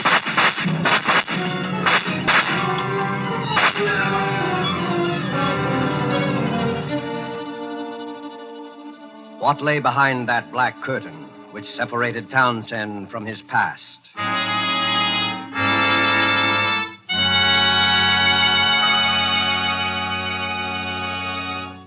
With this remarkable story, and with Hollywood's distinguished Cary Grant as our star, the Roma Wine Company of Fresno, California, tonight assumes the sponsorship of Suspense, radio's outstanding theater of thrills. This is the dinner hour at an exclusive yacht club in Latin America, and we discreetly eavesdrop on that gentleman and his lady there at the table. This has been a lovely dinner, Ramon, and only you would have thought to have such a delicious wine as the finale. It was so perfect. Is it truly a wine from California in North America? Yes, see? This is the noted Roma port of California in the United States.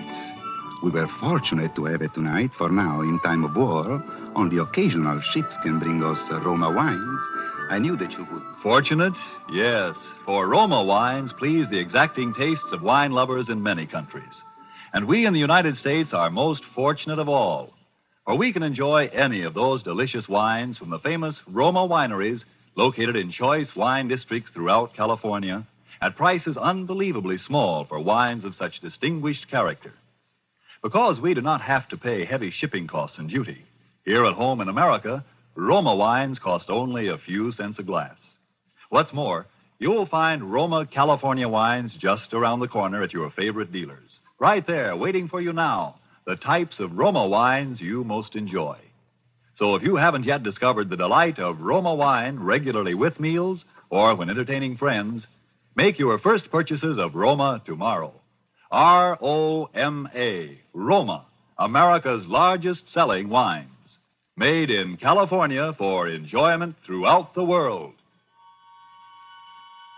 And now it is with pleasure that we bring back to our soundstage Mr. Cary Grant and The Black Curtain, a story well calculated to keep you in suspense.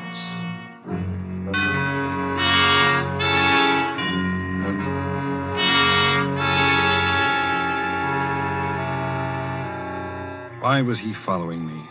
With a gun. What did Gray Eyes want with me? I must have done something. I beat it down the subway and hid.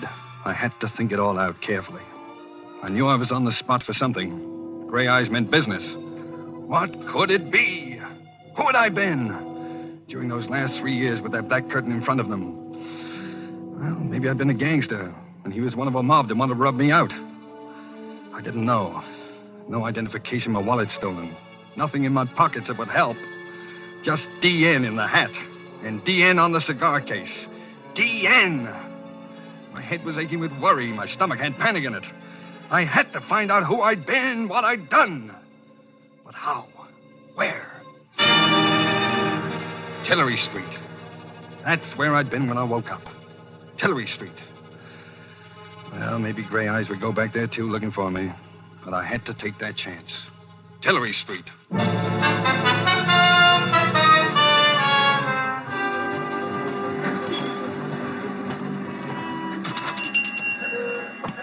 Yes? Oh, good evening, Pop. Oh, hello there. Couldn't see you under that hat at first. Oh, you know me? Sure. What can I get you, son? Oh, well, You got an evening paper I could look at? Nope. Sorry, never read 'em. Too much trouble in the world these days, anyhow. Say, how you been? You haven't been around 2 or 3 weeks. Oh, well, I've been kind of busy. Look, Pop. Yeah? I made a bet with a guy that even though you see so many customers, you'd walk right up and give me my full name. Oh. Well, I'm sorry, I don't know it. I don't think I ever heard your name. Oh. But I know your girl. My girl? Mm-hmm. You do, huh? Yeah. Well, now, maybe I can still win my bet if you'll give me her name. Gee, I've heard you mention it. I'd know it if I heard it. You what? Well, see if I can steer you a little. Now, is it Mary? No. Alice? Lillian? Margaret. Huh? No. Wait a minute. Wait. I know. Ruth. That's it, Ruth. Ruth? Yeah. Well, sure, you got it. Now, what's Ruth's last name? Gee, I don't know her. I know where she lives, though. You do? Yeah, right across the street, the Tillery Apartments. Well, it's right. But now, what apartment? What's the number of Ruth's apartment? 3C. Apartment 3C.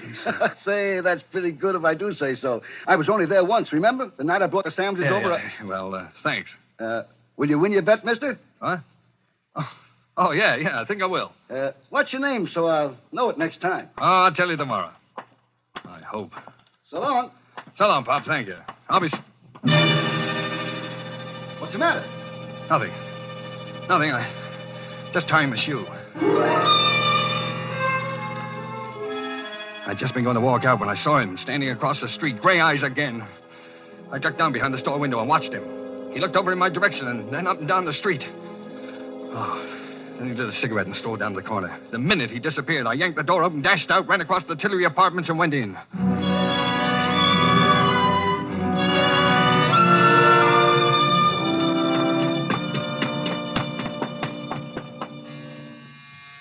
Who is it?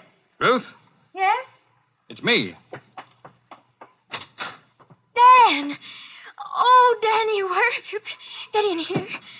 Oh, darling, it's really you. I thought you... Hello, Ruth. Oh, Danny, why did you come here? He's been around here twice today. He may be in the neighborhood right now, for all you know. Who? Oh, well, Slattery, of course.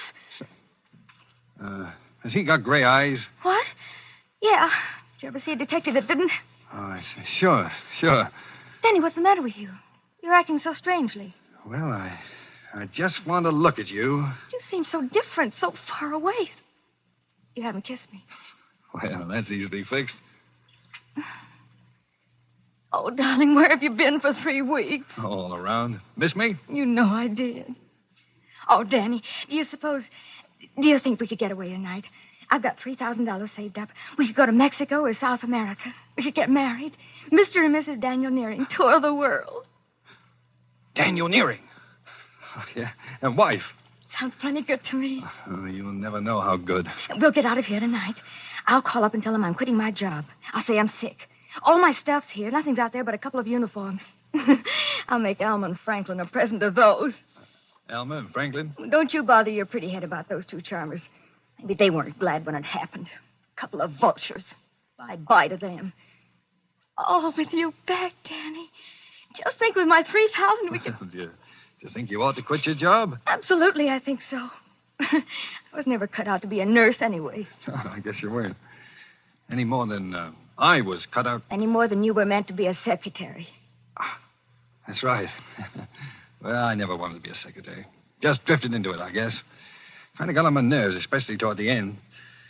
You know, the boss was no cinch to work for. He certainly wasn't. He was a rat. The whole Dietrich bunch are mean, rotten, the whole family. Yeah, that's right. All except the old man. Oh, yeah, the old man. I sort of liked him, didn't I? And he loved you, Danny. I think he wished you'd been his son. Poor old man. He's the only reason I've stuck around out there this long. How are things out there? Oh, they've been questioning all of us. They've laid off lately, though, since you... Oh, Danny, don't let's talk any more about it. You're back. That's the main thing. I just want to forget New Jericho and the whole... New Jericho, huh? Yes. Oh, Danny. Danny, if only it hadn't happened. What hadn't? You know what? Oh, Danny, what's going to become of you and me? I wish I knew. Danny, get away from that window. Leave that shade down. He's down there. Who? Gray Eyes. He's standing in front of the hydrant. He's coming in here, in the building. Oh, did he see you? Ruth, will you help me? What are you going to do? I'm going to give myself up. No, Well, it's better than getting shot at. What can they do to me? You crazy fool. They can send you to the chair. The chair? Well, what do you think happens to a man when he's guilty of murder? Murder? Ruth, listen to me. I'm not a murderer. If the whole world says I committed murder, I say I didn't. The me that's in me says I didn't. I never said you were, Danny. I always said you didn't do it. Oh, if you hadn't run away. So that's it. All right, Nearing. Open up. You come here, Danny. Why? Ruth, wait. We got to get out of here. How about the fire escape shaft? Dumb waiter. Dumb waiter. Here. All right, get in. I'll stand on top and work the ropes. I don't think it can hold us both. Got to. Can you hear me? Yes, Danny. Danny, what do we do? We're going back there to New Jericho. New Jericho. No, Danny, don't, please, for me. Got to. I've got to find out. We're going together. No, Danny, no, I've got the money. We can get out of here and we... Stop it. Danny, ouch! My arm. You're hurting me. From here on in, we're sticking together. You're going to take me back there. Back where it happened. All right, darling. You're crazy, but I'll go wherever you go. I can't lose you again.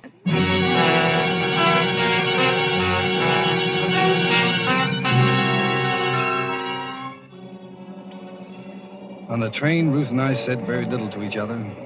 While I hid in the telephone booth at the Pennsylvania station, she'd bought us a couple of cheap overcoats. I sat hunched up in mine, thinking. Ruth had brought along the newspaper clippings.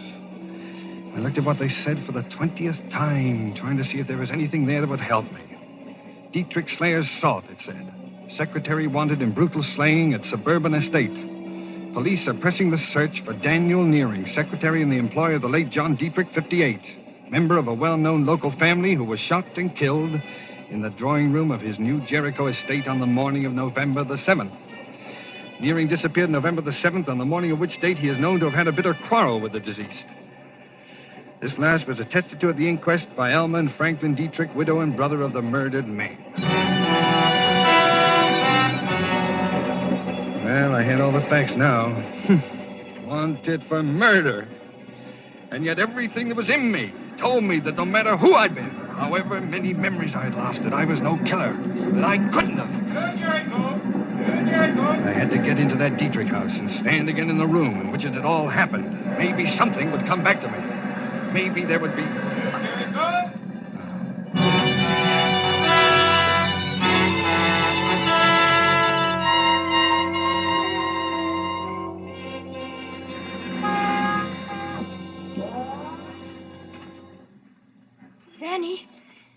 Danny. Over here, Ruth. It's dark. I couldn't see you. Elma and Franklin just left. They drove down to the village. Did they say anything about you being out here on your day off? Yeah.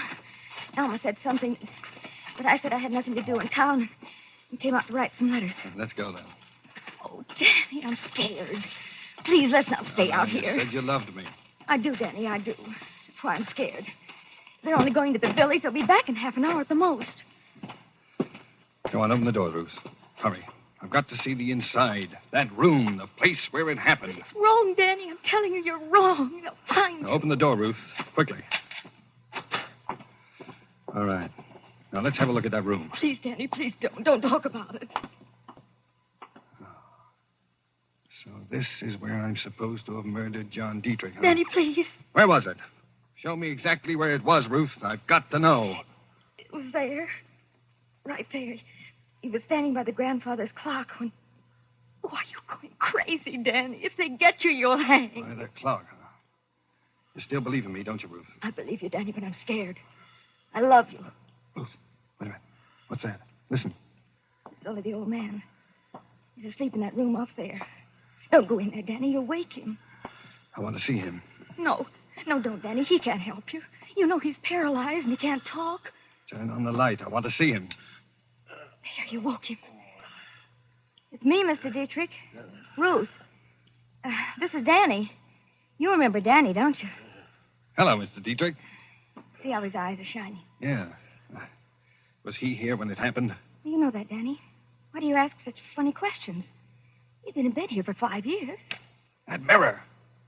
On the wall there. The clock. Look. You can see the grandfather's clock in the other room. What are you getting at, Danny? He could see it. The old man could see the murder through the mirror. Oh, if only he could talk. He can't talk. You scare me, Danny. He saw the man who killed John Dietrich. Look. He understands what I'm saying. He's blinking his eyes. Oh, stop torturing him, Danny. Can't you see what you're doing? But he's trying to say something. Look. His eyes are blinking. He's going to help me. Go outside and watch, Ruth. Go on. Now watch out at the entranceway. Be careful, Danny. Please, they'll be back any minute. All right, leave me alone with him. And I'll call if I hear them coming. Look now, Mr. Dietrich. Don't be afraid. I'm going to ask you a question, and you're going to answer me. Are you trying to tell me something about the murder? Now, blink your eyes. Blink twice if you are. And that's it. Once. Twice. That's good. Did you see it happen? Here, in your mirror. Blink once if the answer is no. Twice if the answer is yes. Once. Twice. You did, huh? You saw it. Now then, is the murderer in this house? Danny, they're coming. Franklin and Alma, get out of here. Hide. Run, Danny, run. Is the murderer in this house? Blink once for no, twice for yes.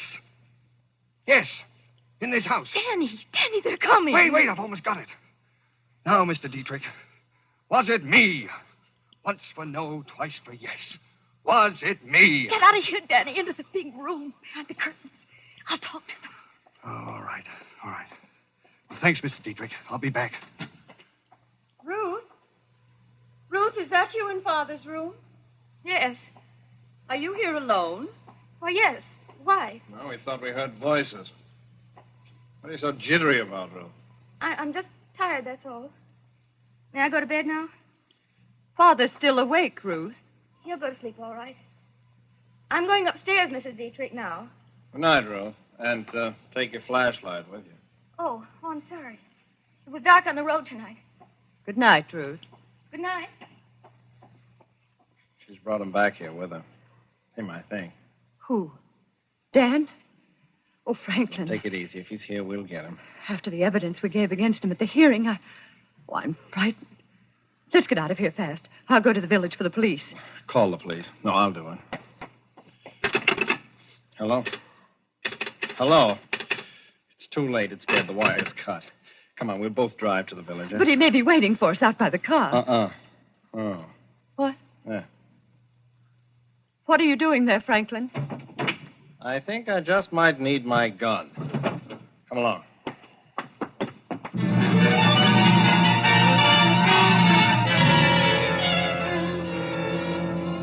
The moment they left the house, I made for the old man's room. I called for Ruth, but she was gone. Maybe Franklin and Alma had caught her after she cut the telephone wire, but I couldn't wait. My life was hanging on minutes now. I shot the flashlight on the old man's face. Now, Mr. Dietrich, you're helping me fine. You know I'm trying to save my life, don't you? Now, the murderer. Was it me? Was it me who did it? Me, Danny Nearing. Blink once for no. Once! Oh, you're sure? You're sure it wasn't me? Oh, you're smiling, Mr. Dietrich. Smiling. Now, it was somebody in this house. Then who was it? Oh, can't you make a sound? Help me, you've got to. Was it Elma? Twice for yes, once for no. Once. Not Elma. All right, then. Was it Franklin? Up with the hands, Neary. Up or you'll never go to trial. Franklin. Look, you've got to listen. You've got to. Shut up and drop that flashlight. Trying to kill the old man, too, huh? The murderer returned to the scene of his crime, huh? You know I didn't kill him. Well, you tell that to the police. Alma will have him here in a couple of minutes. Where's your girlfriend, Ruth? She's not here. I don't know where she went. Never mind. They'll find her. You're a dead duck, Neary. You killed my brother and beat it. What'd you get out of it? That's always puzzled us. You killed your brother. And now you're going to kill me. Oh, you've gone nuts, too. Why should I kill my own brother, you idiot? To get his share of the estate and his wife, Alma, amongst other things. But you can't stop with killing me. Someone else knows the truth. The old man saw it in the mirror. Huh? You'll have to kill your own father, too. The old man saw it. How do you know? He told me. Oh, you're lying. He can't talk. He can't even move. He can hear. And he can blink his eyes. Come over here and look. Now, look here. I don't... Ruth! He'll be all right. I heard him. He was going to kill you. Here's the gun, Danny. Take it. Oh, Rose, you shouldn't have. In another minute, I'm not sure it was Franklin. Oh, Dan, darling, please, let's run for it. They'll be here in a second. It's your last chance. They'll all swear you did it. Not if I can be with the old man in another half minute. Mr. Dietrich. Mr. Dietrich. It's Danny again. No, Danny, don't. Don't. Quiet. Tell me, Mr. Dietrich. Was it Franklin? Did Franklin kill your son, John? Blink once if he did. He's afraid. Why are you afraid? Oh, it's this gun. Here, take the gun, Ruth. You take it. He's afraid. I'm not going to hurt you, Mr. Dietrich. What's the matter? Why don't you answer me? Who killed John Dietrich? It wasn't me. It wasn't Elmer. It wasn't Franklin. But someone in the house.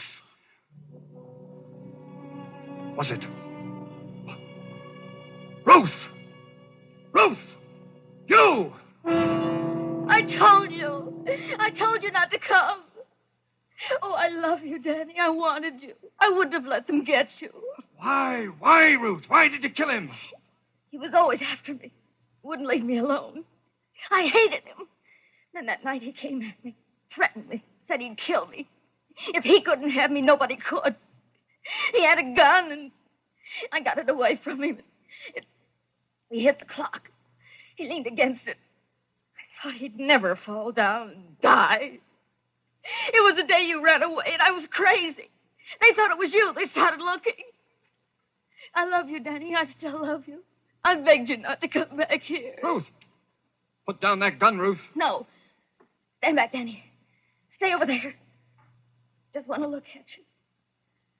I was hoping we could get away together. But you've been through enough, Danny. And all because of me. Now you're clear, Danny. And this is going to clear me. Darling. Oh, Ruth. Ruth!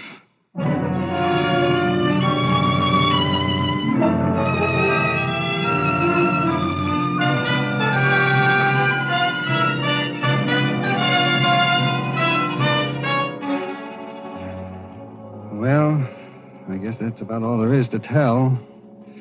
I tried to put it all behind me, to resume my life where it left off over 3 years ago. Sometimes when it gets toward evening, I go and walk along Tillery Street. Once in a while, somebody I don't know, will say, "Hello, Danny." I just say hello and walk on. I don't want to find out anything anymore. I want it all to die away and be still. And it will. All except Ruth. Because somewhere behind that black curtain I was loved and loved someone.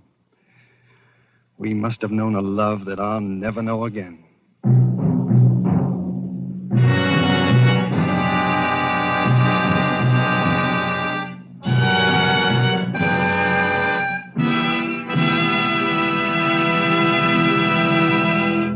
And so closes The Black Curtain, starring Mr. Cary Grant. Tonight's tale of Suspense. Since the beginnings of history, people have enjoyed wine. Ages ago, our ancestors found that wine made any food taste better. Wine is a simple pleasure that anyone can enjoy. That is why Roma has devoted all its wine-making skill to producing wines of fine quality at a price that means you can enjoy them often, just a few cents a glass. Don't feel that you need fine crystal or a special occasion to serve Roma wines. Next time you have a quick supper, serve Roma wine in plain tumblers with your spaghetti or cold meats. And notice how much more enjoyment and zest it adds to the meal. Serve Roma wine often, cool or chilled. You'll quickly discover why Roma, R-O-M-A, Roma wines are America's largest selling wines. Yes, Roma wines are true to type. Roma wines are faithful in flavor. Roma wines are sound of character. Roma wines are reasonable in cost. Made in California for enjoyment throughout the world. Our thanks to Cary Grant for his suspenseful performance here tonight. And Mr. Grant wants us to say that he will be listening with you next week at the same hour to Mr. Robert Young in the story called The Night Reveals. Don't forget then, next week, same time, for Robert Young in Suspense. Presented by Roma Wines, ROMA, made in California for enjoyment throughout the world. This is the Columbia Broadcasting System. Being a Lux girl, Jean depended on a quick beauty pickup. A refreshing Lux soap beauty bath did the trick, she told me. Now that their beauty soap is in big new bath size, a Lux soap bath is more luxurious than ever. Well, I can't imagine a nicer bath soap, John. Wonderful, creamy lather, even in hard water. And a lovely, delicate fragrance that lasts and lasts. The Lux soap perfume is an exclusive blend, you know. It combines lily of the valley, lilac, carnation, and other delicate flower fragrances. I'm sure every woman who tries the big new bath-size Lux toilet soap will love it. Yes, that generous satin smooth bath cake is a good item to put at the head of your shopping list. Why not try the new bath-size Lux toilet soap tomorrow? It's another fine product of Lever Brothers Company. Hojo Radio, we're your old-time radio headquarters. Stay tuned.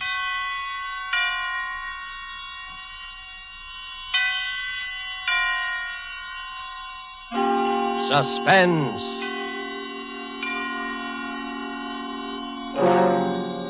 Presented by Roma Wines, made in California for enjoyment throughout the world. Salud, your health, senor. The world toasts Roma, and Roma toasts the world. The wine for your table is Roma, made in California for enjoyment throughout the world. This is the man in black, here for Roma Wines, to introduce this weekly half hour of Suspense. Tonight in Hollywood, our stars are Mr. Robert Young and Margo. The suspense play which stars Robert Young and Margo, and which is produced and directed by William Spear, is A Tale of Ordeal by Fire by Cornell Woolridge. And so, with the night reveals and with the performances of Robert Young and Margo, Roma again hopes to keep you in suspense.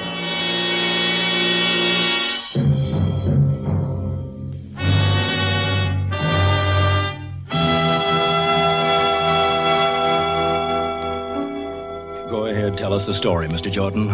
Might help to get it out of your system. Yes. Go ahead, Harry. What, tell it here, Marie, in front of you? Sure, I can stand it if you can. Well, all right.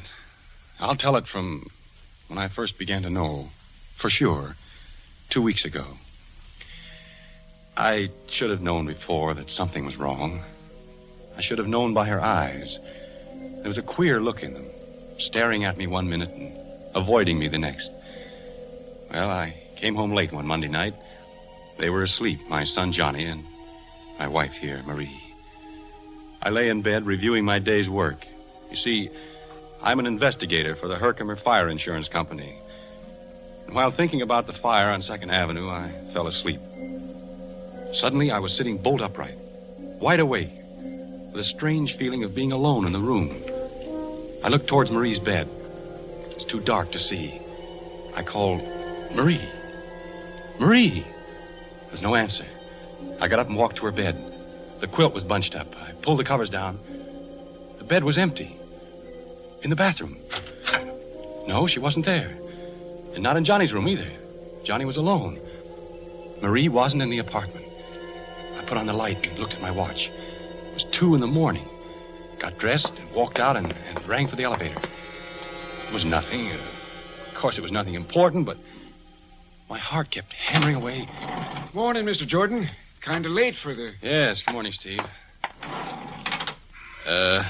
Did you see my wife go down? Yes, Mr. Jordan. About half an hour ago, I'd say. Yes, of course. Did you see which way she went? Yes, she went towards 3rd Avenue. Said she was going Went to the drugstore, I guess. Yes, that's right. There's one over on 96th Street. Open all night. Thanks. That was it. She went to the drugstore. I was worried over nothing at all. I didn't know what to do quite. I didn't want to follow her, but the elevator boy was watching me, so I strolled easily along towards 3rd Avenue. I stood on the deserted dark corner and looked up and down the street. Then I saw her coming. She was walking towards me briskly. Harry, what are you doing here? Well, I got up and saw you were gone, and I couldn't sleep. I had a dreadful headache, so I decided to go down for some aspirin. Yes, of course. The drugstore on 96th Street. But You were coming from 98th Street. I took a little walk. I thought some fresh air would do me some good. Yes, it is a nice night. I've only been gone about 10 minutes. Steve says you were gone about a half hour. It was only 10 minutes. What time is it now? 2:35. I've been out for almost 15 minutes. Oh, it's more than... It was 15 minutes, no more than that. Yeah. Yeah, I guess so. Everything seemed all right. Still, I felt something was wrong. We got into our apartment and we both went to bed. For a minute or so, we said nothing. You've been working hard, Harry. Don't you think you ought to take a week off and sort of rest up? Oh, I feel perfectly all right, dear. There's nothing wrong with me. Listen. A fire. A fire. Yes, not far. Over east a couple of blocks. By the river, I'd say. That's my district. A fire. Oh, what the... Hello. Hello, Harry. I'm sorry to wake you in the middle of the night. There's a bad one over near you between 2nd and 3rd. Maybe a total loss. Between 2nd and 3rd, Mr. Parmenter? An apartment building? Yeah, 98th Street, 340 East 98. I called you because I'd like you to go there direct first thing in the morning instead of come at the office, okay? I'll meet you there. Okay, Mr. Parmenter. Good night. A fire? On 98th Street? Yeah. I couldn't see Marie in the dark. I knew she was staring at me. I was very tired. Good night, Marie. Good night, Harry.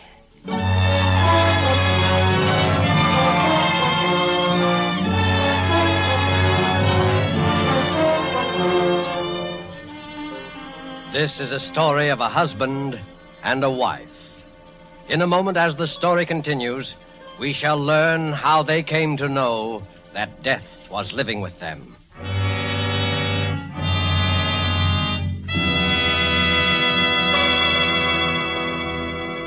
Tonight, the Roma Wine Company of Fresno, California, brings you Robert Young and Margo as stars of Suspense, radio's outstanding theater of thrills. Somewhere tonight, perhaps in Havana, Cuba, a man and a girl sit at a table in a gay cafe. Music, laughter fill the big room. A tropic breeze stirs the palms in the terrace. As we watch, the young man pours wine into their glasses. They raise them in a toast to each other. Salud. Salud. Ah, an excellent wine, verdad? As pleasant to the taste as your beauty is to the eye. Oh. Do you know where this fine wine comes from? It comes from our good neighbor to the north, Los Estados Unidos, from America. His name is Roma. Yes, Roma from wine. our own America, from our own sunny California come Roma wines.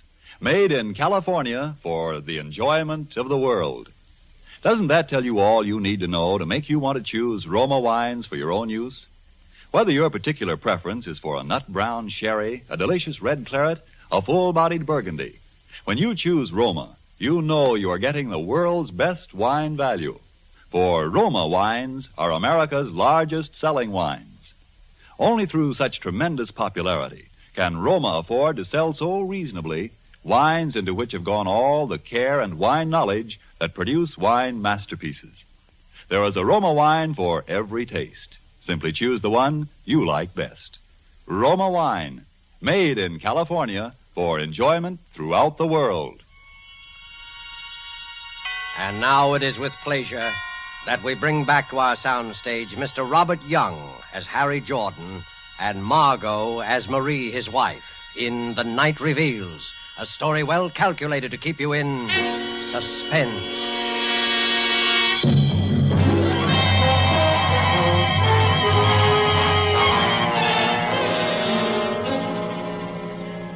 Go on, Mr. Jordan. Well, gentlemen, the next morning I went over to 98th Street to inspect the remains of number 340 and to see if there was evidence of anything suspicious about the origin of the fire. Mr. Parmenter was there. Well, there it is. Gutted. I guess we'll be paying off on this one, all right. Yeah, completely burned out. Anyone hurt? Well, a few, but no one dead. Lucky they just installed the new fire escapes. Just the walls left. That fire must have been quite a sight in the height of its glory. Yeah, quite a sight. Man, those walls look pretty bad. They might collapse almost any time. Yeah, the building will have to be raised. That fire did a good job. Oh, here's the commissioner. Hello, Hello, Commodore. Jordan. How are you, Mr. Merrill? You know anything about the fire, Commissioner? No, not a thing. Well, we'll take a look. I wouldn't go in there, Jordan. Those walls are pretty bad. I can take care of myself. Maybe you better not go inside, Harry. Don't worry about me. I know fires as well as anyone. You stay outside, Mr. Parmenter. I'm going in. I walked gingerly into the blackened, ruined hallway, and ashes up to my ankles, until I reached the remains of the stairway. Underneath were several baby carriages, just twisted pieces of metal. A burned fragment of something fell nearby. Come on back, Jordan. I'm all right. I poked around the carriages, sifting through the clean, fine ashes. Something caught my eye. A glob of yellow metal. I picked it up. Then I worked my way out. Burned through, isn't she? Yep. Clean through. Nothing left of her. Did you find anything, Harry? Nothing much. The fire started in the hallway, all right. Cellar's untouched. Fire works its way up. What's that in your hand? Well, that is just a piece of metal I found. Here. I just picked it up for my kid. He likes shiny things. What do you think, Commissioner? Probably one of those gadgets they have on baby carriages. No, I guess you're right. It isn't anything. But it was something. I had run my fingernail across this glob of metal. It looked like gold. I decided to examine it in detail at home.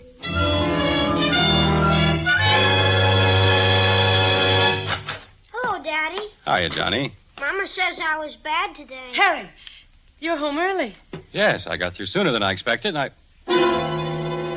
What is it, Harry? Your locket. You're not wearing it.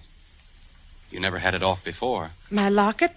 Well, don't you remember? Daddy, can I go over to see Davy Taylor for a minute? Yeah, go ahead, Johnny. All right. Gee, thanks, Daddy. You shouldn't have done that. I didn't want him to go. He hasn't had his dinner. Never mind, Johnny. What did you say happened to the locket? Well, I gave it to you.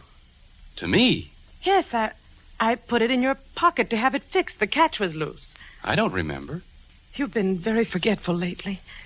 Very forgetful. Maybe you thought you gave it to me. No, I put it in your pocket, Harry. I forgot to mention it to you. I wanted you to take it to the jeweler's and get the catch fixed.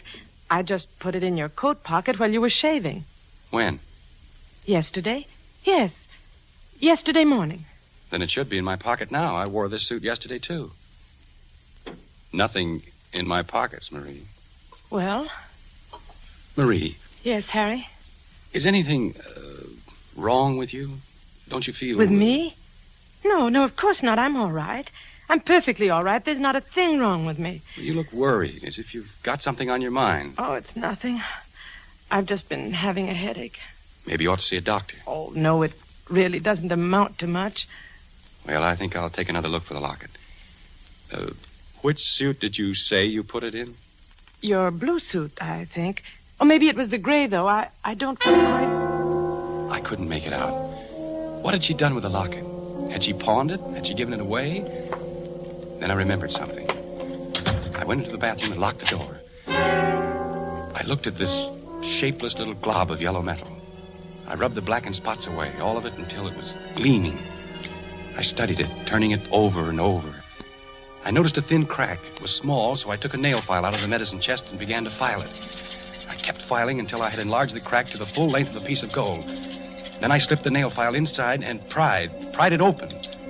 Tiny fragments of glass, and then I saw a piece of scorched paper. It was a photograph. Picture of my son, Johnny. This glob of metal was my wife's locket. I put the locket and the picture in my pocket and walked out.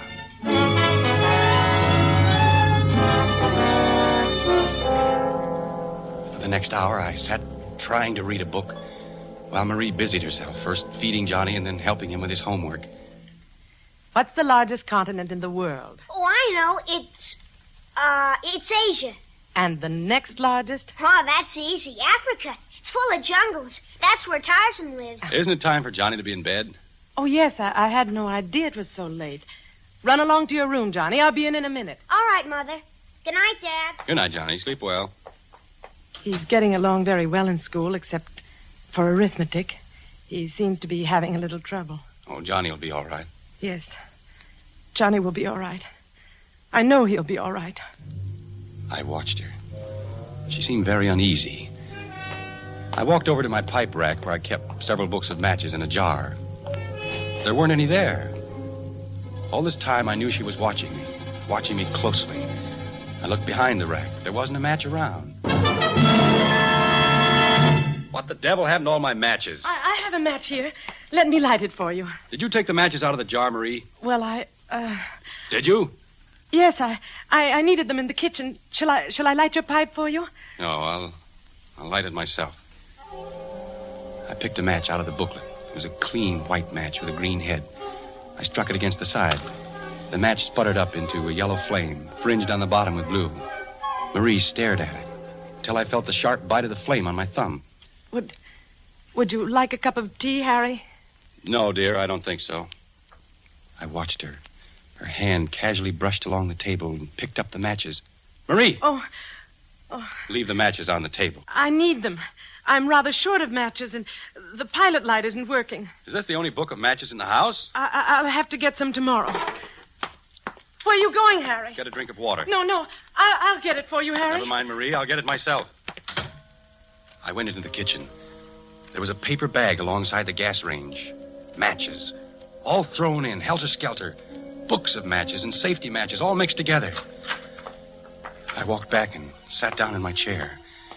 She sat a few feet away, torturing a handkerchief. She looked so helpless and terrified that my anger passed away. Marie, you've been having headaches lately. Perhaps you ought to see a doctor. You haven't been looking too well. I'm just tired. It's nothing serious. Look, how would you like to go away for a few days? Take a vacation. I'll get a maid to take care of Johnny and me. It'll do you a lot of good. No, I don't need a vacation. There's nothing wrong with me, but, Harry, there is... Yes? There's nothing the matter with... You were about to say something else. I've got to go into Johnny's room and see that he's covered. He always throws the covers off. I sat there looking at the door. Then I glanced about the room. There was the pack of matches lying open on the table. I closed the cover, and my eye caught her purse lying nearby. It was bulging. Harry! Well, what's the matter? My purse. Yes, your purse. Here, look. See, the handle's loose. And it's full of matches. A dozen books of them. And these newspaper clippings. Give it back to me. Why are you saving these clippings? Why do you carry matches with you? I bought the matches in a store. They were a dozen for 5 cents. And these clippings, look here. Fire on 112th Street causes severe damage. And these others. Why are you saving these clippings, Marie? There's nothing wrong in that. I'm interested in your work. I intend to keep a file on fires. It'll help you in your work. Well, that's very considerate, Marie. Oh, Harry, you're so good. Why should this have to happen to us?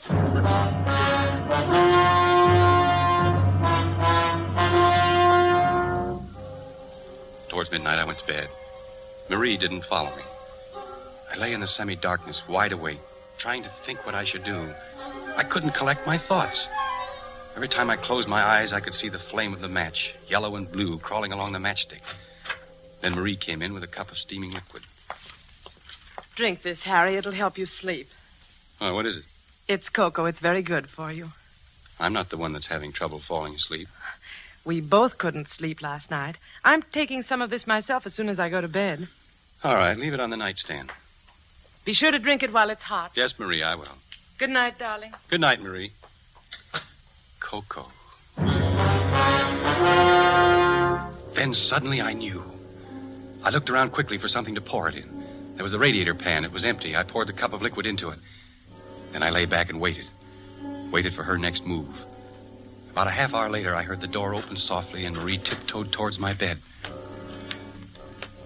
Harry. Harry. Are you asleep? I didn't answer, but breathed evenly. She hovered for a moment over me, then she tiptoed out, carefully closing the door behind her. I dashed out of bed and hurried into my clothes. Quickly, I poured the liquid from the pan into a bottle and put it into my pocket. Then I grabbed my coat and followed her. I rang for the elevator. She had only a few minutes' headway. I would catch up to her easily, and then we'd have a showdown. Steve looked at me with controlled amazement. Hello, Steve. Hello, Mr. Jordan. My wife went down a moment ago, didn't she? Yes, Mr. Jordan. Just took her down. She went towards 3rd Avenue, didn't she? I think so. She sort of stopped me for a minute and then turned towards 3rd. Had to get back to the elevator because you were ringing. When I reached the corner, I looked up and down 3rd Avenue, and I saw her. She was walking north. I crossed to the other side of the street and followed her, keeping at a distance. At 98th Street, she turned east. Down the middle of the block was the remains of last night's fire. She paused in front of the gutted building for a long time, just stood there, looking at it. Then she walked inside. I waited for a few seconds and then followed her. It was pitch dark in the burnt-out hallway. Ahead of me, I could see the glow of a match. Then I saw what she was doing. She was collecting the charred debris near the baby carriages. How foolish. There wasn't anything that could burn there now. She lit another match. I watched the flame light up her face. A face so intent upon her work that she didn't hear me approach. Marie? Who's there? It's me, Harry. Harry, why did you... Come along, Marie. We'd better get out of here. The police. I took her hand, and without a word, she came along. We walked home in complete silence. We both knew. When we came to our apartment house, I stopped and rang for the elevator. In the light of the hallway, I could see her face. My wife's face. Ashy gray. Her eyes bright and painful. You run upstairs, Marie. I'll be along in a minute. Harry, where are you going? I'll be right back. Please, Harry, don't do anything. You run along, Marie. You're not going to... No, I'm only going to the drugstore to get something. I'll be back in a few minutes.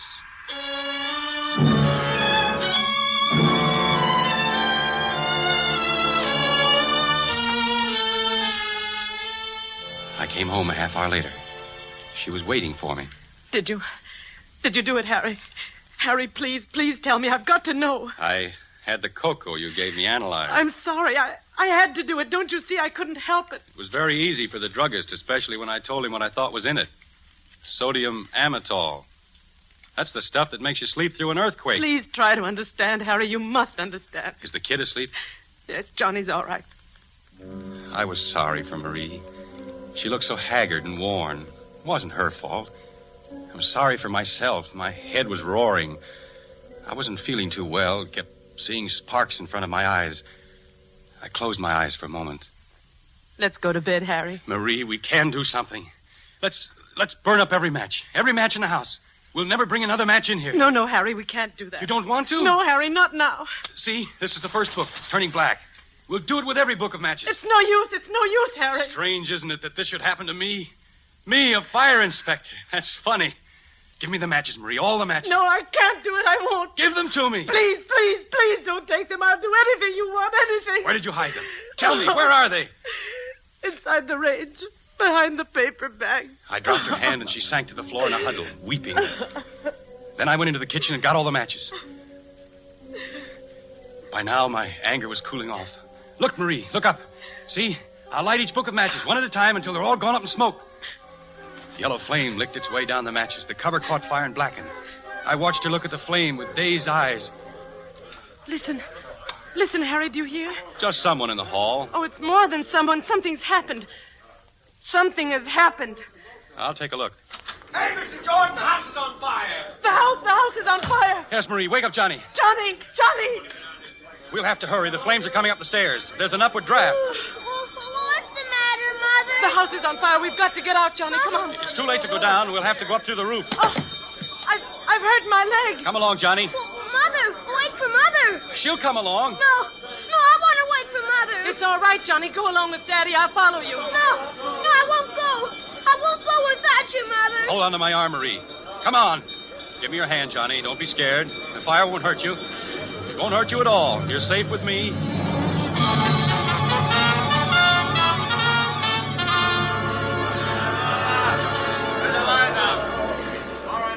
We made our way upstairs, very slowly because of Marie's sprained ankle. Finally, we got to the roof. There were some firemen on the next roof. About 10 feet separated the two buildings. Don't get panicky. We'll get you off safely. Are we going to have to jump across, Daddy? Because Mother won't be able to jump. Her foot. It's all right, Johnny. Don't be scared. They're putting a board across the two roofs. We'll just walk across. All right, now. One at a time. Tie the rope around you and come across. Johnny, you go first. Don't be afraid. There. Now, the rope will hold you in case you slip. Mother, you gotta go first. I'll go right after you, Johnny. You promise? Go ahead, Johnny. Another will follow you. Don't turn around. Keep walking. All right. The kid's safe. Now you, lady. Be careful aboard.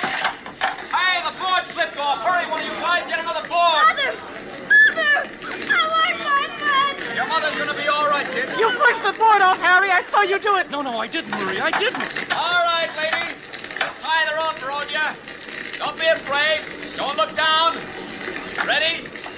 Okay, boys. She's all right. Now you, mister. That's right. Tie the rope around you. Okay. All set? Okay.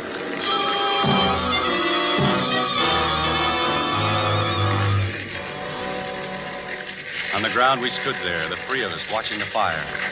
Sparks were shooting up through the hole where it had bitten through. Great flames shot out, stabbing at the sky. The top of the roof was burning now. Red flame crawled along, searching out the inflammable spots. The wooden pole caught fire and blazed up in a long, narrow, curving arc. The wind was helping her. All this time, Marie was shaking violently, not with cold. I pitied her. And then she threw up her hands and shrieked. Harry! No, darling, don't. I can't stand it. We can't go on this way. Police, come here. Don't do it, Marie. There's no need to. Not the police. You don't know what you're saying. What is it, lady? You'd better calm down now. Officer, please. No, it's no use, Harry. Officer, these awful fires, they're not accidental. There's a pyromaniac, a criminal. What? And I know who it is. You've got to arrest the person. Arrest. So there won't be any more. All right, lady. Now, what is this? Who's the pyromaniac? The criminal is my husband, Harry Jordan. This man here. Arrest him, officer.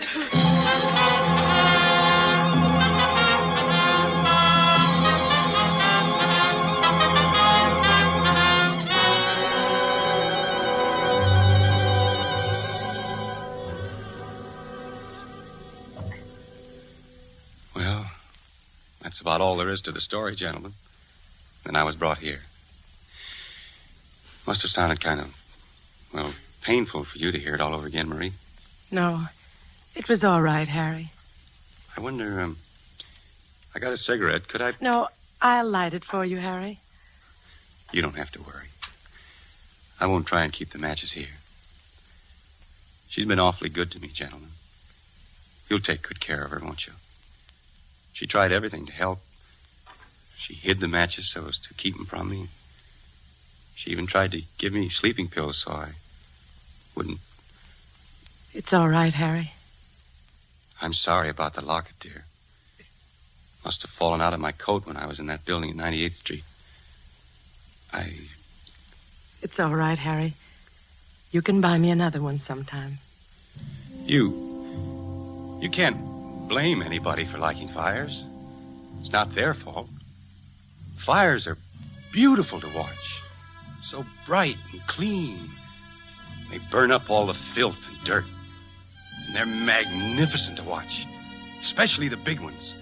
The way the flames roar and crackle, lighting up everything around you. The beautiful fire. The beautiful fire.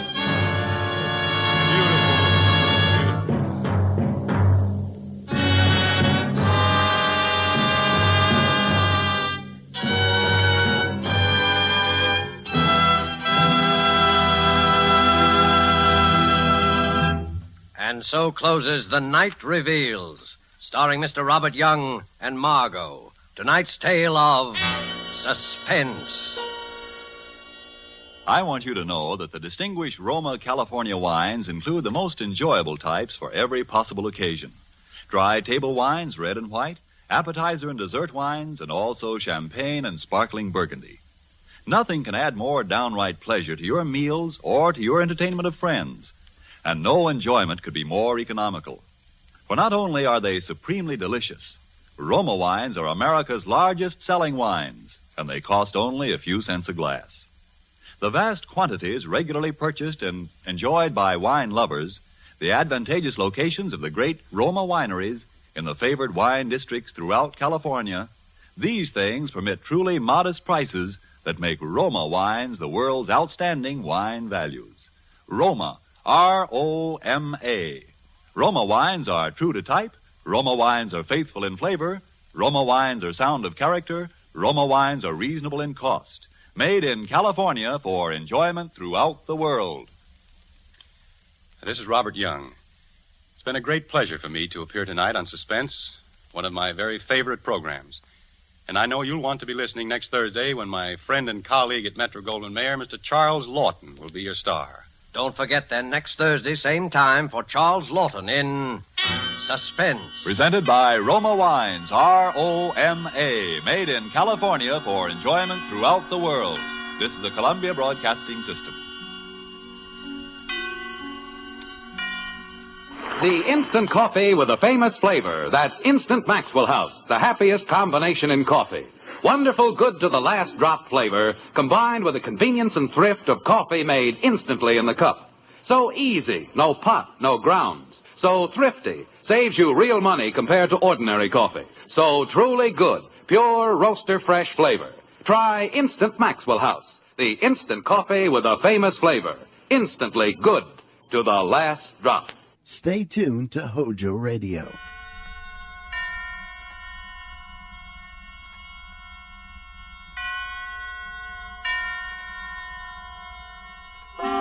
Suspense.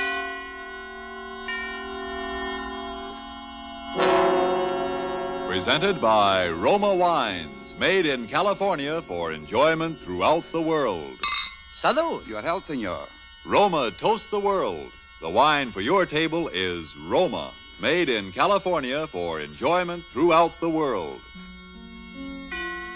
This is the Man in Black, here for the Roma Wine Company of Fresno, California, to introduce this weekly half hour of Suspense. Tonight in Hollywood, Roma brings you the MGM star, Mr. Charles Laughton. The suspense play which stars Charles Laughton and which is produced and directed by William Spear is called Wet Saturday.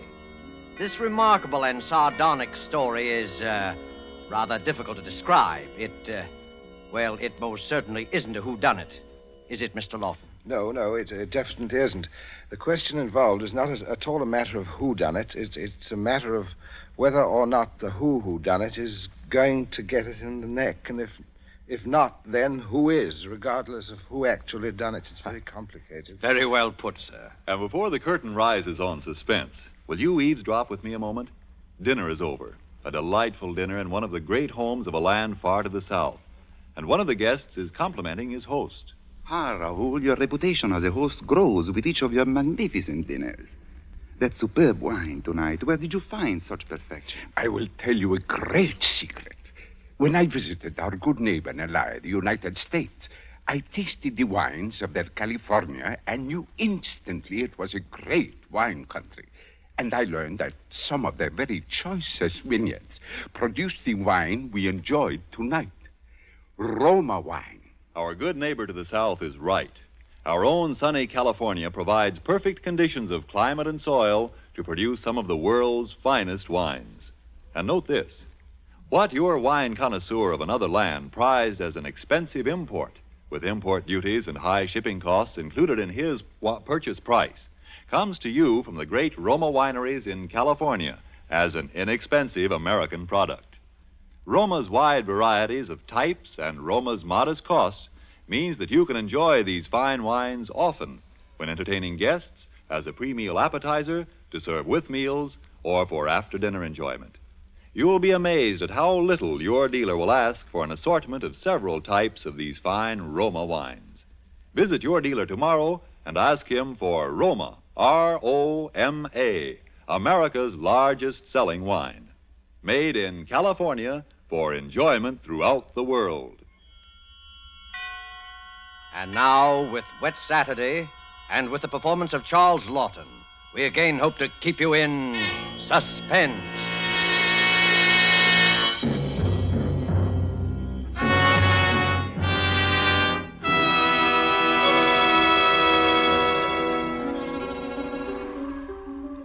On this rainy afternoon, we should like you to meet the Princey family and their visitor. They are, of course, at home. Mrs. Princey, daughter Millicent, George, the son and heir, sprawled on a couch, and finally, Mr. Princey, biting on a dry pipe. Their living room is dull and overstuffed. Rain beats at the windows. They are any middle-class family at home on a wet day, except for one small item.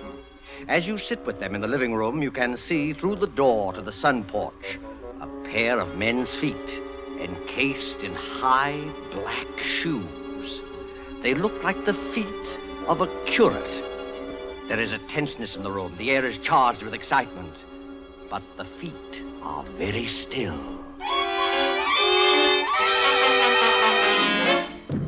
Well, don't keep staring at him. Listen to me, all of you. Don't you see? They'd hang her. That's what they'd do. They'd hang her. Oh, Fred, it's too awful. Awful? It's catastrophic. A supposedly sweet, gentle, intelligent girl, respected and loved by the whole village, doing a thing like this. Think of the publicity and the disgrace. Do you think I'm going to resign from the bench, the vestry, and sell out and live in some foggy hotel abroad? Oh, no. No. No. I'll kill myself. I will. Don't be a fool. Any more than you have been, the governor may. Will you be quiet? Wouldn't be so bad if it were you, George. Everybody in the village knows you're not responsible. Get off that couch and sit up in your spine. You might be of a little use here if you could think. Oh, but I say, Governor, this isn't my funeral. Shut up. As long as I can remember, George, you've been a trial and tribulation to me. Oh, I can't stand it. You've got to stand it, my dear. And keep that hysterical note out of your voice. Do you hear? Yes. Yes. We're talking about the weather. Now, George. Yeah? George, if he fell down the old well, say, striking his head several times, what about that? I really don't know, Governor. What about it? Don't be an ass, George. I'm asking you to think. He'd have had to hit the side several times in 30 or 40 feet at all the correct angles. No, I'm afraid not. I'm afraid that won't do it. Oh, we'll have to go over it all again, Millicent. Oh, no, Father. No, I couldn't.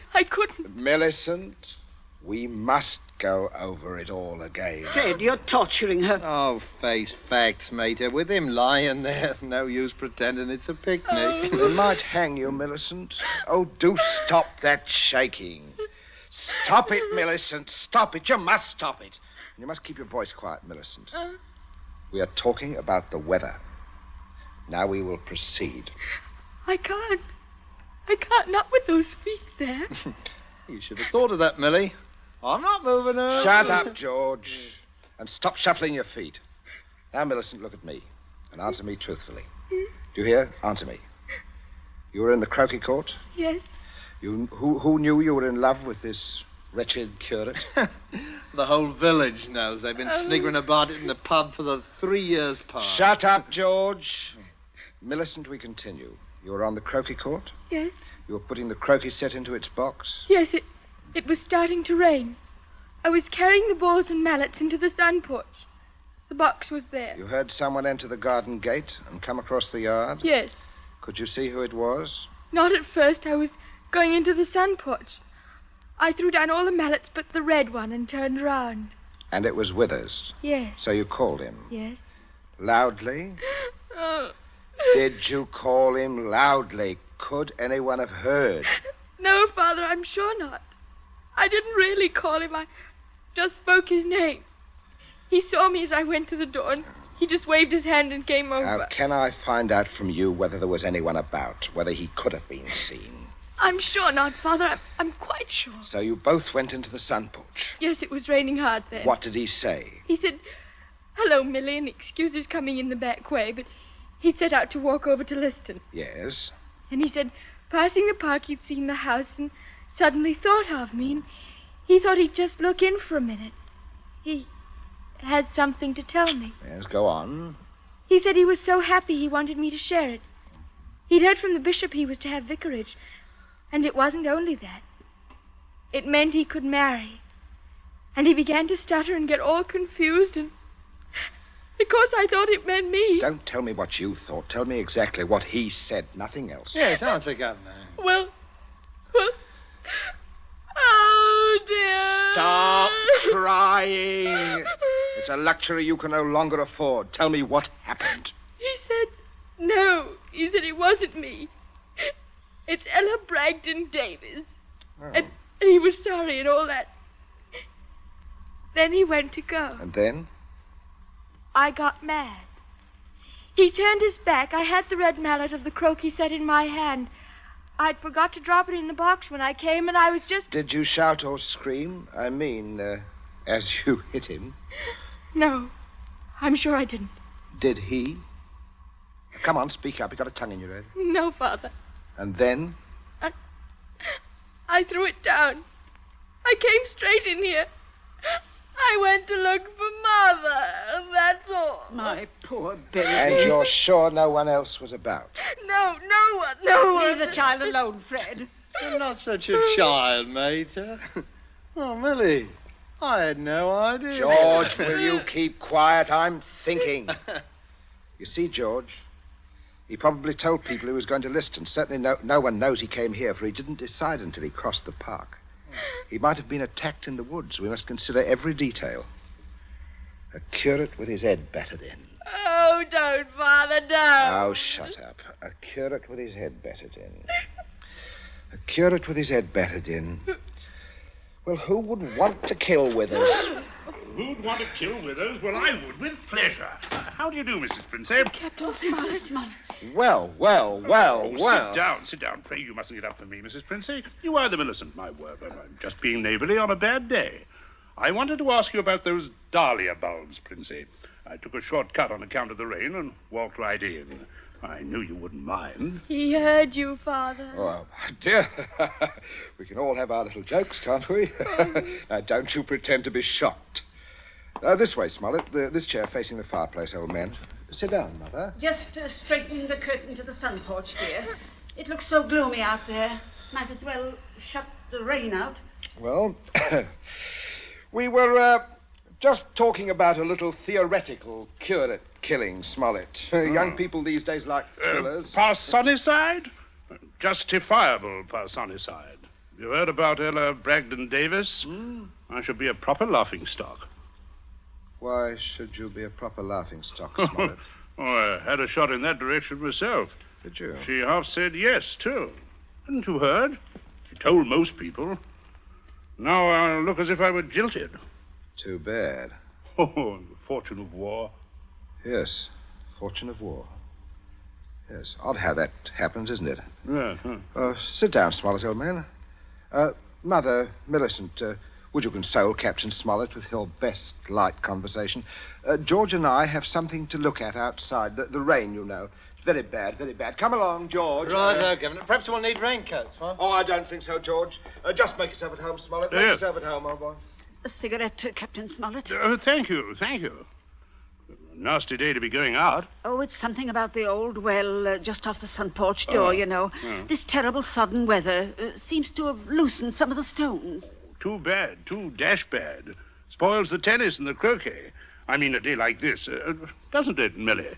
Yes, it does. She was practicing out on the croquet court earlier. But do pull your chair nearer the fire, Captain. It was so damp we thought it would be cozy to light it. Thank you. I'm quite comfortable. I hope you don't feel too bad about Ella Bragdon Davis. Oh, can't always win, you know. Can't understand, though, what you women see in these bloodless clerics. Oh, I always thought Mr. Withers was is a very charming man. I quite agree, but why should anyone want to marry him? You wouldn't want to marry him, would you, Millie? Not now. That is, I used to. Oh, no, of course not. That's Smollett. Yes, Princess. Good Lord, man, you come on a fellow suddenly. I suppose I did. You don't mind this old double-barreled shotgun, do you, Smollett? I've been working on it. Might I have your attention for a minute? There's something on the sun porch I'd like to show you. Yes, of course. Smollett, George and I went out to see if we could shoot some rats which had been driven out of the old well by the high water. We were afraid they might get into the house. But you must listen to me very carefully, or you'll be shot. By accident. Princey, what's the matter with you? You heard me ask as you came in who would kill Withers. You also heard Millicent make a comment. An unguarded comment. Well, what of it? Very little, unless you were to hear that Withers had met with a violent end this afternoon. And that, my dear Smollett, is what you are going to hear. What? Withers dead? Yes. Who killed him? Millicent. Oh. Good Lord. Oh, shut up, snivelling Millie. Yes, it's a mess. And of course you would have remembered and guessed. Maybe, yes, I suppose I should. Therefore, you constitute a problem. Why did she kill him? It's one of those disgusting things. Pitiable, too, I think. She deluded herself that he was in love with her. Good heavens. Millie, yes, of course, I see. He told her about the Davis girl, Ella Bragdon Davis. I understand. I have no wish, as you will comprehend, that she should be proved either a lunatic or a murderess. I could hardly go on living here after that, could I? Besides, I'm rather fond of Millie. Quite. On the other hand, you know about it. Yes, I see that makes me a problem. You were wondering if I could keep my mouth shut, if I promised? I'm wondering if I could believe you. But if I promised? If things went smoothly, yes. But not if there was any sort of suspicion or any questioning. You would be afraid of being an accessory. I don't know. I do. What are we going to do? I can't see anything else. I mean, you'll never be fool enough to do me in. You can't get rid of two corpses. Well, I regard it as a better risk than the other. It could be an accident, or you and Withers could both disappear. There are possibilities in that, of course. Listen, you can't... I can. But there may be a way out. There is, Smollett. You gave it to me yourself. I did? What? Well, you said you would kill Withers. You have a motive. Oh, look here now. I was joking. Listen, Smollett, I can't trust you. You must trust me, or else I will kill you now in the next minute. I mean that. You can choose between living and dying. Go on. There's the old well just outside the sun porch door. That's where I'm going to put Withers. No one outside knows he's come up here this afternoon. No one will ever look there for him unless you tell them. Now, you must give me evidence that you have murdered Withers. I murdered him? Why do you want that? So that I shall be dead sure that you'll never open your lips on the subject. I see. What evidence? George. Yes, Governor? Hit him in the face. Sure. You keep out of this, man. Oh, Captain, you should be more careful. Look what your teeth did to my knuckle. Do it again, George. Okay. Father, how can you? You keep quiet, Millie. Stop sniveling. I'm sorry, Smollett, but there must be traces of a struggle between you and Withers. Then it will be not altogether safe for you to go to the police. Now, George, would you get the croquet mallet? Oh, right. Yes. And, George, take your handkerchief to it. You'll find it there on the sun porch floor. Oh, yeah. Yeah, I got it, Governor. That's right, boy. There, Captain, there's the weapon. See, as I told you, Smollett, there it was. Now, if you please, just grasp the end that mashed Withers' head. I shall shoot you if you don't. Good Lord, you can't. There. All right. That's it, old boy. That's right. Now, deposit it by the side of the house. Out of the rain, of course. Now, wait, George. First, you'd better pull a few hairs out of his head and put them under the nail of Withers' right hand. Wait. I'm sorry to muss your hair up, Captain. Oh!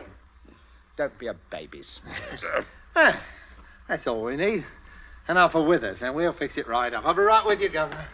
Smollett, you may turn round now. Withers is just there in the sun porch. Draw back the curtain, old man.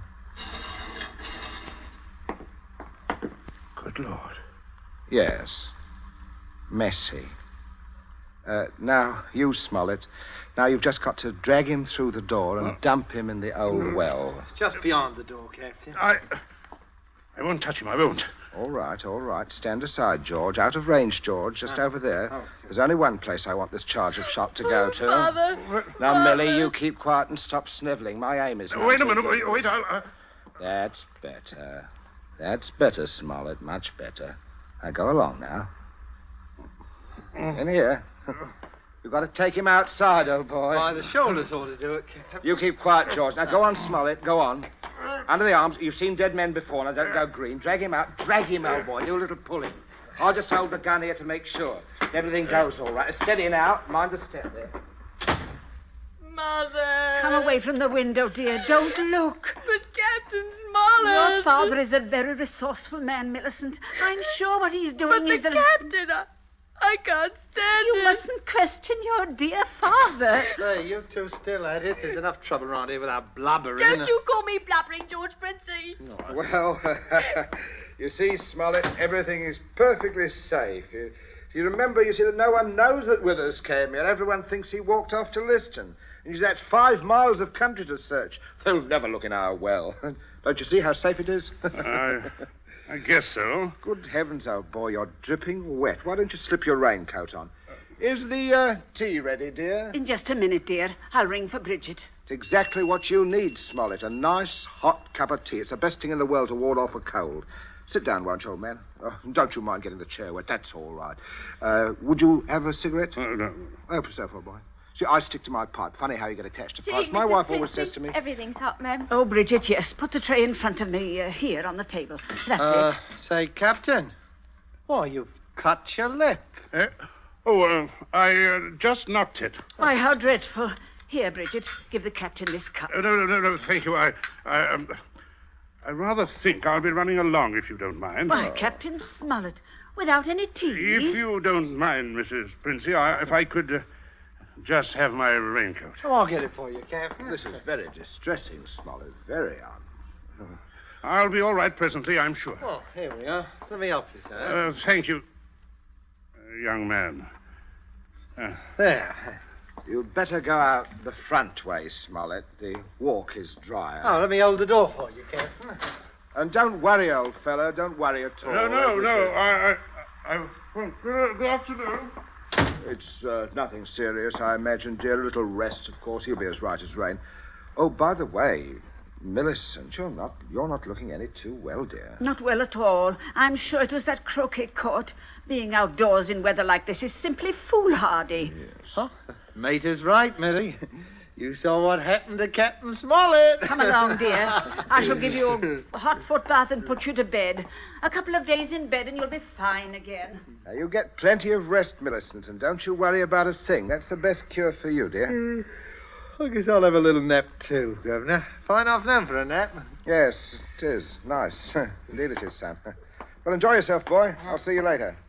I'll see you all later. Your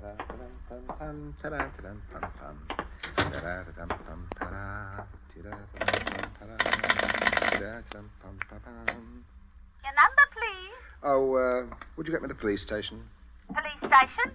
Right away, sir.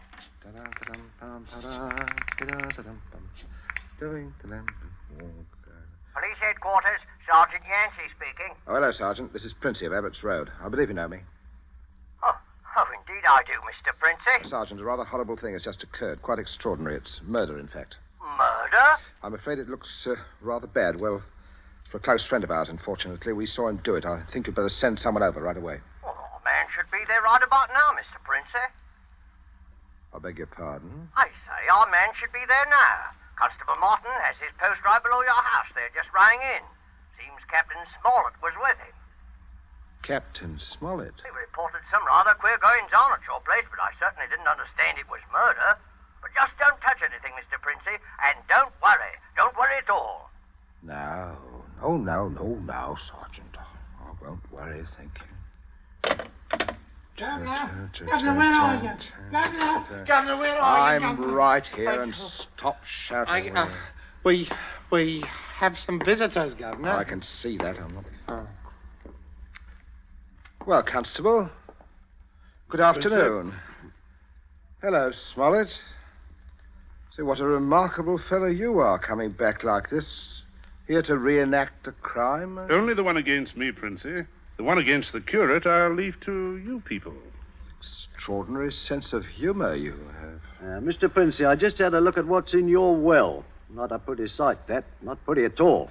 Yes, Captain Smollett was thorough, if nothing else. You saw him when he did it, sir, out in the back? Oh, yes. Oh, quite. We were just returning from a walk, and Smollett had evidently been laying for the curate, hiding out in those bushes by the road, I imagine.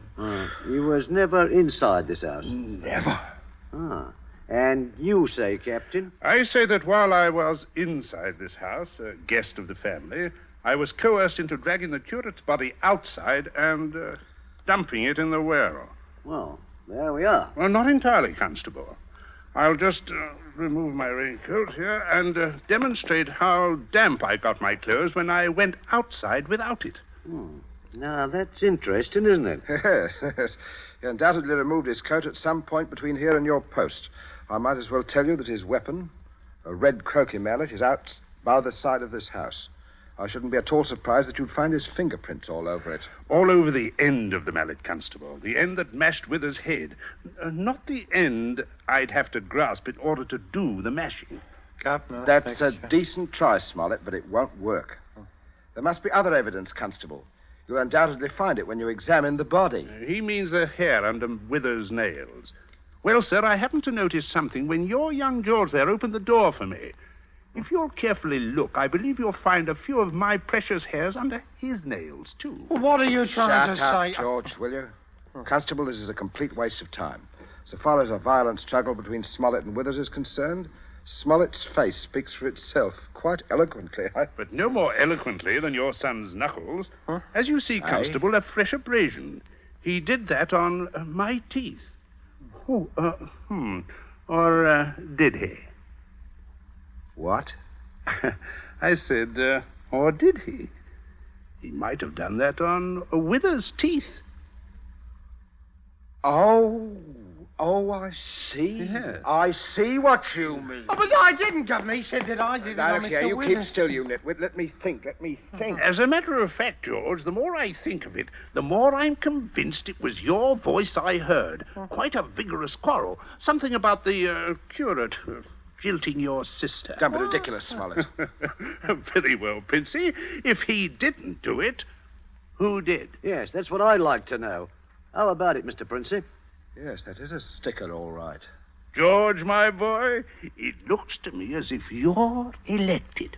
Elected? Well, what do you mean? I didn't do it. Well, Keep your mouth shut, will But you? I won't, sir. I'm not going to take the blame for her. Millie did it. She did it with the mallet. I saw her. Me? Why, yeah. Millie? You could prove that? Prove it? Well, yes. Yes. Her fingerprints on the mallet. The Why, handle. George, don't you remember when you made me touch the mallet when you picked it up with your handkerchief? George, I'm sure you wiped that handle clean. Oh, well, I can hardly expect you to remember that if you can't even remember killing the curate. Governor, I told you to keep still, George. I am thinking. Well, Governor, you're not going to let him say that. As long as I can remember, George, you have been a trial and tribulation to me. What? You shouldn't have done it, George. Oh. You shouldn't have done it. Now let's all have a nice hot cup of tea. Warms the cockles of the arms. Very good for you, Mother. Where's the sugar?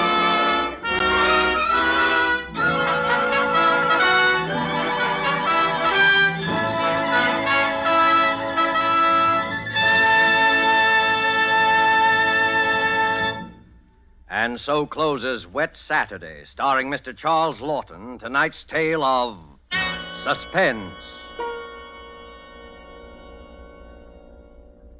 In just a moment, we shall hear again from Mr. Laughton. But first, let me ask you a question. Isn't it true that things we most enjoy are so often the little extra things, and more often than not, something that pleases the taste? That suggests a bottle of really good wine, Roma wine. It's so easy for you to make certain of high quality in your wine because all you have to do is to go to your dealer and ask for Roma, America's largest selling wines. They are made in California, one of the world's greatest wine-producing sections. You'll have your choice of Roma's great variety of types, from a delicious tangy sherry, a brilliant claret, or a hearty burgundy to a sweeter, heavier port. And you will be so impressed by the modest cost of Roma wines, you will want to enjoy them regularly at home as well as when you entertain. For this traditional form of hospitality is smart, yet inexpensive. A full measure of enjoyment, yet moderation in its best sense. For wines with greatness of character, always ask for Roma wines. R-O-M-A. Made in California for enjoyment throughout the world. But remember, before you buy wine, buy war bonds and stamps. Hello, this is Charles Laughton. I hope you enjoyed our play this evening. Next week, I'm told that Suspense will bring you another of John Collier's stories. It's one of my very particular favorites. It's called Back for Christmas, and your star will be Peter Lorre. Charles Laughton appeared by courtesy of Metro-Goldwyn-Mayer, producer of the Technicolor musical Thousands Cheer. Don't forget, then, next Thursday, same time, for Peter Lorre in Suspense. Presented by Roma Wines. R-O-M-A. Made in California for enjoyment throughout the world.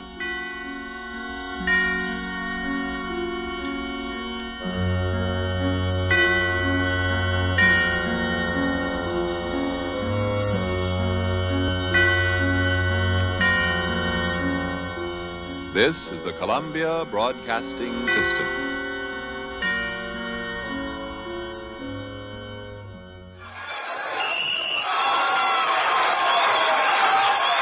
If that's the game you're missing because of a mean cold, here's something you should know. Every second someone takes it for the miseries of a cold. Millions more take bromo quinine. Every second someone takes it for the miseries of a cold. Bromo quinine. More people have taken more bromoquinine cold tablets for more complete relief than any other cold tablet ever sold. You could take aspirin or other single-action cold remedies all day and not get bromoquinine's more complete relief, even for virus colds. Bromoquinine works to relieve stuffy nose, body aches, fever, irregularity, the blues, and headache.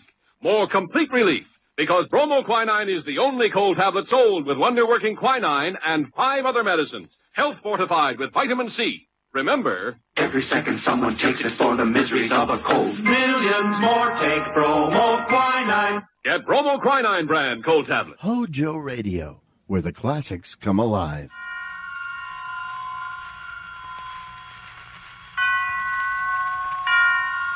Roma Wines present Suspense.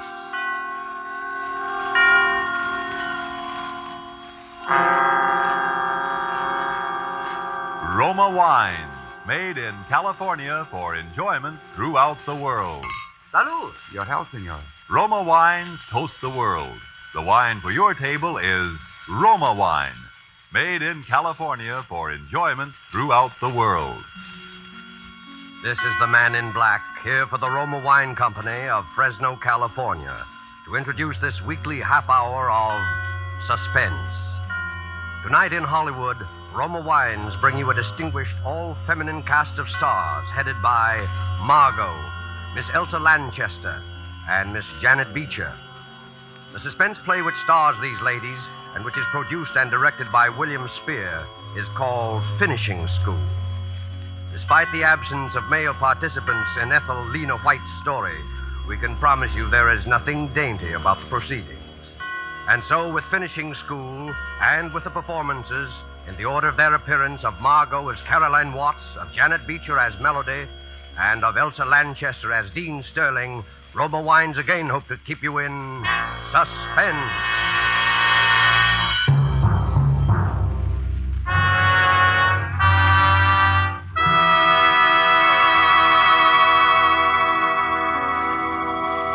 I can see them so vividly now, just as I saw them the very first time. Those high stone ivy-draped walls of Miss Nash's School for Girls. And the first person who greeted me, that amiable soul, Miss Melody. I can see her, too. It was she, in fact, who showed me into my new room and who stood there watching me a moment, smiling. This is your first teaching job, isn't it? How did you know? Well, if you've been around nothing but teachers for 30 years, you'd know, too. Let me guess now. Your subject is either French or... No, it's sport. On the nose. What's your subject, Miss Melody? Mine. Come in. Caroline Watts? Yes? I'm Miss Sterling, the dean. Welcome to the Nash School. Oh, how do you do, Miss Sterling? I've been looking forward to meeting you. Thank you. I wanted you to know about the general faculty meeting in my office at 3 this afternoon. I'll see you then. At 3 o'clock? Oh, Yes. Melody? Yes, Sterling. Miss Nash is a little concerned about the new students. You might just check up on supplies for the 3rd floor. It's already taken care of. Oh, very well. I should answer your question, Miss Watts. You see, my subject is housekeeping. Oh, I didn't know. I just supposed that you were one of the teachers. I was, up until a year ago, when Miss Penelope passed away. Oh, yes, that was Miss Nash's sister. No changes like that are inevitable, I suppose. As inevitable as, well, that ugly rumor. Ugly the fact rumor? About Miss Penelope's death. But I hadn't heard any rumor or anything about her death. Oh, then I'm sorry, Miss Watts. I assumed you were that familiar with the school. What was the rumor, Miss Melody? Oh, it was nothing really, not even worth repeating. But I imagine Wait, Miss Melody. Look, I'll hear about it sooner or later.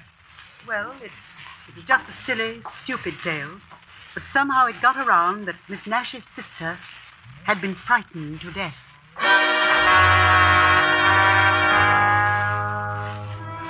This, then, was Caroline Watt's introduction to the Nash Institution, a place which future events proved to be, with a vengeance, a finishing school.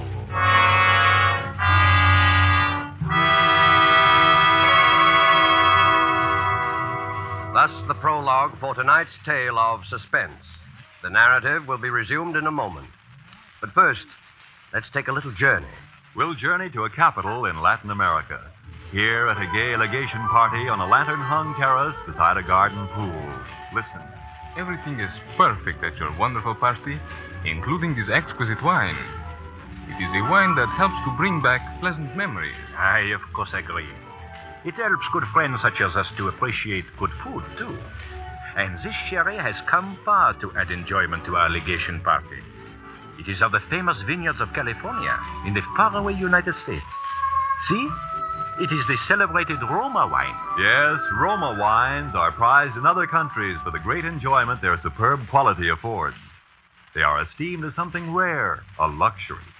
But you in America may enjoy Roma fine wines in all the variety of types as an inexpensive everyday delight. So trifling in cost are these fine Roma wines here in America that you can be a most generous host, offering to each of your guests his or her favorite. A delicious, tangy California sherry, a fine California claret or burgundy, or a heavier, sweeter California port. You'll be delighted to learn from your dealer at what small cost you can get an assortment of several types, permitting you now to boast of your private wine cellar. Ask for Roma, R-O-M-A, America's largest selling wine. Roma wine, made in California for enjoyment throughout the world. And now it is with pleasure that Roma Wines bring back to our soundstage Margo, Elsa Lanchester, and Janet Beecher in Finishing School, a tale well calculated to keep you in suspense.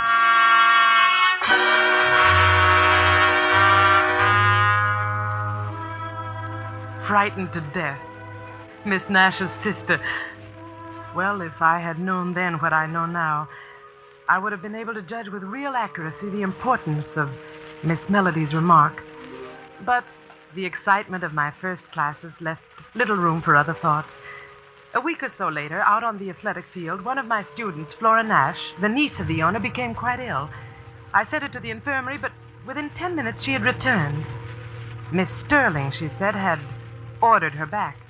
I was furious, and, well, I told her I was going to have it out with that woman. Miss Watts, wait. I know it isn't my place to say this, but please, for your own sake, don't antagonize Sterling. Oh, now, really? I tell you, I know what I'm talking about. Listen, you know Miss Melody, don't you? Of course. Miss Watts, she practically started this school with my two aunts. When Miss Penelope died, everybody thought she'd move up to take her place. But she didn't. Somehow or other, Sterling saw to it she was left with the job of housekeeper. Miss Watts, don't have any trouble with that woman. Please. Oh, all right, Flora. I'll go see Miss Nash. Oh, no. Why, Flora, Miss Nash is your own aunt. But Sterling would find out. Please, you mustn't. Oh, I never heard such nonsense in all my life. Hurry straight to bed. I went to the top floor of my building and entered the small waiting room of Miss Nash's quarters. It was empty, but just opposite was the door to the private apartment, almost halfway open, and I walked over to it, ready to announce myself. Then I stopped, dead still. Penelope. For it was then that I heard Are you there, Miss Sterling's Penelope? voice.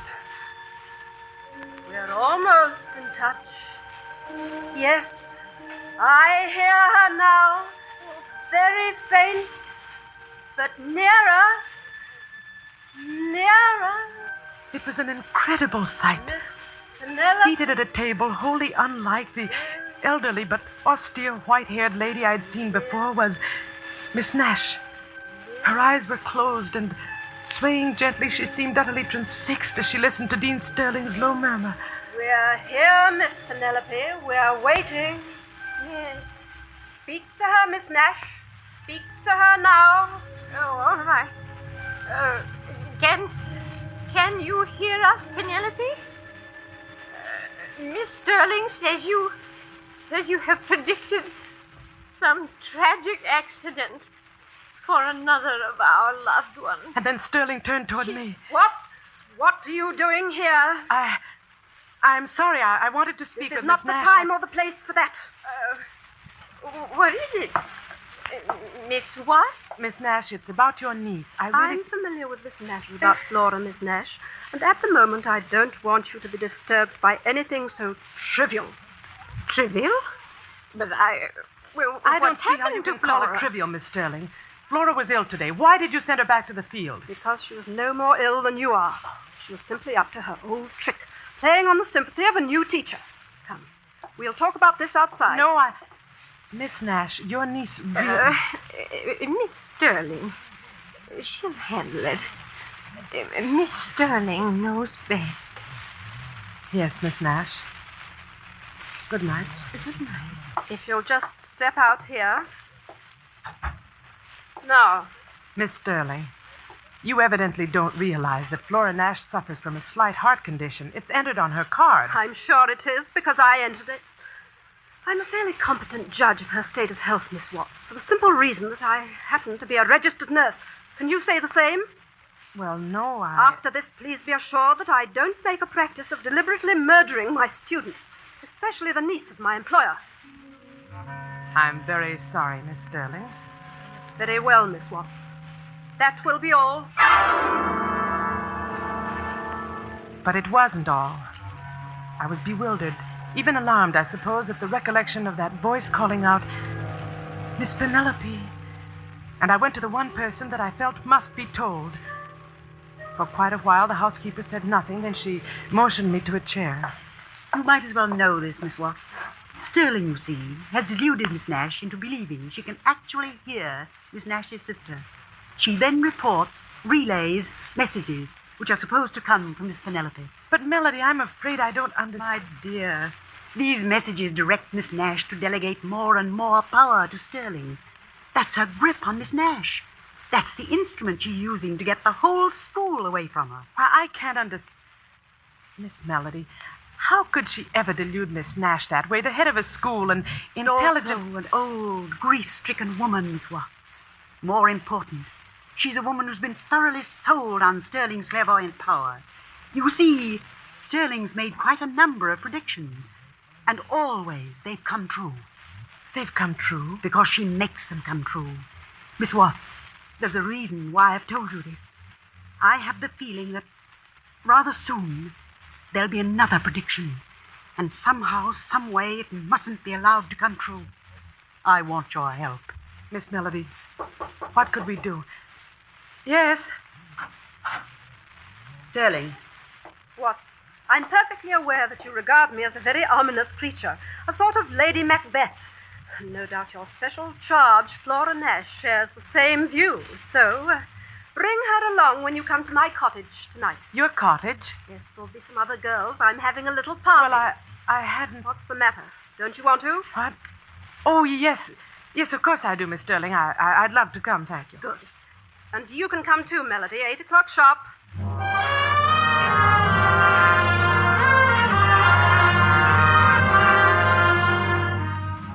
We were prompt, Flora and I, and the sharp tenseness and alertness we carried with us into that cottage vanished almost at once. To my surprise, I discovered that when Sterling chose to be, she was one of the most compellingly charming women in the world. And that night, she chose to be. Flora, since you're the one student in the whole pack of teachers, we'll make you the guest of honor. Now, what would you like to do? Gee, I don't know, Miss Sterling. Anything, I guess.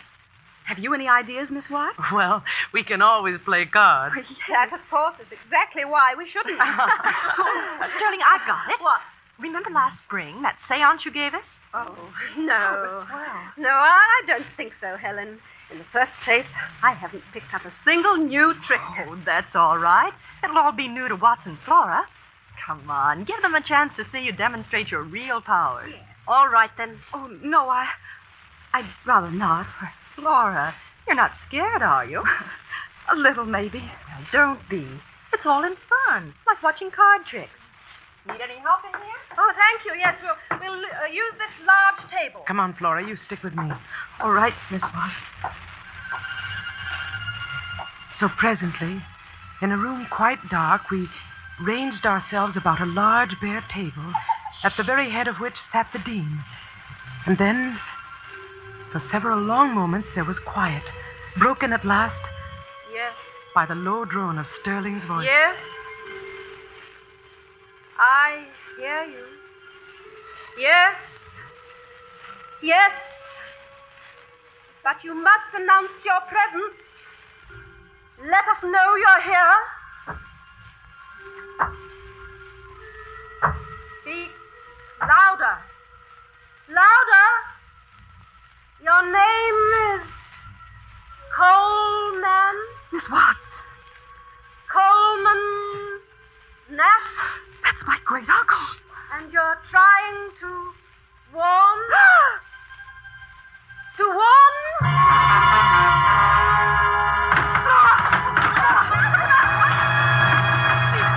She's faded. Turn on the lights quickly. It's her heart. Get the doctor quick. Call him somebody. The phone's in the bedroom. And Helen. Yes? I'll want some digitalis. You'll find it in the medicine chest in the infirmary. Here are the keys and hurry. I'll be right back, Sterling. Here, Watts. Here, let's pick her up. We'll put her on the sofa. That's it. She must have been frightened. Yes. Frightened nearly to death. There. Miss Sterling, you did this deliberately. Deliberately? You knew that girl's heart condition. Why, Watts? You can't anticipate a thing like that.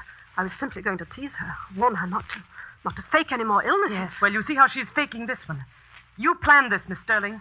The party, having her here, finding out her uncle's name. I happen to know her uncle's name. It was a joke, a game. Everybody knows that. A game? She's coming to. You tell these women it was a game, but will you tell that to Miss Nash? You don't know what you're saying. Oh, yes, she does. You'll show Miss Nash the proof of another successful prediction. Melody. You'll have her completely at your mercy. Flora's the only remaining heir to the school. The only person who stands in your way. Caroline, don't leave. Oh, it's all right, Flora. I'm only going to get my coat. We'll be right back. Please, don't worry about a thing. Come along, Miss Melody.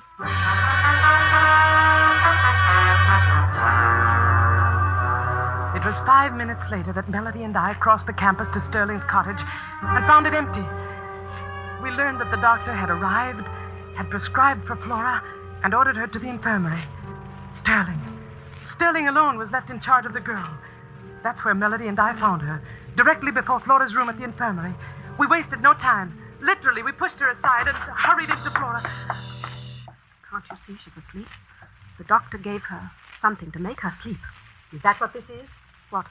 This bottle on the nightstand. You can see from the label what it is. Digitalis. A heart stimulant, Miss Melody. And not, oddly enough, a deadly poison. The doctor left it here, and it's been given to Flora every 2 hours. Now, will you please be good enough to leave? Yes, I'll leave, but I shan't go far. I expect to stay very close to this girl until she's safely under someone else's care. You're completely mad, aren't you? That's an odd remark, Sterling, coming from you.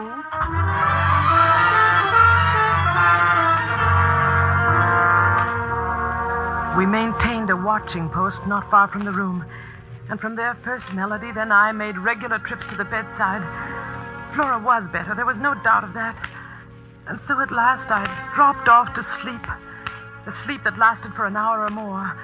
For dawn was filtering into the long infirmary corridor when I awoke. Suddenly, Melody was shaking me. Caroline, it's happened. What do you say? Caroline, it's happened. What are you saying? She's dead. Flora's dead.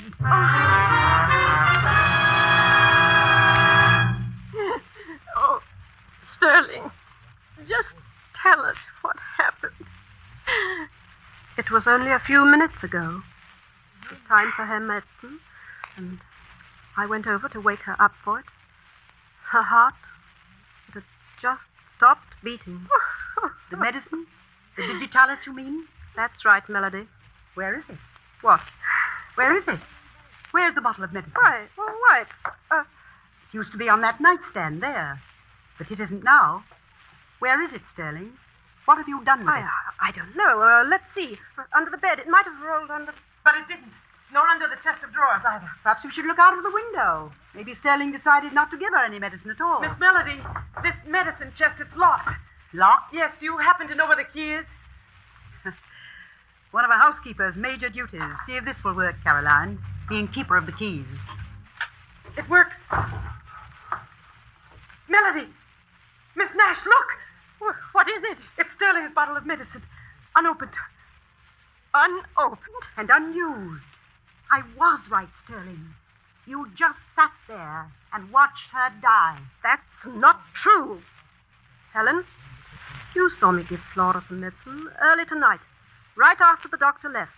Helen, you remember that, don't you? Well, it looked like a different bottle, Sterling. A different bottle, yes. And I can guess what was in it. A sleeping draught. That's what you gave her, Sterling. You knew that even a slight overdose would stop a weakened heart. All right, Sterling. We found one bottle. The one that would have saved Flora's life. Where's the one that took it? You should know that, Melody. What? You should know where that bottle is, because you took it out of this room just a little while ago when I was calling Miss Nash. You are insane. What's more, you brought it into this room tonight in one of your countless visits. You brought in a bottle of heavy sleeping draught and exchanged it for digitalis. You were hoping I couldn't tell the difference and that I'd give that to Flora instead of the heart stimulant. And that's what I did. You did it all right, but without any help. Sterling, just how, for example, could I produce a bottle of sleeping draught so exactly like the digitalis that you couldn't tell the difference? You had a whole medicine chest to work with. That's how you did it, and that's how I knew you did it. Helen? Yes, Dorn. I know what you're thinking. It just came to me. Go on. When we were at the cottage, when you sent me over here for the bottle of digitalis. That's it. And there wasn't any. There wasn't any in that chest. Of course not. Sterling didn't put it there until tonight. Well, that's not the point, Melody. She couldn't have put it there at all, because she had no way to get into the chest. You see, when Sterling sent me over here, she gave me her keys. Well, I forgot to give them back to her. Here they are. I still have them. In other words, Melody, you were the only one who could have put the digitalis bottle there in the chest. It's very true what you said before. One of a housekeeper's major duties is being keeper of the keys. Miss Melody, that isn't true, is it? Miss Melody, it isn't true. Oh, no, of course it isn't. Don't listen to them, Caroline. No, Caroline, don't listen to us. Listen to Melody. Let her keep drugging you with lies until you see everything she wants you to see. And hear everything she wants you to hear. That's what she did to Flora, you know. She flooded that poor girl's imagination with absolute terror. And then she killed her. I didn't kill her. Why should I? Why would I want to? Why? So you could get Flora out of your way. So you could accuse me of killing her and get me out of your way, too. So you could have a clear path to Miss Nash. Well, Melody, your plan backfired. But you're not getting me out of the school. Helen, Watts, go phone the police. I'll never leave. Do you hear that? I'll never leave. Never. Oh, yes, you will, Melody. Yes, you will.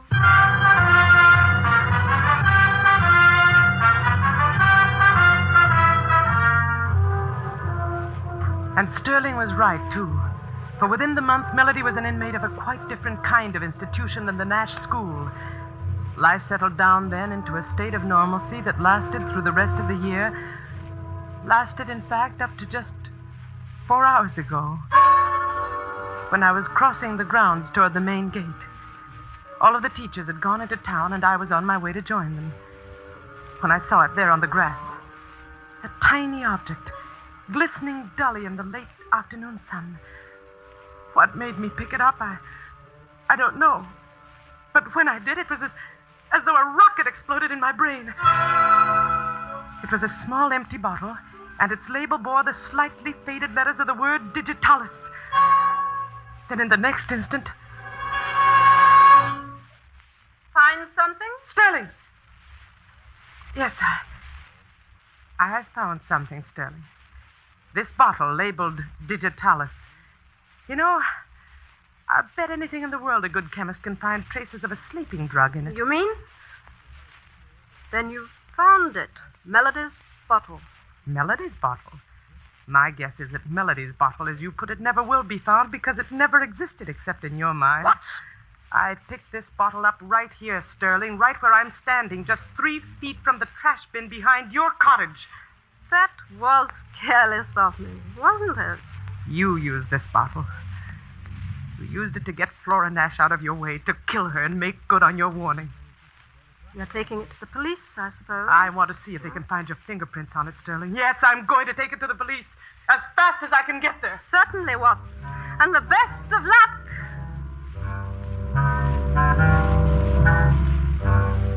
She went on inside her cottage, and I struck out across the grounds for the main gate and the road into town. I reached the gate just in time to hear the school caretaker bang it shut. Miss Sterling, he explained, had just telephoned the order. An early closing hour. I remembered the service driveway then, the other passageway through those high stone walls which encompass the grounds, and I found that it, too, was locked. I was a prisoner. And then it was right then that the solution came to me. I should have thought of it before. Miss Nash herself was in those grounds, right on the top floor of my own building. I would take the bottle to her. I would show her the proof. I flew up the stairs, down the corridor, entered her small waiting room, and then stopped. Just beyond me, through the open doorway of the darkened suite, was Sterling and Miss Nash. Tragedy. Before this school year ends. That's the warning I hear. A warning? From Flora, did you say? From my niece? From your niece. Oh. She says there will be more tragedy. Oh, no. Before this school year ends. Tragedy. Oh. For one more woman here.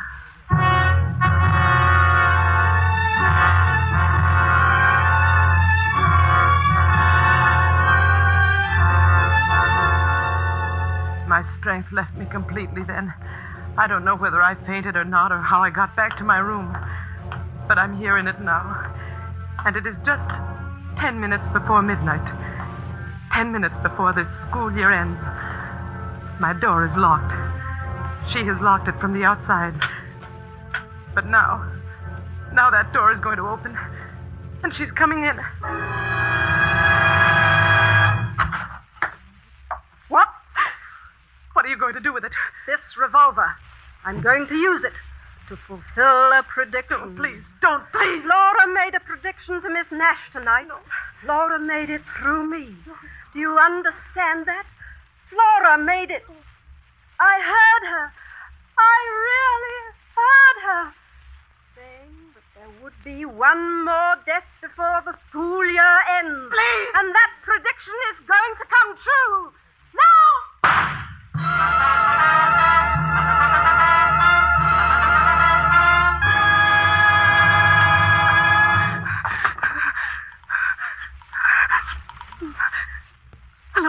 Hello, the police station. You'd better send someone over to the Nash school right away. There's been somebody's shot herself dead. And please tell Miss Melody that she'll be out soon. Tell her that Lady Macbeth is gone.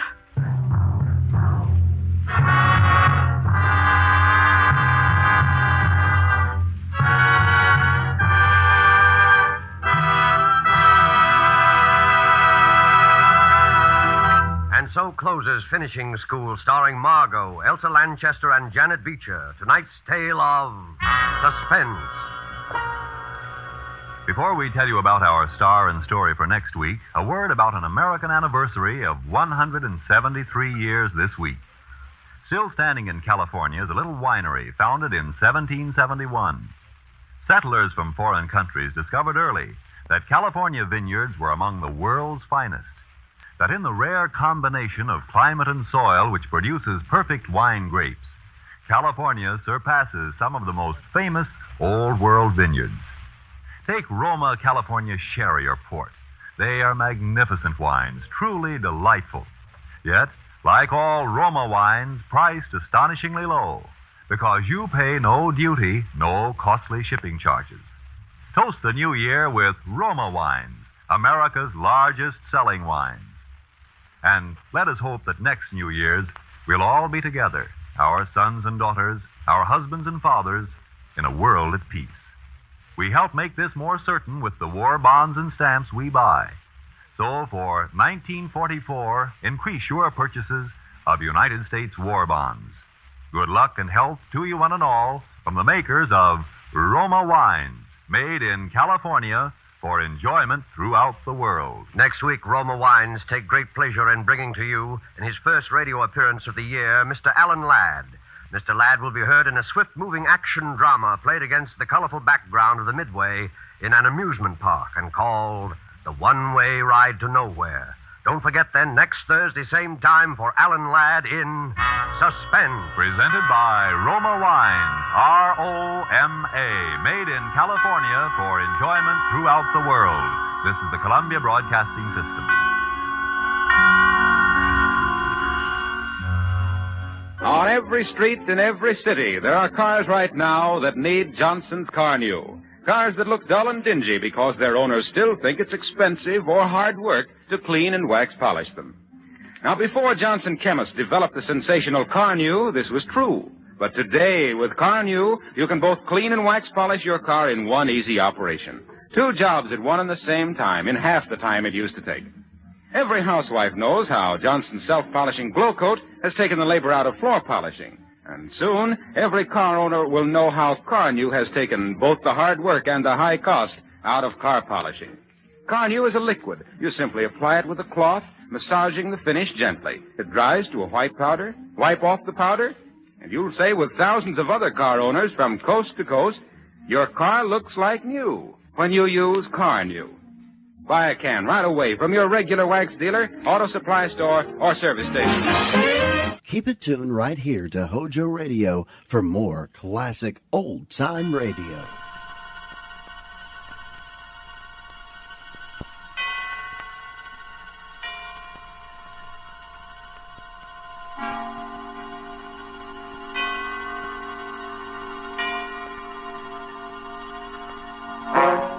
Suspense.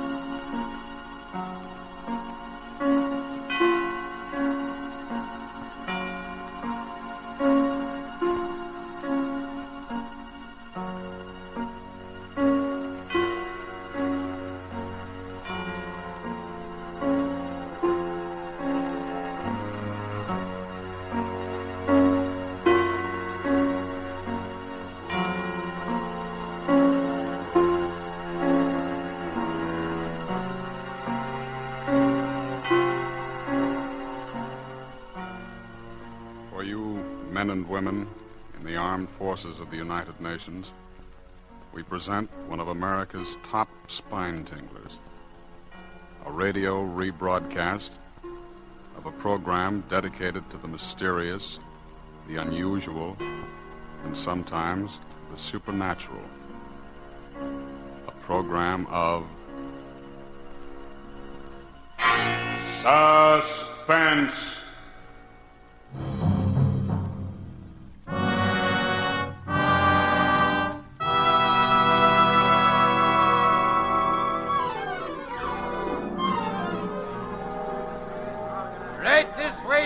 Gentlemen, the thrill of a lifetime. It's safe and sensational, and the price is only a dime. Only 10 cents for the fastest and the fanciest ride in Ocean City. It's not a roller coaster, ladies and gentlemen. It's an experience. We give you the breathtaking dip over Moonlight Bay. We give you the Tunnel of Love. And it's the longest and the highest and the very finest scenic railway in the world. How many good-looking? 2 tickets. 2 it is. Now, listen, Tom, is this really necessary? Oh, what's the matter with you? You scared? Come on. Well, I just don't like these things, that's all. I never have. Don't be silly. It's no worse than riding to a stick-up in a prowl car. Yeah? Well, I never liked that either. Go on, get in. Oh, no, not in the last seat. That's definitely out. Okay. So we'll ride in the last seat the next time when you're over your stage fright. You'll ride in the last seat the next time. For me, this is strictly a one-shot proposition, and don't expect anything different. Safety belt, Mac. Everybody got their safety belt buckled? Okay, folks, you're off. Here we go.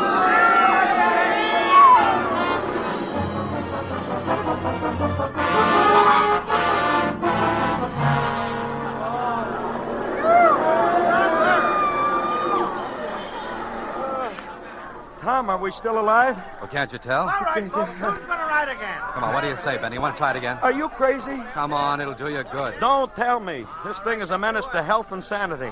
Hey, what did I tell you? Look, there's a guy passed out back there. Come on, snap out of it. Hey, come on, get up, mister. Hey, somebody give me a hand with this guy. Wait a minute, I'll help you. All right, you get his legs. I'll take his head. Come on. I don't know why guys ride this thing if they're going to pull a fade out. Uh-oh. This guy didn't pull any fade out. Yeah, well, he ain't exactly the eye for the party. Yeah, you're right there, pal. He's dead. He's what? He's dead. Holy gee. Wait a minute, I better call a boss. All right, folks. You just have to step outside the gates, please. I'm sorry, there's been a little accident here. Now go on, everybody out, please. Everybody out. Hey, what's the matter, Johnny? A guy passed out. Man there says he's dead. Oh, for every season it's something. Please, folks, outside the gates. Please. All right, Go on outside the gates. Stand back, everybody. Go ahead. What's the matter, Terry? That guy just died on us. Yeah? How come? I don't know. This man here looked him over. How do you know he's dead? You a doctor? No, officer, but it's not too hard to tell. Where is he? Oh, he's back in the back seat. Come on, keep the mob outside, will you, Terry? Sure. Come on, break it up now. Break it up. Just the guy? That's him.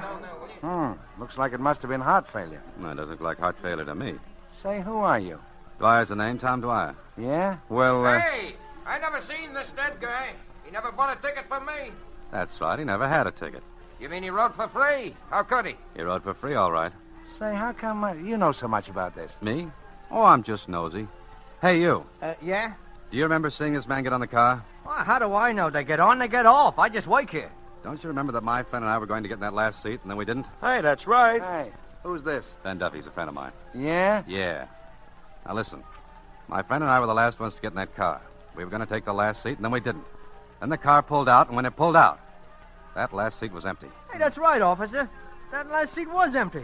This dead guy never even got on the car. Now you're getting someplace. All right, Dick Tracy, I'm listening. A roller coaster starts out from this platform all hunky-dory and rips around the tracks about 90 miles an hour. When it gets back here, there's a dead guy on it that wasn't on it when it got started. How do you think he got on there? Dropped out of the sky? Figure it out for yourself, pal. If he wasn't on the car when it started, then someplace along the line he was dumped on it. And guys who have been dumped are generally guys who have been murdered.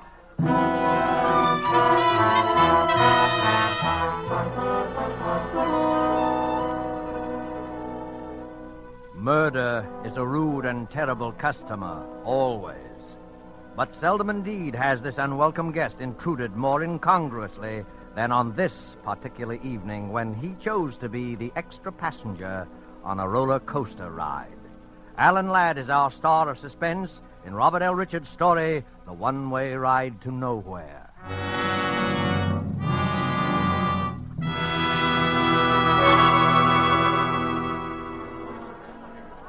Hey, Tom, where you been? We're all supposed to be waiting in here for the chief of police. Making a phone call, that's all. Anybody I know? Jefferson Hotel, you know him? Huh? Hey, what's this all about? Oh, about $400,000 and a lot of people's lives. What? Uh-oh. Here comes the chief now. All right, quiet, everybody. Chief Haynes wants to say something to you. A man died under peculiar circumstances on the Ocean City roller coaster tonight. And all of you here were either on the car in which the body was found or in the immediate vicinity, like on the platform. Now, cause of death has not yet been determined, but all of you might be needed as witnesses, so we want to know where to get a hold of you. all these people been identified and left locations where they can be reached? Yes, sir. Well, then that's all. You can go now. Chief Haynes. Well? I'd like to ask a couple of questions. Are these the two fellows you told me about, Johnson? Yes, sir. You're a pretty inquisitive young fella, aren't you? Well, that's my business. Hey, by the way, Chief Haynes, haven't we met somewhere before? Not that I know of. What do you want to ask about? Well, for one thing, you said just now that the cause of death had not yet been determined. That's right. The man was blue in the face and apoplectic, but there were no marks of violence on the body. Coroner's working on it now. Well, maybe the coroner should look at the man's neck. At what? At his neck. Listen, you're no doctor, and neither am I. The coroner of this city knows his business. Okay, Haynes, okay. I just thought I might save him a little time. Well, you're wasting my time. If you think I'm going to give you an inside track so that you can go to this poor man's family with some sales talk that you can help him bring some kind of a legal action... Oh, he's got a family, has he? Yeah, he's got a family. Now get out of here. And his name is Richard Elliston Brighton, and he's the professor of psychology, and he comes from Chicago, huh? Right. So you went through his pockets before my men got there. Now, did I say that? Listen to me, young fella. You know entirely too much about this case for your own good. You're from Chicago, too, aren't you? Mm-hmm, that's right. What are you doing here? On a vacation, visiting my friend here. Well, you better take a... Oh, hello, Doc. What about it? Murder. He was strangled. Strangled? Yep. We got a good look at him. We found a thin red mark around his neck. He was strangled with something like a picture wire. Now, isn't that a funny way for a middle-aged professor to be knocked off? It's a funny way for anybody to be knocked off. And isn't it a funny thing for a professor of psychology with a family and all to be way out here all alone, so far from home, hanging around an amusement park? That's no funnier than what you're doing hanging around here. And that's quite a coincidence, by the way, Mr. Tom Dwyer of Chicago. Chicago's a big place, Chief Haynes. Lots of people live there. Say, Chief, while I think of it, here's the stuff we took out of his pockets. Nothing much, wallet and a few things. Oop, dropped something there. I got it. Hand that over, Dwyer. Well, a souvenir postcard. Sheila Kennedy, Ocean City. And quite a cutie she is, too. I said hand it over. That's material evidence. Sure. Here you are. One of the local tent girls, I take it? Know anything about her, Chief? Now, listen, Dwyer. I got enough on you already to hold you on suspicion. Take my advice and keep your nose out of it. Come on, Tom. This isn't doing you any good. Yeah, that's right, Ben. And anyway, we got a date with a lady.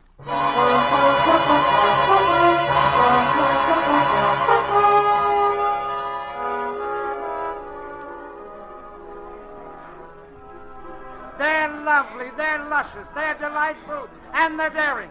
The most gorgeous girls, the most beautiful of any Bud. show of its kind in the Hey, world. Bud, can we go in now? Yeah, what'd she say? Hey, what's that? I said, can we go in now? Oh, yeah, okay, fellas.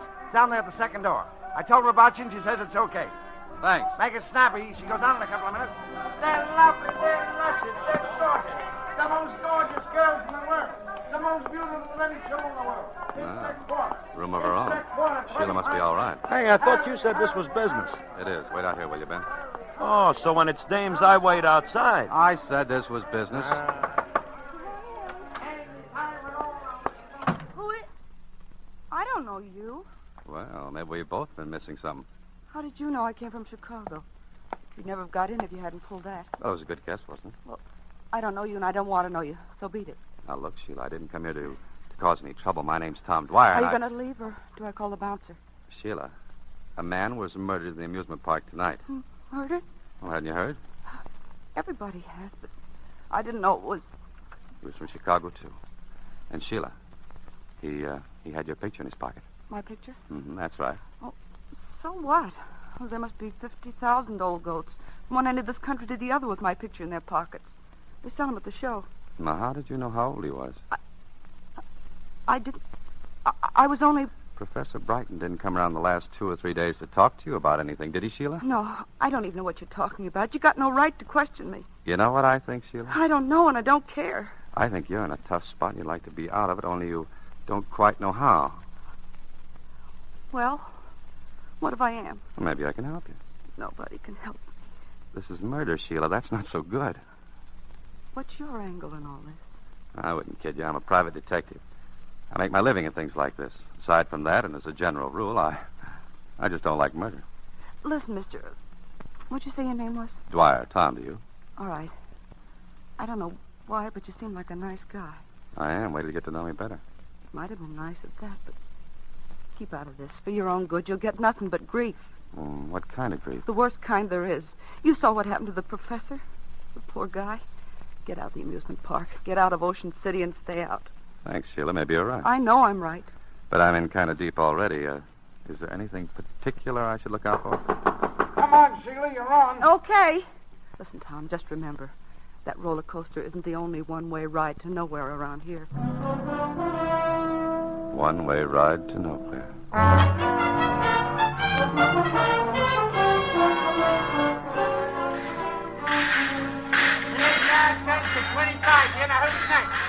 right, the red hot here. They're all hot. Get your red hot here. Yeah? Well, what's she mean by that? It's a tip-off, then. Maybe. One-way ride to nowhere. Yeah, that's what the professor got all right for free. But how? He was dumped on. I still say how. Well, that little problem doesn't bother me, but... Hey, listen. Huh? That took 3 men Did you on hear a that? one-way Yeah. ride to nowhere. One-way Step ride right to in, nowhere. ladies Come on. and gentlemen, Yeah, our yeah. show is about... I think it's around there to the right. Yeah. Bulletproof automobile. Huh? Where? A tent show next to the roller coaster. Take it easy now. Okay, but... Ben, you worry me sometimes. Did you know this thing was here? Well, it wasn't here last week.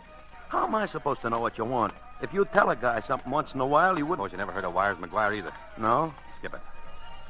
Hey, wait a minute. That guy's going into his routine again. Step right up, ladies and gentlemen. Inside, you will see the actual bulletproof automobile in which the famous Jarvis gang sped from the scene of the $400,000 Springfield mail robbery, the most daring hold-up in modern times. Now, this is the very limousine in which they were pursued for 50 miles. 3 of them died, and the 4th became a raving maniac on that last fatal one-way ride to nowhere. Step right in, ladies and gentlemen. A new show is about to begin. Benny, now I know I'm right. Hey, is this what you came down here for? Not exactly, but there's been some funny talk lately about this mail robbery job. In some funny places. Well, I still don't get it. There were 4 guys in on that. 3 of them dead, the others in the bug house. That kind of closes the books, don't it? I'll give you a little tip, Benny. They never found the money, and the insurance company's got a standing offer of 10% reward. $40,000. Step right over, gents. The original bulletproof automobile. Okay, maybe we'll at that. How much? 2 bits apiece. Here you are. Step right inside, gentlemen. And now the car that you see before you... You don't have much is... business, do you?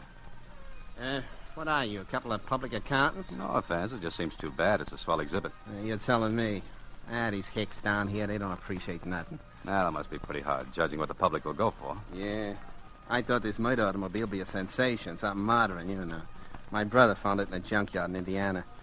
Cops must have sold it at auction or something. Look, would you really like to get rid of this heap? Like to? Don't worry, I already have. Yeah? Listen, brother, the minute I found out that I had a turkey, I went out and I found me a sucker, but quick. Well, how'd you find him? Well, didn't exactly find him. He come by. He's making some sort of a collection of some cops museum, you know. Capone's bulletproof car, Dillinger's artillery, and I got my price, though. Well. Isn't that too bad, Benny? Yeah, it sure is. What's too bad about it? Well, to tell you the truth, we're making sort of a collection ourselves, you know, for a big New York exhibitor, and I thought maybe we could do a little business. Oh, I'm sorry, mister. I just closed the deal tonight. If you'd only come around just a couple hours sooner, I could have You done... suppose this man you sold it to would be interested in reselling at the right price? Yeah, I don't know. It cost you plenty, though. Confidentially, he paid me $1,000 cash. Well, where could we find this guy? Well, he should be here any minute. He's going to pick up the papers and things. You want to come on in back and wait from there? I was just going to knock off anyway. Thanks. You know, I had a hunch maybe I should have held out. How's a guy supposed to know in this crazy business? Oh, here you are. Well, quite a cozy little place you got here. It's all right. Sit down, make yourself to home. Hey, what's that? Oh, them roller coasters. The tunnel goes right under the floor here. It's enough to drive you nuts. Yeah, I can imagine. That door over there must open up right over where the tunnel comes out, huh? I guess it does at that. I never looked. It's all nailed up. There used to be another wing on this building in the old days, wasn't there? That was the door to it. Yeah, there might have been. Yeah, I guess there was. Say, does this Mr. The guy I sold the car to? McGuire. McGuire. Yeah, McGuire. Does he have sort of a business manager with him or anybody like that? Well, he's had a couple of guys with him once in a while. I really didn't pay no attention. I suppose he's been hanging around here fairly steady for the last few days, huh? Oh, in and out, you know. You ought to be hearing him. Come on, Here he is what's now. the matter? Ed, I don't... Mr. McGuire, we was just talking about you. Yeah? Who was? Well, me and these two gentlemen, they want to see you Was about this the maybe guy that picking- came to see you, Sheila? I don't know. Sure I am, Sheila. Tell him. Well, I guess that's him. Okay, you can run along to the hotel, Ed, honey. Listen, please don't. Do like I tell you. Harry, you stay here with me. Okay, Ed. I got all your papers and things, Mr. McGuire. Everything's here in this envelope. Thanks. And what did you two fellas want to see me about? Just a little business proposition. My name's Tom Dwyer, and this is Ben Duffy. Hiya, Mr. McGuire. Pleased to meet you. You can beat it now, Ferrara. We'll take care of everything. Okay. Well, so long. So long. Watch the door, Harry. Okay. Now, what's your proposition? Well, I understand you bought Ferrara's car. That's right. You interested in used cars? Some used cars. How interested? Enough to make an offer. Your friend here in on the deal? No, he just came along for the ride. Well, I got a partner. Yeah? Well, where do we find him? We don't. He'd have to come here. We'd have to send somebody after him. Somebody like your friend. Okay. Now, listen, Tom, What's his name, and how does my friend find him? His name is Johnson. George Johnson's at 2854 Drexel Boulevard. Just tell him that I sent you. Tom, I don't think I ought to leave. Oh, take it easy, Benny. And while you're out, I wish you'd do something for me first. Huh? What? I want you to pick up my mail. It won't be out of your way. Pick up your mail? That's right. Do that first. I'm expecting a very important special delivery. Stop by the Jefferson Hotel where I'm staying and ask for a bellhop named Ted Martin. He takes care of all of my stuff. The Jefferson? Yeah, that's right. And be sure to see Ted Martin. He's the only one who can help you. So ask the clerk for him, and I'll hurry back, will you? Ted Martin at the Jefferson. Well, okay. You want me to go, Ed? No, you stay here. Okay. And now that he's out of the way, what do you know? Enough. You're a pretty bright boy, aren't you? You gonna talk? Why not? I know, for instance, why he bought that car. I think he knows too much. Let me handle this. Keep talking, bright boy.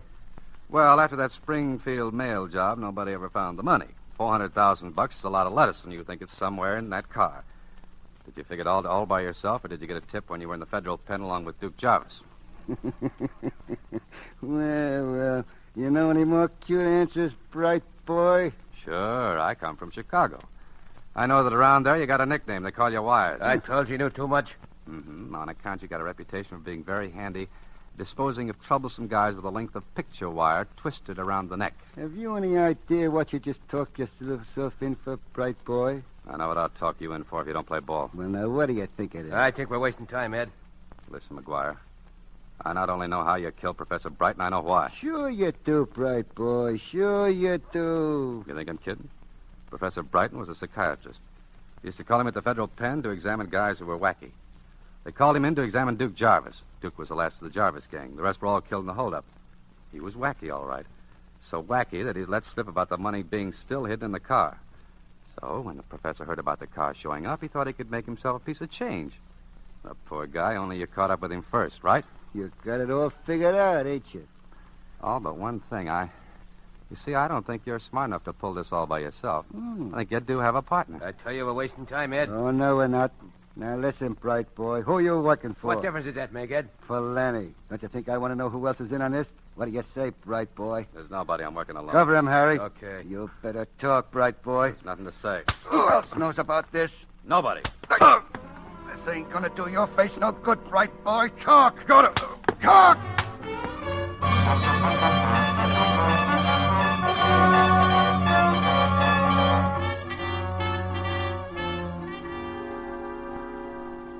Watch him, Harry.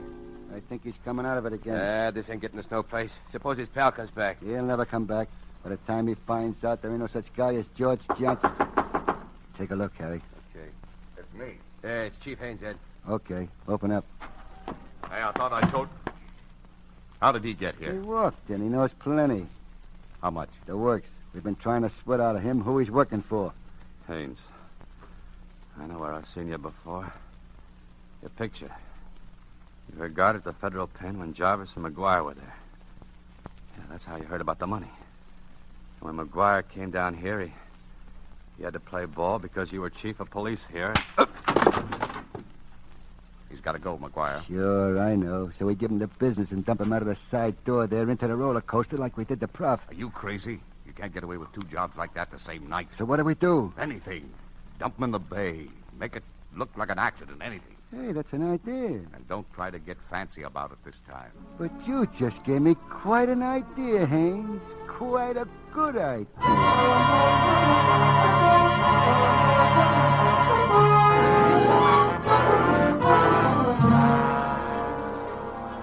The fastest and the fanciest roller coaster ride in Ocean City. Keep that hat down over his face and hold him up straight. I got him. What seat do we want? What's the difference? The car's almost empty anyway. Get him in. Take the middle one. All right, let's go to our safety valve. Keep that belt loose. Okay, everybody, are off. The fastest ride in the world. Here we go.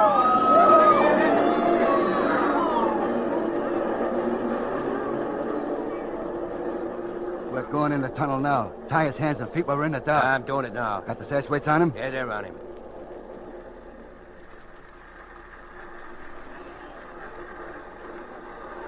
We're out now. Watch him. Hey, what was that? What's the difference? Hang on to him. We're starting up.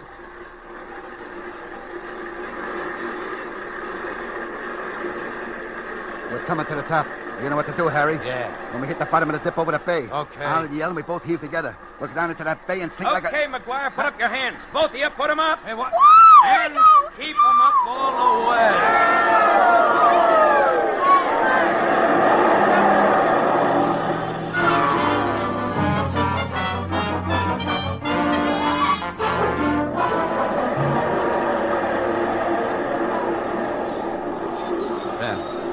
Ben, you made it. Hey, Tom, are you okay? Sure. What do you think you're doing here? This is a federal pinch, McGuire. I'm Ted Martin, Department of Justice. Staying at the Jefferson Hotel. Get it, McGuire? Hey, Tom, you ought to get to a dock. No, I got to get down to the police. Hey, Ted. Ted, listen, never mind these guys. Get Haynes, chief of police. We got a couple of men down there already, Tom. When you phoned, I figured you might get mixed up with him. We've had our eye on the chief for quite a while. Well, I'll see you later. So long. Thanks, Ted. Oh, you were taking an awful chance, Tom, playing so cagey. I had to be sure. You know, if that dame hadn't stuck around and tipped us off, we just about made it when the car went through the tunnel. Oh, that Sheila dame, huh? Mm-hmm. Say, Ben, I think I got a date with a lady. Oh? So what do I do? Well, here's a dime advance out of your $20,000 reward. You go take a ride on the roller coaster.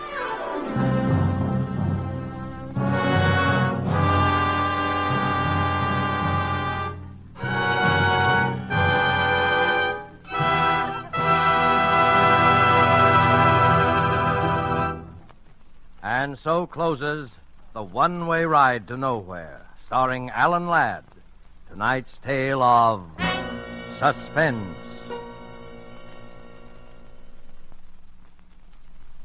Suspense is rebroadcast for you men and women in the armed forces of the United Nations. In the brief time remaining in this broadcast period, we turn to our guest orchestra under the direction of Donald Voorhees.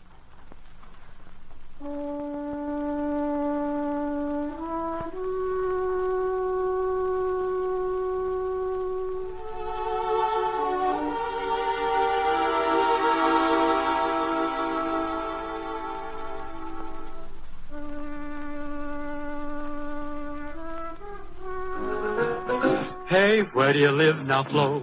I live in Idaho. And what do you eat now, Flo?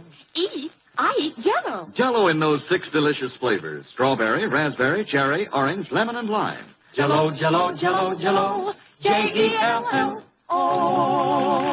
Be sure to listen next week when our guest will be Bing Crosby. Until next Thursday, good night and good luck from the makers of Maxwell House, America's #1 preferred brand of coffee. Hojo Radio, where the classics come alive.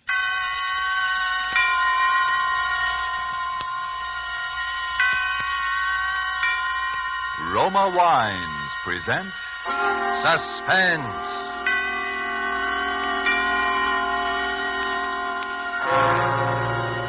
Roma Wines, made in California for enjoyment throughout the world. Salud. Your health, senor. Roma Wines toast the world.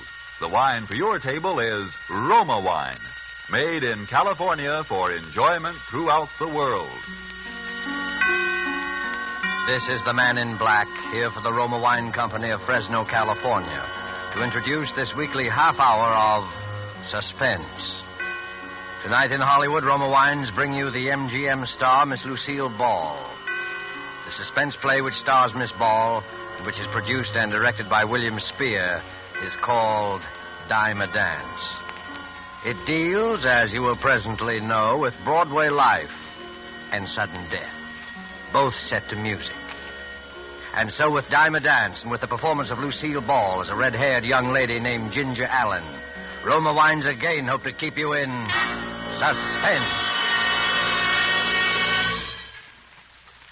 Have you ever danced with a murderer? Doesn't cost any more for the extra thrill. It's only a dime. How could I do it, you say? I had to save my own life. I'm a taxi dancer from the Joyland Palace. One of the places just off Broadway in the 40s. You know the kind of place. Second-rate dance bands like Frankie Froman's 15 Frolickers. I was late to work that night. I ran down Broadway, scrambling through the crowd to the entrance of the Joyland. 50 beautiful girls upstairs, boys. Come in and count them yourself. No admission, 10 cents a dance. Come in, we're just getting started. The music is the very... Hello, Max. Hey, Ginger, you better step on him. Marina's looking for you. You're late. He's burning. I know it. Has Julie come in yet? Not yet. 50 beautiful girls waiting to dance with you. Step right in. No admission, please. Walk right up the Ah, good evening. So you finally decided to come, did you? Hiya, Marino. Sorry I'm late. Yeah, you ought to be. So should Julie. All the cash customers are waiting. I sent out the girls before all of yous are here, and you say I'm playing favorites. Well, blame it on Julie. She gave me a stand-up tonight. All right, so I'll blame it on Julie. Where is she? Isn't she here? No, and she ain't home neither, because I phoned her there 15 minutes ago. Thought she was with you. And I thought she was here. Hey, if this is no gag, what happened to her? Well, that's what I'm beginning to wonder. Go on in and get your stuff on. Julie be all right.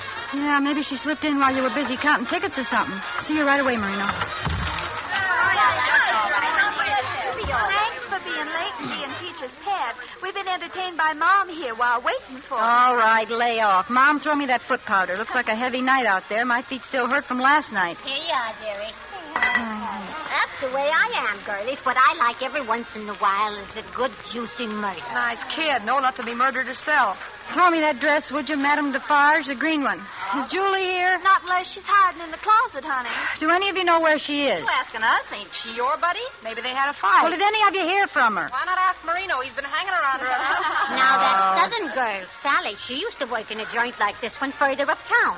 There was a murder for you. Come on, hurry it up in there. Out on the floor and step on it. She just never showed up to work one night. Who didn't? That southern girl, Sally. Then they found her. That was about 3 years ago. Oh, what a sight she was when the police discovered the body. Oh, cut it out, Mom. Then there was the Robinson gal out in Brooklyn, stabbed to death. They found a phonograph and records by a body didn't even belong to her. The murderer brought his own music. Oh, she was a dance hall phony, too. Maybe some guy has it in for you girls. Pleasant character. Well, maybe one fella killed the both of them. Maybe there's a dance hall killer still at large getting ready for his next victim. Now, what do you think I pay you girls for anyway? I often wonder. Joe, Marino, think we're giving a free show in here? You couldn't interest anybody in that chassis of yours, even with a set of dishes thrown in. Oh, yeah. All right, all of you, file out. I got something to tell Ginger. Come on, get out. Ginger, what I wanted to see you about. I know, Marino. I put you in a spot. I'll be dressed in a minute, and if you'll ward off those garlic eaters tonight, I'll work twice as hard and make it up to you, honest. No, I'm in no spot, Ginger, but you are. Marino, what's the matter? What's happened? The police want to see you, Ginger. Police? What for? I didn't do anything. I'm sorry, Ginger, but you... Something's happened to Julie. That's what the police want to see you about. Julie's dead. Dead? Murdered.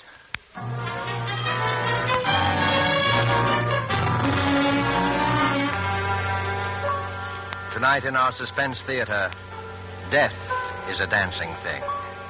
Roma Wines is bringing you Lucille Ball, a star of suspense, in the Cornell Woolrich story, Dime a Dance.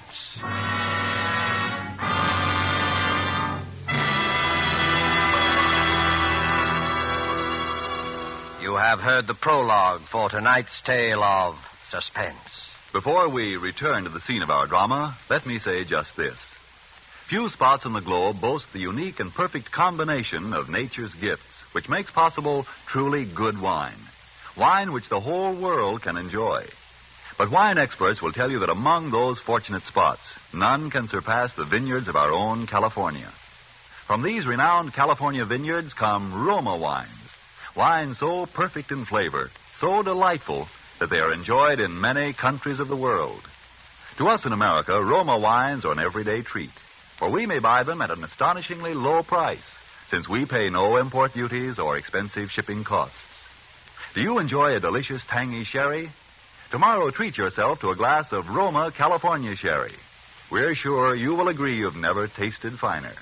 With your first sip, you'll understand why Roma wines are America's largest selling wines.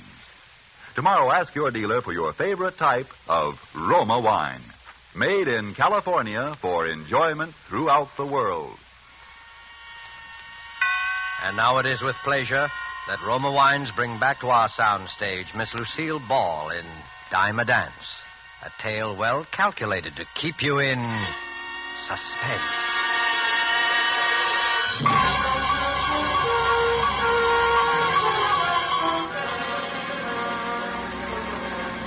All the way over in that police car with those two flat feet from homicide, I could see Marino's face when he said murdered. Poor Marino. We got out and walked up to the third floor of the building, to Julie's room. Marino never said a word. All right, sister, in here.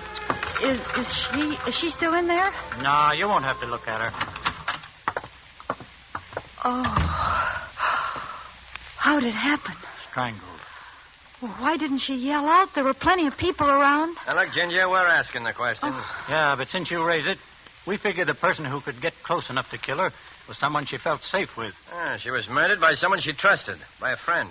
Well, I was the only friend she had. Yeah, so they tell us. Unless she had a boyfriend. And who was her boyfriend? Yeah. If she was strangled, where did all the blood come from? Flatfoot didn't answer Marino. He shut up all at once, as if he didn't have the heart to tell us the rest of it. His eyes gave him away, though. I got the whole score just following his gaze around the room. First, he looked at the little phonograph. By using bamboo needles, she could play it late at night. Soft, so no one could hear it. The needle was worn down halfway, all shredded as though it had been played over and over. Then his eyes wandered to a flat piece of paper that had 8 or 10 shiny new dimes on it. Some had little brown flecks on them. Then his eyes went down to the rug. It was all pleated up in places, especially along the edges, as though something heavy, something lifeless had been dragged back and forth over it. You mean he danced with her after he killed her? Gave her a dime a dance even then? Now, will you tell us? Who was her boyfriend? Play that record. Maybe she'll remember some guy they both knew who was hipped on the piece. It was the only one he played.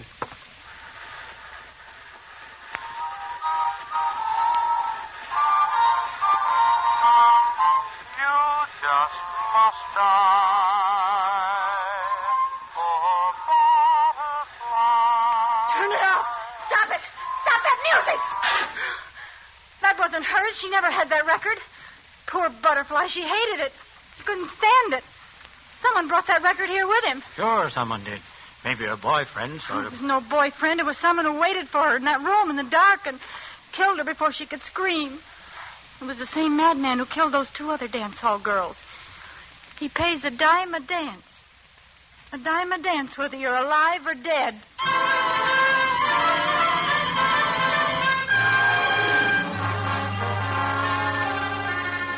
Back at the grind. The flat feet let me go. Nobody told me anything. Sometime, when you have nothing better to do, you try dancing with a couple of 100 guys a night, asking yourself each time one of them wraps his arms around you, is this the killer? Has he a knife in his hand behind my back? Say, can I see you a minute? Got a ticket? Yeah, but I don't want to dance, Ginger. I want to talk. Well, it's your dime. Say, how do you know my name? What, just happened to? Who are you, anyway? Recognize those 2 guys leaning against the wall? The 2 flat feet? And I'm the 3rd. Nick's the name. What about about her boyfriend? Relax. We have proof it wasn't her boyfriend, it wasn't you. Oh, then you expect him to show up again after what he's done already, huh? We just got the report on those other 2 girls. They were killed by a maniac who played poor butterfly. Also, the fingerprints in all 3 cases match. He'll keep it up until we get him. Well, how do you know what he looks like? We don't. We only know he isn't through yet. That's why I was assigned to protect you. Protect me? Yep. Keep my eye on you all night while you work and then take you home right to your door.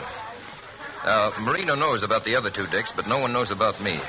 Fact is, headquarters told me not to tell even you. And why did you? I just saw how touchy you are. I don't want you to misunderstand my intentions. Well, what if someone asks me who you are? I'll say I'm your new boyfriend. Oh, don't get smart. I never had a boyfriend. Good, now you've got one. Oh, 35 girls on this musical chain gang. Why do you pick on me? Because we found out one more thing about the killer's habits. The 2 girls that were murdered before Julie both had red hair. Julie had red hair. Yeah. And so have you, baby.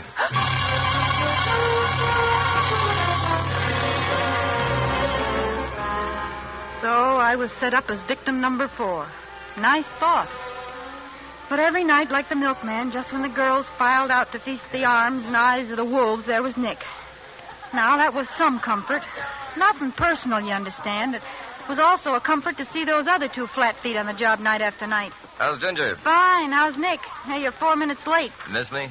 Oh, I'm just a taxpayer that wants to see a public servant earn his money.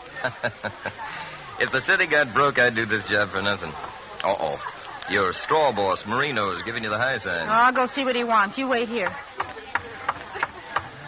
What's on your mind, Marino? Say, who is that monkey hanging around you every night? Well, he pays for his tickets, doesn't he? Yeah, but he never uses them. Who is he? My boyfriend. Oh. You known him long? Long enough. Take care of yourself, Ginger. Don't worry, Marino. I know my way around, but thanks. Besides, we're not running any matrimonial bureau around here. You got to spread yourself around a little more. Share the wealth. There's other customers. All right. Now, watch her, will you? All right. What did he want? Oh, nothing. Nick, is there any news? You know, it's a month since Julie was... No. Calm down, redhead. That's just it, that red hair. Look, why won't you let me dye it? Oh, I've got my reasons. Yeah. You great, big, silent, strong cops. That's right. Those cops. And then came that night. That horrible night. I was late as usual, got to the dressing room planning to dress in no seconds flat so I could get out on the floor and be with Nick. Somehow I felt that I was going to need him that night. Some instinct told me it was a matter of life or death. It's been a whole month since the last one. What I like every once in a while is a good juicy murder. Come on, snap it up. What do you think I pay you girls for anyway? Who are you looking out the door for, Ginger? Now, you take that killing of Julie. There was a real juicy kiss. Oh, shut up, Mom. Will you cut it out? Oh, I'm sorry, dearie. I keep forgetting you, and she was so cool. Well, that's all right. I'm jittery. Laverne, have you seen my boyfriend? Not tonight. Maybe he got bored. Billy, have you seen Nick? You know, the tall, handsome... Not tonight, Redhead. I guess he's giving you the air. Come on up. What am I paying you for? Come on. What's the matter, Ginger? You look like you've seen a ghost. What are you looking for out there? What's so fascinating about the clock? Marino, they're not there. Where are those 2 flat feet? How'd you know about that? Never mind that now. Where are they? Called off. Called off? That sounds screwy to me, but police headquarters figures they frightened off whoever they was looking for. But that's crazy. I'm going to phone... That won't do no good. I told them that anybody would wait till it cooled off before trying again. Now is when we should have protection. Well, come on, get out on the floor. Come on, Ollie, out on the floor. All right, I'll be out in a second. Really, I will, Marino. Laverne. Yes, honey? As soon as Nick comes in, tell him to come right here. Tell him to tap on the door, will you? Sure enough, sugar. Hey, what are you looking at me like that for, Ginger? Look, Mom, I got to talk to you. I can't go out there on the floor. I'm scared. What are you staring holes in me for? Mom, you and I were here in this room the last night Julie was alive. The night she must have been killed, remember? You poor kid. I always liked we Julie. got to remember. We've just got to. There was someone dancing with Julie that night. Some rum-dum. Julie said something about him. I can't remember what it was she said. Oh, you mean the one that hurt her hand? That's it. Hurt her hand. Then her wrist back when they were dancing. Yeah, that's the guy. She said it was almost like as if he got a kick out of hurting her. Yeah. Seeing her squirm. Yeah, I know. What else? Well, Julie called him a cement mixer. Oh, now we're getting somewhere, Mom. Think hard. Oh, he had Julie crazy dancing like a slap-happy pug. I remember her describing it. He'd take 3 little steps to the right as if he was getting ready for a standing broad jump. That was it. Remember how Julie said she felt like screaming, for Pete's sake, if you're going to jump, jump. Yeah, 3 steps to the right, and if you're going to jump, jump. Hey, what are you doing, Ginger? Some detective work? Getting some clues? You know who we're talking about, Mom? The killer. Yeah. Oh! If he enjoyed hurting her like that, as when she was still alive, he'd enjoyed dancing with her after she was dead. Oh, he's voiced some prune face. Why, that... There's someone I gotta tell this to right away. Oh, where the... Nick! See you later, Mom. Hey, how's Ginger? Oh, Nick. How's Nick? Are you trembling? Sure it's me. Why not? I thought you were called off the case. We were. Now, what are you doing here? Habit. Do you mind? No, you dumb ape. I don't mind. Boy, how I don't mind. And, as long as it doesn't duty anymore, do you mind if I do something to you that I've wanted to do for days? Well, it depends. I want to take you in my arms. All right, take me in your arms and dance. Anyway, for the time being. I'm a rotten dancer. You're telling me. Nick, we got to talk. I just found out something about the killer that you ought to know. Later. I paid Marino for all the dances to the end. We can leave whenever you want. After this song, they play Dinah, and then comes the break. We can leave then. What makes you so sure? Well, the band always plays the song in the same order. Then they can sleep while they work. I tell time by them. Limehouse Blues means it's 10:45. Lady Was a Tramp means 11:15. Dinah means 11:30. Never changes except when there's a request number. You know, I like everything about you. I like everything about you, but you're dancing. Let up on my hand, will you? You're bending it upside down. It hurts my wrist. I told you I was a rotten dancer. Well, for Pete's sake, don't dance like you were priming for a standing broad jump. If you're going to jump, jump. That's not Dinah. No, it certainly isn't. It's a request number. Who requested it? I did.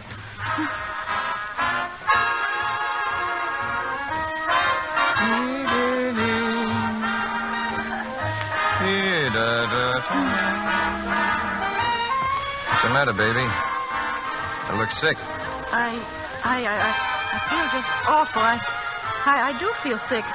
Am I dancing that bad? No, Nick, I'll have to stop. It's the air, I guess. I'll go in and get a drink of water. Yeah, drink of water in the ladies' room. Oh, I'm sorry. I'll wait here for you. Now, just be a minute.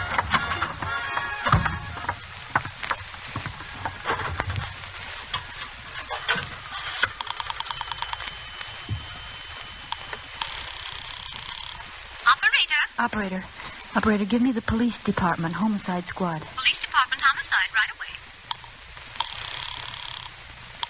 Homicide. Hello, homicide. This is Ginger Allen at Joyland. The third man you assigned to our place is the... Third man? What third man? Nick Ballister, the one you assigned to protect me. We have no Nick Ballister, and there was no man assigned by us to protect you. It's the killer. He's taking me out with him. I don't know where to. Look, I'll leave a trail of ticket stubs. Please come quick. Ginger. Goodbye, Katie. Sorry you couldn't work tonight. I'll fix it with Marino. How you feeling? You shouldn't have come in here, Nick. Didn't you see the sign? All that? Men keep out, violator subject to arrest? Didn't say positively. Besides, they wouldn't arrest a cop. Why couldn't you leave me in here alone? You were gone so long, I thought something had happened. Nothing's happened. Yet.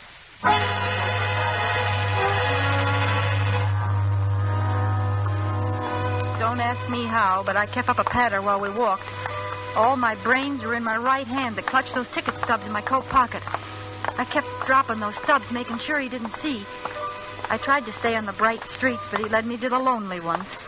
The one we were on now was like a graveyard. No lights, no people. Suddenly, I felt my blood run cold.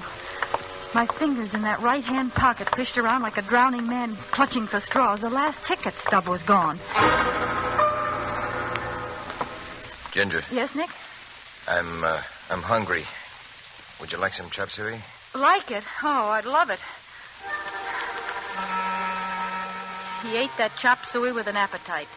Like a guy who had work to do. Work he was going to enjoy. I side-sneaked a glance at the jukebox without turning my head, just my eyes. what a relief. All kinds of songs, but no poor butterfly. Nick was beginning to act nervous. He'd guzzle a cup of tea, pour another, and keep looking over his shoulder like he was worried somebody might be following us.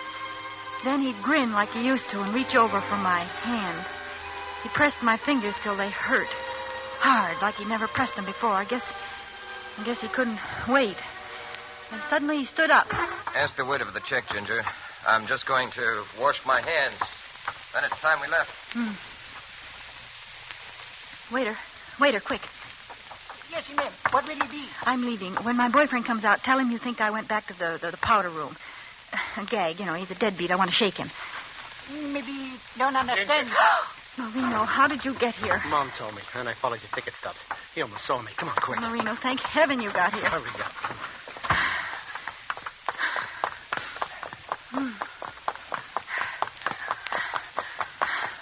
Marino, I can't run anymore. I won't last the block. You won't have to. There's a vacant house in the middle of the block. Here, inside. Fast, I think I see him coming. It's all dark in here. Well, no one lives here, that's why. Here, I'll light this searchlight. There. There's a stairway leading upstairs. Oh. Go ahead. Now, watch it now. Don't trip. Them stairs is broken. There. Now, through this door. Oh. Here's a candle and a match. There. Now we can see each other. Wait. Do you think we're safe? We'll know in a few minutes. Oh, Marino. Oh, it's him. Shh, put out that candle. Now hide. Back there. I'll take care of him.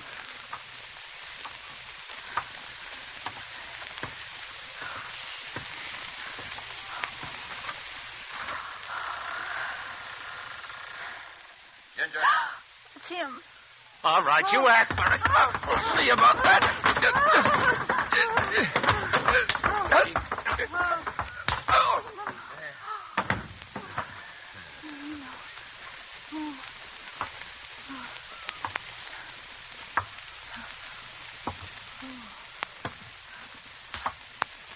Who is it? Who is it? Answer me. Answer me, please. Oh.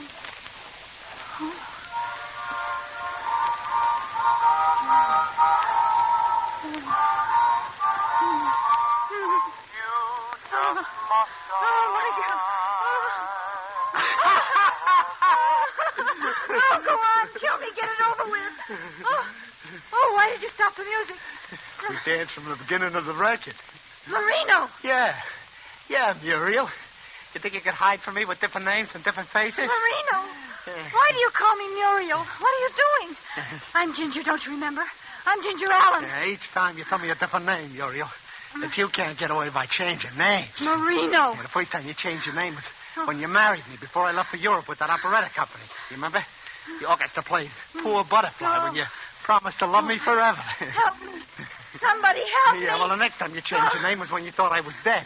Lived on my insurance and married another man. Oh, please. No matter how many times you change your name, Muriel, I'll find you. No, not me. You killed her. You killed her, Marino, again and again. You only killed her last month, Marino. Each time I think I have, she rises again. This time I'm going to kill you and your lover. This is the last time. Oh, Nick! And now we dance. Now we dance. Here are your dimes. The one you were going to take. There. And now we dance. And then you just lost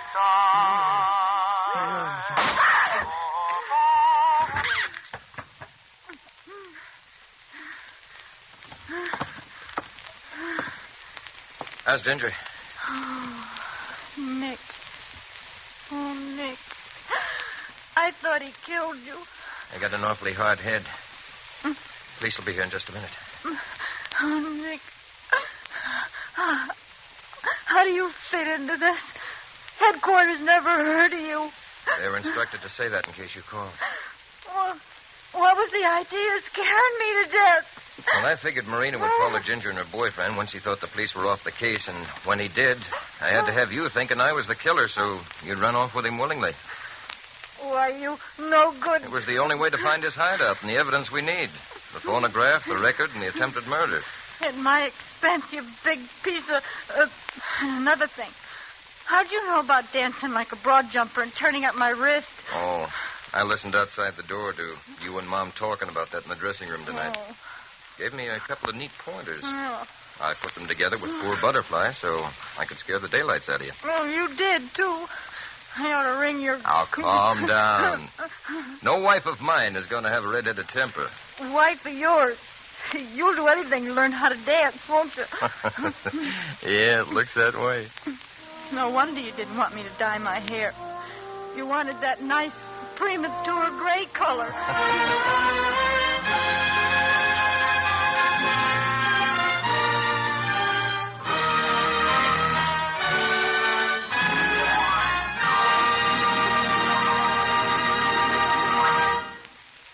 And so closes Dime a Dance, presented by Roma Wines, and starring Lucille Ball, tonight's tale of Suspense.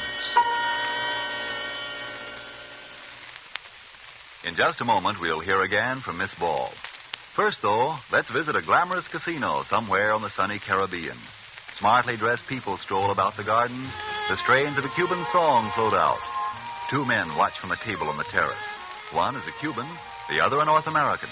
One is about to propose a toast. To your beautiful country, Jose. I drink to that.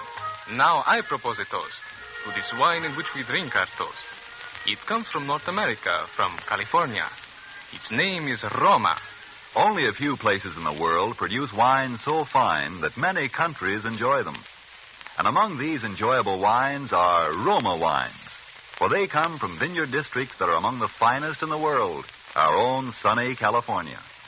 What better testimonial to the quality of Roma wines could you ask than the fact that Roma wines are made in California for the enjoyment of the world? There is a fine Roma wine for you, whether your taste calls for a sherry, a burgundy, or sauterne. And no matter what type of Roma wine you buy, you know you're receiving a truly fine wine at a price made possible because Roma wines are the overwhelming favorite of Americans, America's largest selling wines. Ask your dealer to show you his assortment of Roma wines tomorrow and choose your favorite. Roma, R-O-M-A, Roma wines, made in California for enjoyment throughout the world. Remember, this is the year of decision, and that means that this year, more than ever before, we should all buy more and even more war bonds and stamps. This is Lucille Ball. It's been a great pleasure to appear on Suspense this evening. Next week, I know you'll want to be listening, as I certainly will, to a very wonderful actor, Mr. Paul Lucas, who will appear in a suspense play called A World of Darkness. Thank you, Miss Ball. Lucille Ball appeared tonight through the courtesy of Metro-Goldwyn-Mayer, producers of Madame Curie. Don't forget, then, next Thursday, same time, for Paul Lucas in Suspense. Presented by Roma Wines, R-O-M-A. Made in California for enjoyment throughout the world.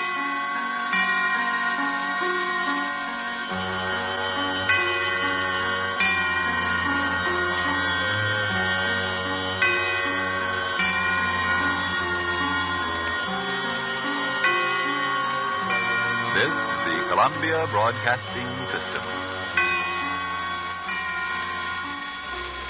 Friends, you know what happens when you take a fish out of water? Sure, it dies.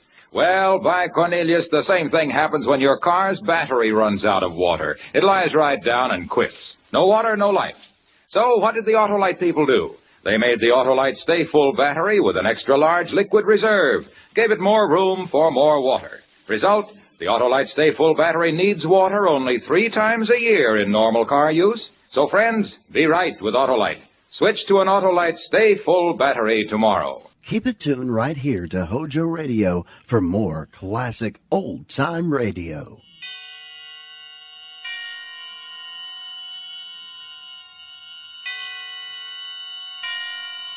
Roma Wines present Suspense.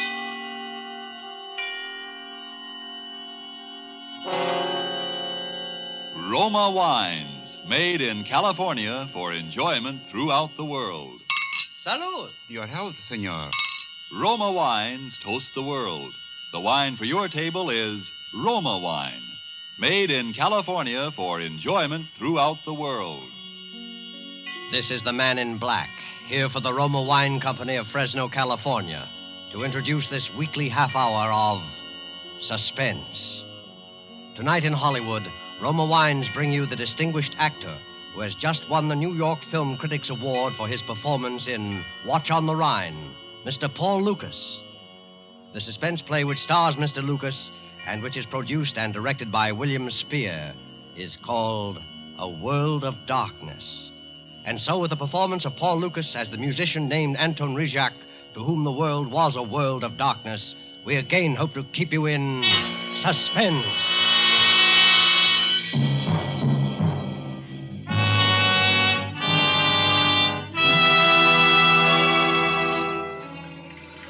All patrol cars in J area, J for Johnson. All patrol cars in J area go to 325 West 52nd. 325 West 52, the theatrical rooming house, homicide. This is homicide. A young woman stabbed. That is all.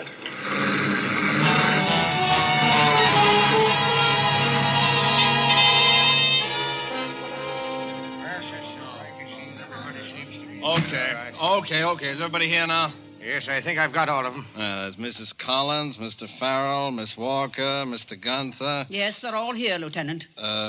You're the landlady, Mrs. Washburn, right? Well, if you want to be blunt about it. I'm afraid I'm a blunt man. Maybe it's a business I'm in. Last night, a girl was killed in this house. According to the coroner, it happened about 2 a.m. She was killed in a particularly cold-blooded manner, stabbed. And that's murder. There's no two ways about it. Now, you're intelligent people. You're all connected with the theater. No, not all. Franz is my sort of caretaker, handyman. Yes, handyman. But not to do with that theater, that place of sin and abomination. Don't mind him. Franz has always been a little prejudiced. I know when the sword of righteousness is ready to strike. Where were you at 2 o'clock in the morning? I was in my room waiting. What were you waiting for? Now, look, don't you people realize what you're up against? Till you can account for your actions last night, you're all under suspicion of murder. What makes you so sure one of us did it? Oh. You were Miss Nancy Collins' fiancé, is that right, Mr. Farrell? Yes. What were you doing last night? I was out walking. Anybody see you? I don't know. I don't think so. How do I know? What were you doing out walking around at 2 o'clock in the morning? Well, after what happened, Oh? What happened? Oh, nothing. I was upset, that's all. Why don't you tell him the truth, Daniel? The truth? What's the use of all this talking? It's not going to bring her back. What did you mean by that, Mrs. Collins? What truth? It's not my place to say. Daniel considers it a personal matter. It couldn't have had anything to do with what... Oh, I'm sure no one is concealing anything of the slightest importance. Everyone loved Nancy. Everyone. Please. I know what you're getting around to. Why, Kay. That everyone loved her but me. That I hated her. But I didn't. Well, not enough to do a thing like that. Where were you at 2 this morning, Miss Walker? In my room. Can you prove that? No, of course I can't. That's the whole thing, don't you see? Now, listen. Who's playing that piano? That's Mr. Rejek in the room across the hall. He's a musician. Does he live here? Yes. Why didn't you tell me? I thought you said everybody was here. No use talking to him. He doesn't even know about it. Will you please let me handle this? Really, Lieutenant, he couldn't tell you anything. You see, You get him in here, Haggerty. Go get him. Okay. Now, listen. You people have got an awful lot of explaining to do. None of you can prove where you were or what you were doing or why you were doing it. What about you, Mrs. Collins? You don't think... After all, I am poor Nancy's mother. Mrs. Collins, I'm just trying to get at the facts. You have the room next to Nancy's. Didn't you even hear anything? No. I've had insomnia for years. I have to take a strong sedative every night. Here comes Mr. Rejek. Oh, Mr. Rejek, I'm sorry to disturb you, sir. I didn't realize that... That I was blind? Oh, it is no matter. I was waiting for you to send for me, officer. You knew the police were here? But of course. Oh, Mrs. Washburn, has anyone seen anything of Carl yet this morning? No, not yet. Who is Carl, Mr. Rejek? My Belgian police dog, who guides me. He has wandered off somewhere. Although I cannot say I blame him.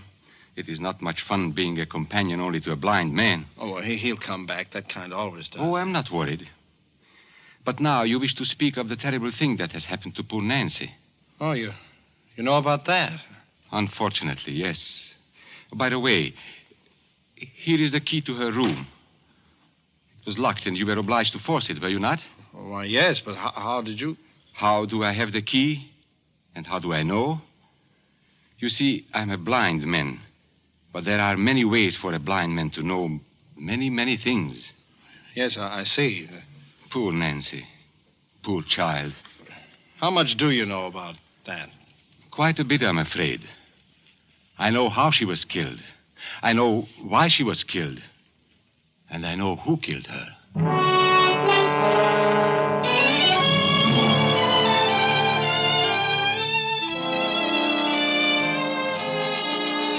Tonight in our Suspense Theater, murder was unseen in the dark, but the crime was witnessed by a single human being with the eyes of night.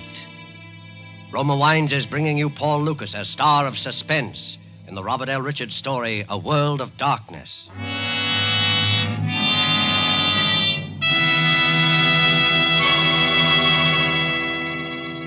You have heard the prologue for tonight's tale of Suspense. Before we return to the scene of our drama, let me take a moment to offer a practical reminder.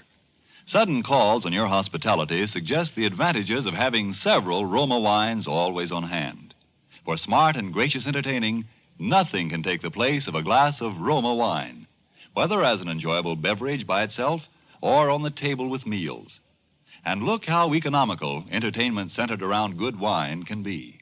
Only a few cents a glass when you choose the largest selling wines of America, Roma Wines. Location of Roma wineries in favored wine districts of California and Roma's vast experience and skill as winemakers explain why wine connoisseurs of other lands hail Roma wines and keenly enjoy them. So you know you are complimenting your guests' good taste when you serve Roma wines, made in California for enjoyment throughout the world. And now it is with pleasure that Roma Wines bring back to our sound stage Mr. Paul Lucas in A World of Darkness, a tale well calculated to keep you in suspense.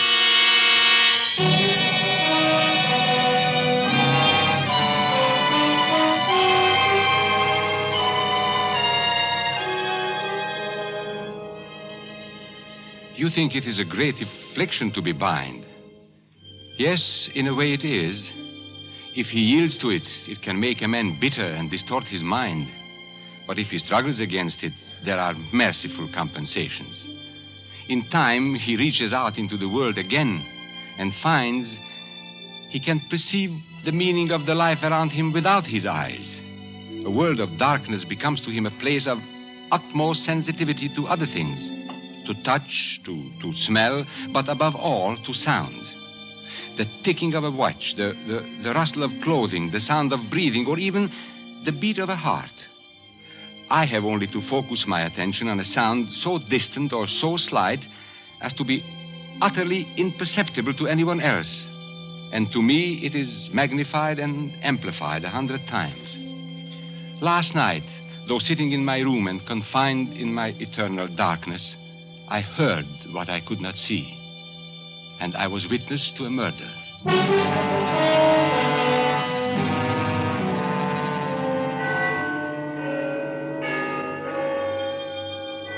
The bells of Trinity had just run the 3/4 hour. They are at the lower extremity of the city, but I always like to listen for them. It was 1:45 midnight. I was about to go back to my piano. I had been working on a little composition of my own when I heard Nancy coming down the street from the direction of the theater. She was walking very fast. It was clear to me that she was disturbed about something, so I knew she would want to see me. I waited for her knock.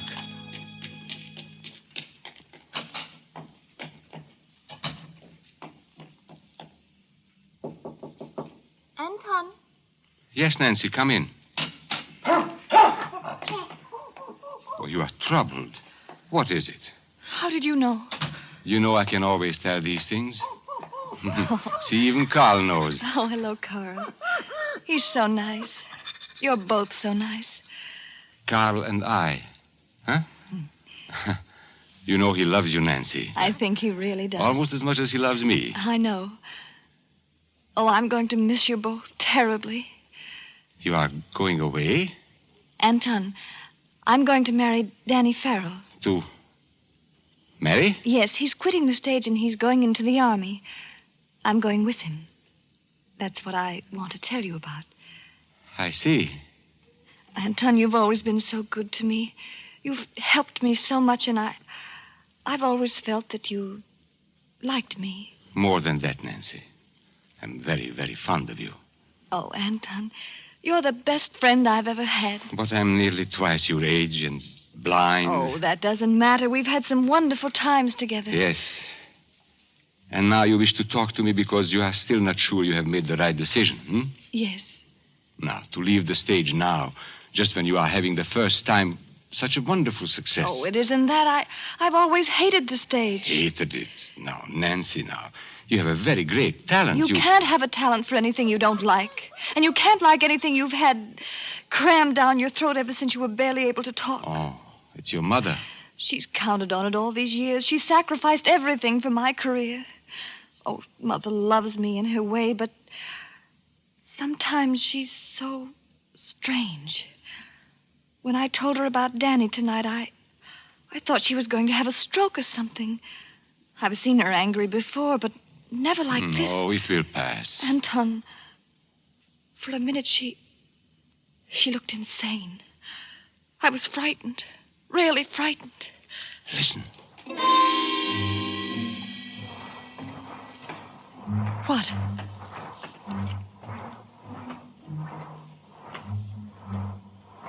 Anton, what is it? Your mother, leaving her room. She will be coming down here to look for you. How do you know? The rustle of her satin robe. I hear it often. Perhaps we better not speak anymore just now of your little trouble. Oh, I shouldn't have bothered you. I know it must seem childish and silly to you. No, Nancy. It is not for me. But perhaps your mother will not like it that you confide in others. But how could you know that she's... Nancy? You see? She is coming. Nancy? Yes, Mother? Oh, there you are.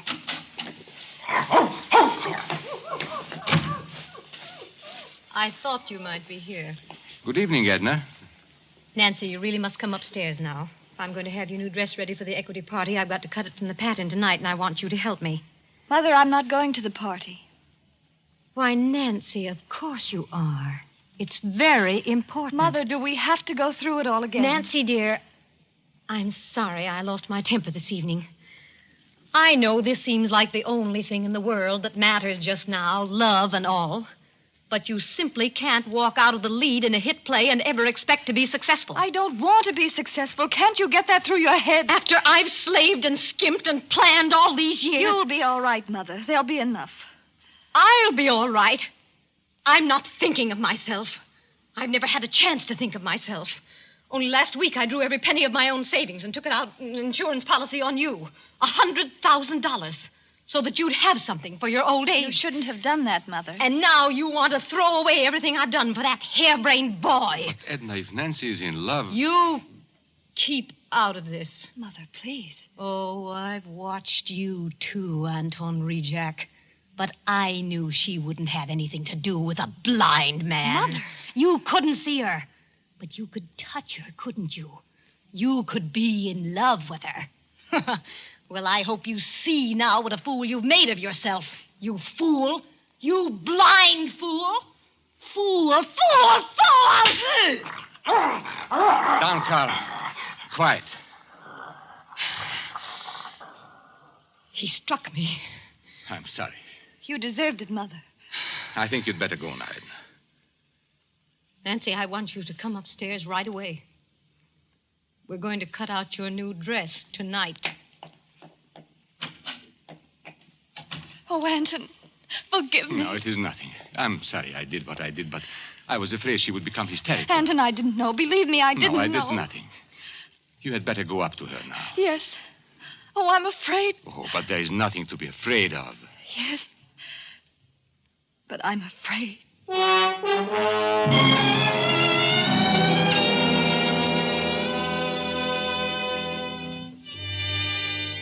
could not sleep, although it was late. I tried to go back to my work, but my attention wandered. I could not keep from mind from what was going on in that room upstairs. I heard each sound as clearly as though the cause of it were there at my very side. Nancy was weeping.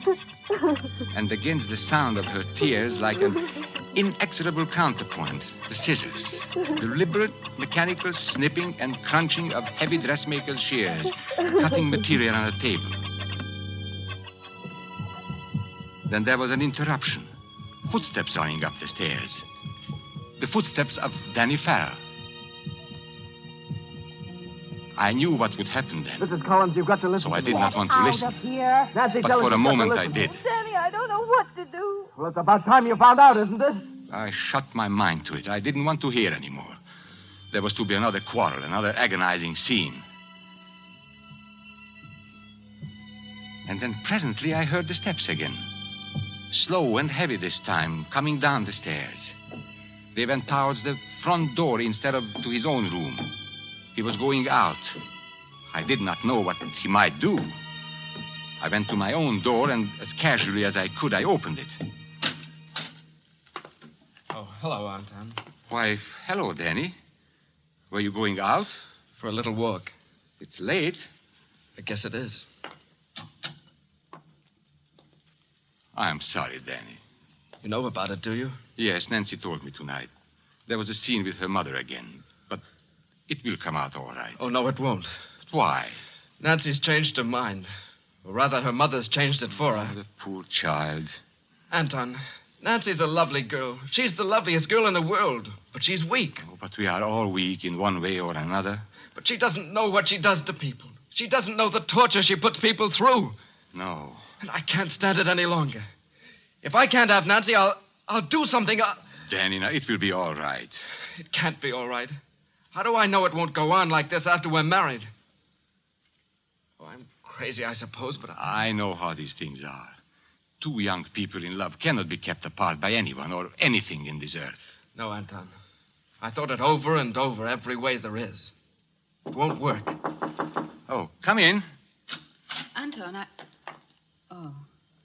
I didn't know you were here, Danny. Okay. I just heard the news. Over at the theater. Congratulations. Thanks. I suppose I had to say that. You know I don't mean it, Danny. Please, Kay, I don't think you love her, Danny.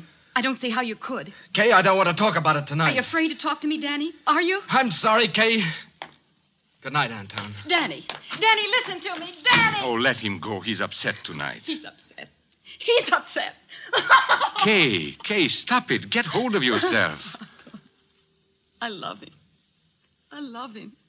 I can't let him go. Oh, but you must, don't you see? He's going to be married. Before she came along, he couldn't even think of anyone but me. She planned it very nicely. Just the way she's planned everything else. She doesn't care how many lives she wrecks, including his. But it won't be so easy this time. Kay, you are talking foolishness. Listen, Anton. Before I'd let her get away with this, I'd kill her. So help me, I'd kill her.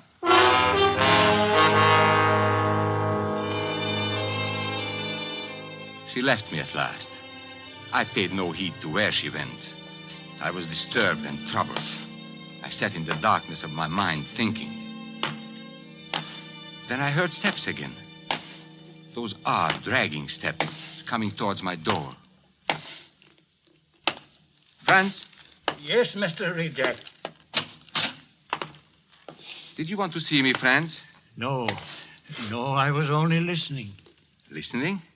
To what? Don't you hear it? The beating of the wings? They've been close about the house all evening. Oh, have they? The time is very near. Are you a good man, Mr. Reject? Now, I don't know, Franz. I try to be. The black angel with the bright sword of righteousness and vengeance. Do you think we can escape him? Well, I hope so. No. Don't you know what goes on in this house? Haven't you seen them? With the painted lips, the tinkling rings and bracelets, and the vanity and the scoffing? Yes, Franz. What have you in your bag there? Oh, yes, my tools. Always I work day and night. There's a dripping faucet up in Miss Collins' room. I have to fix it. Dripping faucet? Oh, yes.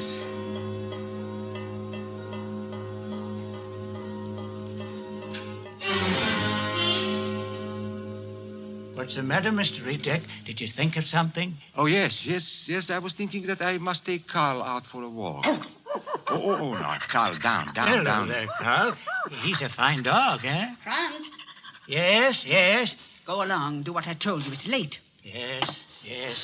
I do what I'm told. Remove out of the midst of Babylon and go forth out of the land of the Chaldeans.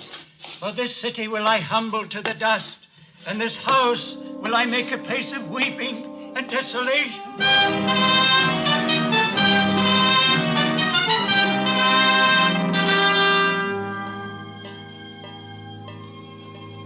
The moment the old man called my attention to the faucet, I had heard it. When I went back into my room, I still heard it.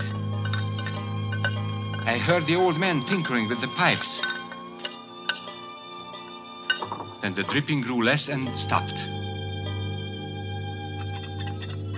Then the shears began again. Those long, sharp scissors cutting the dress. I forced myself to return to my work, and for a while I heard nothing more.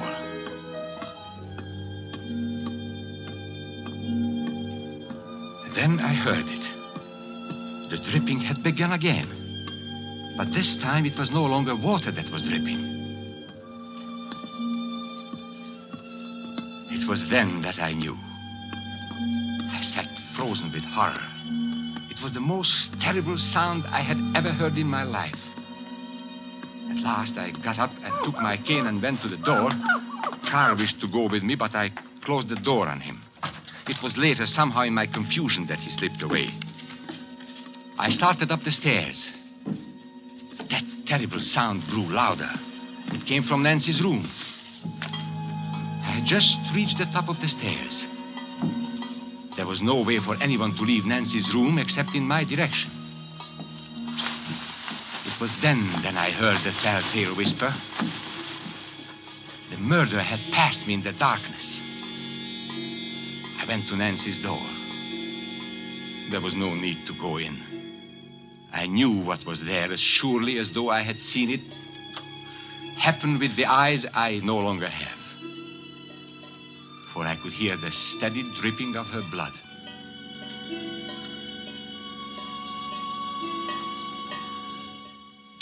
I closed the door and locked it. I put the key in my pocket. I wished to make certain that the criminal would have no chance to return and cover up any evidence of the crime. Then I returned to my room to wait for you officers of the police to come. And now you would know, as I knew, why Nancy Collins died and who killed her.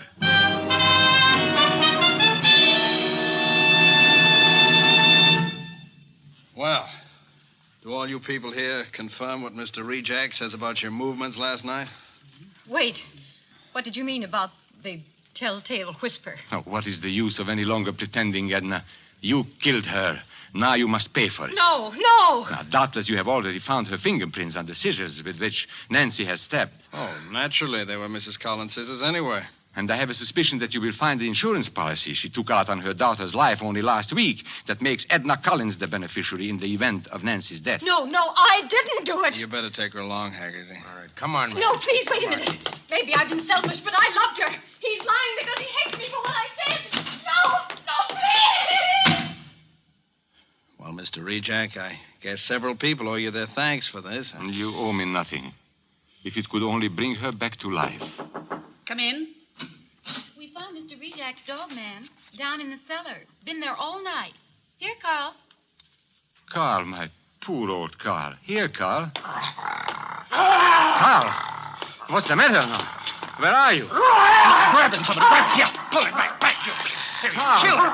Carl, what's the matter? Don't you know me? Mr. Rejack, you say you shut your dog in your room before you went upstairs last night. Yes.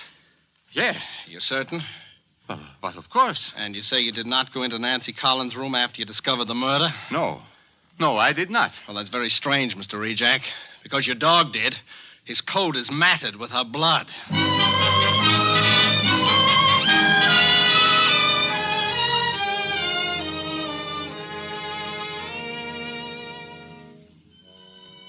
I realize now that the dog must have followed me. I heard him whimper when I struck. Then somehow he disappeared. But before I locked the room, the beast must have fawned on her where she fell. Yes, I killed her. It is no matter now. She will marry no one now, nor will I. Yet it is true I heard those things. Yes, most of them. You would be amazed what I can hear. Now, even from where I sit, I can hear the men at work at the place where they will take me, although that place is many miles away. They are hammering on the scaffolding in preparation for me. And now they are clambering up on the platform. And now they are about to test that ingenious device that will snuff out my life. Listen. They spring the trap.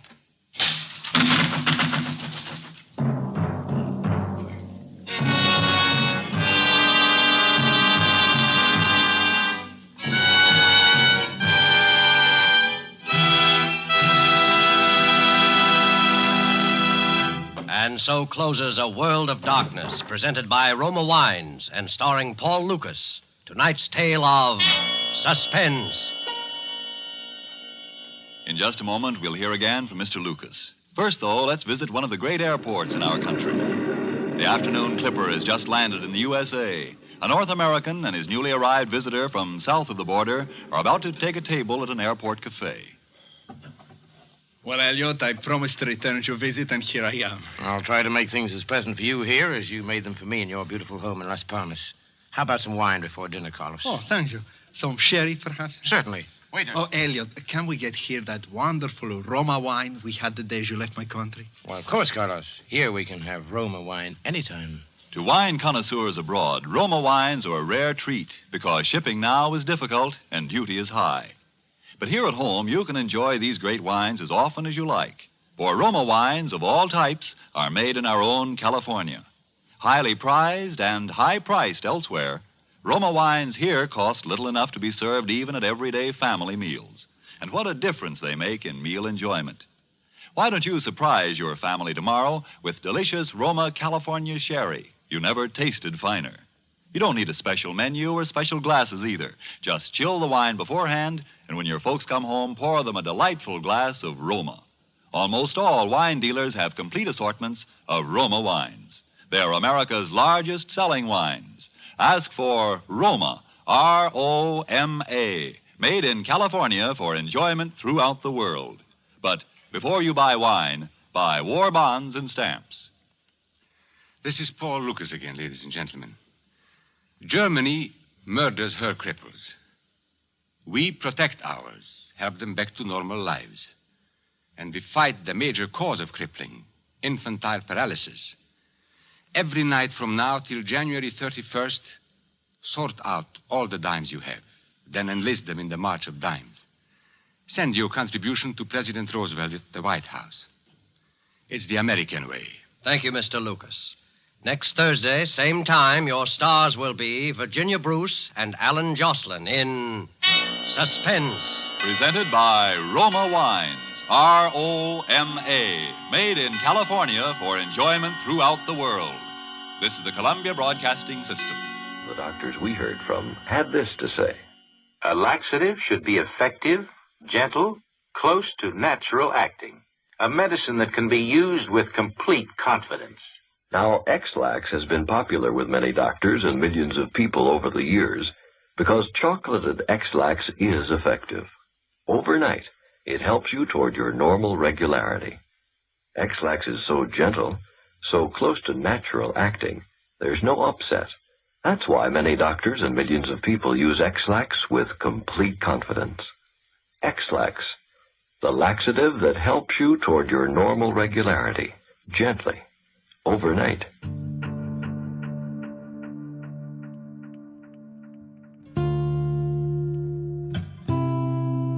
Thanks for listening to Hojo Radio. We'll be back again very soon.